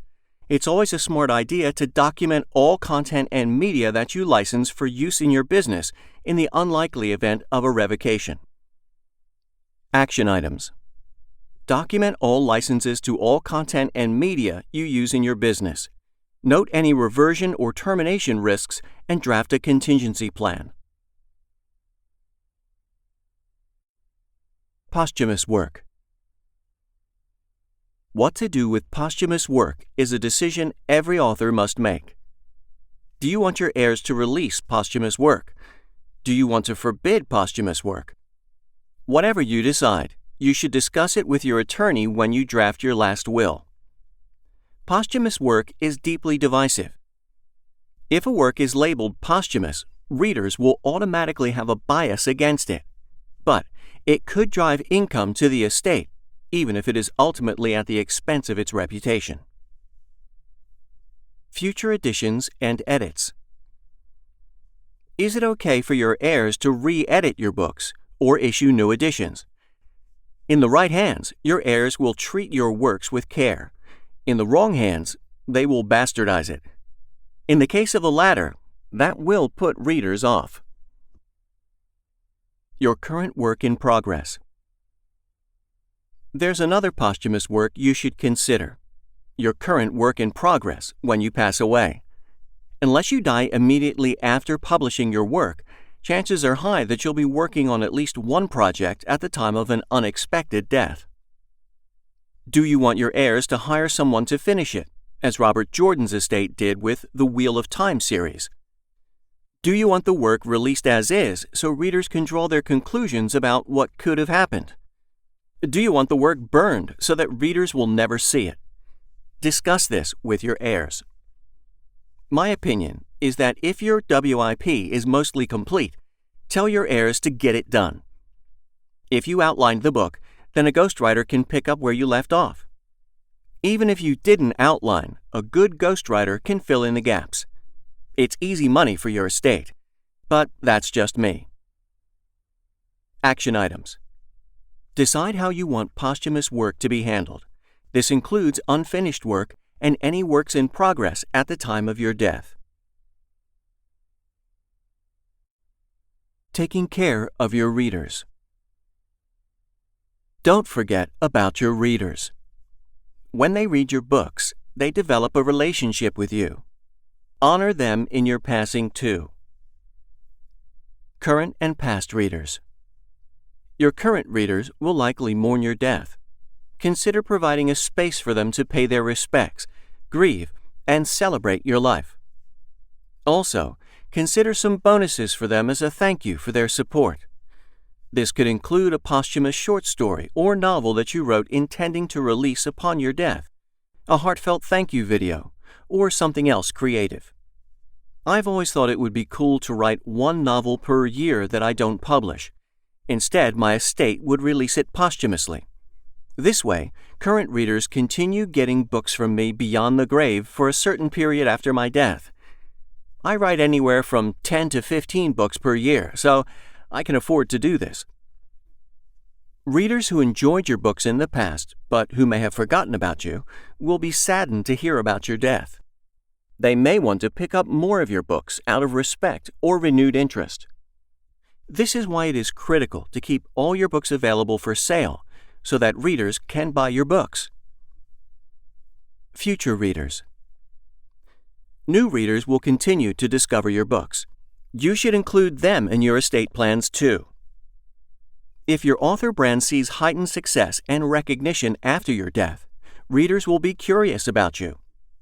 Look at the most common FAQs for mega best-selling authors and answer those questions in a book or video series. Answer as many questions as you can. Release them while you're alive or posthumously. This also would give your estate an out for common emails that readers may send via your contact form. Give future readers a way to pay their respects too. You never know how one of your books can impact someone's life. I think it would bring comfort to your heirs to know what an impact your legacy is having. It will keep your heirs motivated too. Action items. Determine how you want your readers to be notified of your death. Determine how to give them a space to grieve. Consider releasing posthumous bonuses for them as a thank you. Consider how future readers will find your work and their needs. Preparing everything for your heirs. Now it's time for the time-consuming and possibly painful process of putting everything together into an author estate plan. You understand the different parts of your author ecosystem now and how everything fits together. Help your heirs aim for the stars by considering how they will access, understand, and manage the different parts of your author ecosystem. But I suspect that this book has probably been a little overwhelming for you, and you've been thinking, how do I organize it all? First, keep it as simple as possible. Remember, your heirs need simplicity. Organize all your materials as if your heir has no clue what you're talking about. When you're gone, your heirs will have a lot to handle before they even get to your author estate. Make it easy on them. I also believe your heirs should have one place where they can go to find answers to everything. As authors, we need to resist the urge to overcomplicate things. I created an organizer for you. If the thought of putting everything together still overwhelms you and your heirs are open to digital files, I put together a free, friendly Microsoft Excel template that will save you time and break this into easy steps for you. All you have to do is fill in the blanks and modify as you need. You can store the organizer digitally, and your heirs can also print it out if they prefer. You can grab it at authorlevelup.com/estate plan organizer. The estate plan organizer is not a legal document. It is merely a tool to help you wrangle all the different aspects of your business together. Your executor will appreciate the work, and your attorney will appreciate it too. I've also included an appendix in this book that summarizes all the action items so you can get through them quickly. Do it at your own pace. Remember, this is a lot of stuff, and it doesn't have to be done overnight. Knock off an item or two per week until you're done. Then, review your estate plan once a year. If you use the estate plan organizer, it mirrors the book and the action items I listed. Writing a final letter to your heirs. When you're done, sit down with your heirs and go through it with them a few pages at a time. Get them as comfortable as you can. They'll never be 100% ready, but trust me, if you follow the advice in this book, they'll be in a far better position than most. Once your heirs understand the estate plan and you've made appropriate modifications, consider following up with a final letter that you can include along with the plan. I recommend M.L. Buckman's excellent book, Estate Planning for Authors, Your Final Letter, and Why You Should Write It Now. Not only is it a fantastic estate planning book, M.L. includes a template you can use that explains the publishing business in plain English to your heirs. I adopted his letter and am using it in my estate plan. An important warning about your final letter is to be careful not to make anything prescriptive. You don't want it to clash with your will. Anything and everything in it should be a suggestion at best. Otherwise, it could cause legal trouble. Also, I would recommend supplementing the letter with short instructional videos where needed. For example, if you use an app that is not immediately intuitive, make a quick video showing your heirs how to use it and some common things they may need it for. You can do this. I don't think anyone realizes just how complicated author estate planning is when they decide to write their first book. If they did, we'd have a lot fewer authors. But just as you learned how to write that first book, you too can organize your estate and create a lasting legacy. With the help of a skilled financial advisor, accountant, estate attorney, and intellectual property attorney, you and your heirs will be dangerous. Is it easy? No. But we don't choose to do anything in life because it's easy. We do it because we love it. And I know that after reading this book, you'll be able to do it. I've taught you everything I know about estate planning, so start planning your estate today. Get my estate plan organizer. If you've been thinking, how am I going to organize all this stuff as you read this book, let me save you some time and energy. I've put together an easy-to-use estate plan organizer in Microsoft Excel that will help you get organized quickly. The organizer includes all action items from this book. You just have to fill in the blanks. Feel free to add to it and modify it to your heart's content. You can even add your personal estate information to it so that all your estate plan information is in one place. The organizer is also printer-friendly in case your heirs are paper people. Get instant access today at authorlevelup.com/estate plan organizer. No email address required. Download and enjoy. Read next, the Author Heir Handbook. The perfect book for the person inheriting your estate. An author has died. You're responsible for managing their estate, and it's a mess. Are you overwhelmed? Frustrated? You might be feeling that this responsibility the author gave you is more of a burden than a gift. You know that managing the author's books will make money and provide for you and the author's heirs, but you probably have no idea where to start. The Author Heir Handbook is a concise guide for heirs written in plain English that will help you understand an author's publishing business, the different components that the deceased author used to create books and income, and how to manage those components. It will save you countless hours by helping you figure out where to spend your time and effort. This book will help you avoid making mistakes that could cripple the estate, locate the author's manuscripts, take an inventory of all the author's works with an easy template to save time, determine which online accounts the author used and how to access them, manage the money, get hired help when you need it and how to avoid scams, keep the author's books relevant for new generations, and create income for you and your family the way the author intended. Managing an author estate is hard work, but this book will help simplify the process. You just might even be able to do more with the estate than the author ever could in their lifetime. Purchase your copy today, and don't do things the hard way. Grab your copy of the Author Heir Handbook today at authorlevelup.com Heir Handbook. This has been the Author Estate Handbook, How to Organize Your Affairs and Leave a Legacy, by M.L. Ron. Copyright 2022, M.L. Ron. Production copyright 2022, M.L. Ron.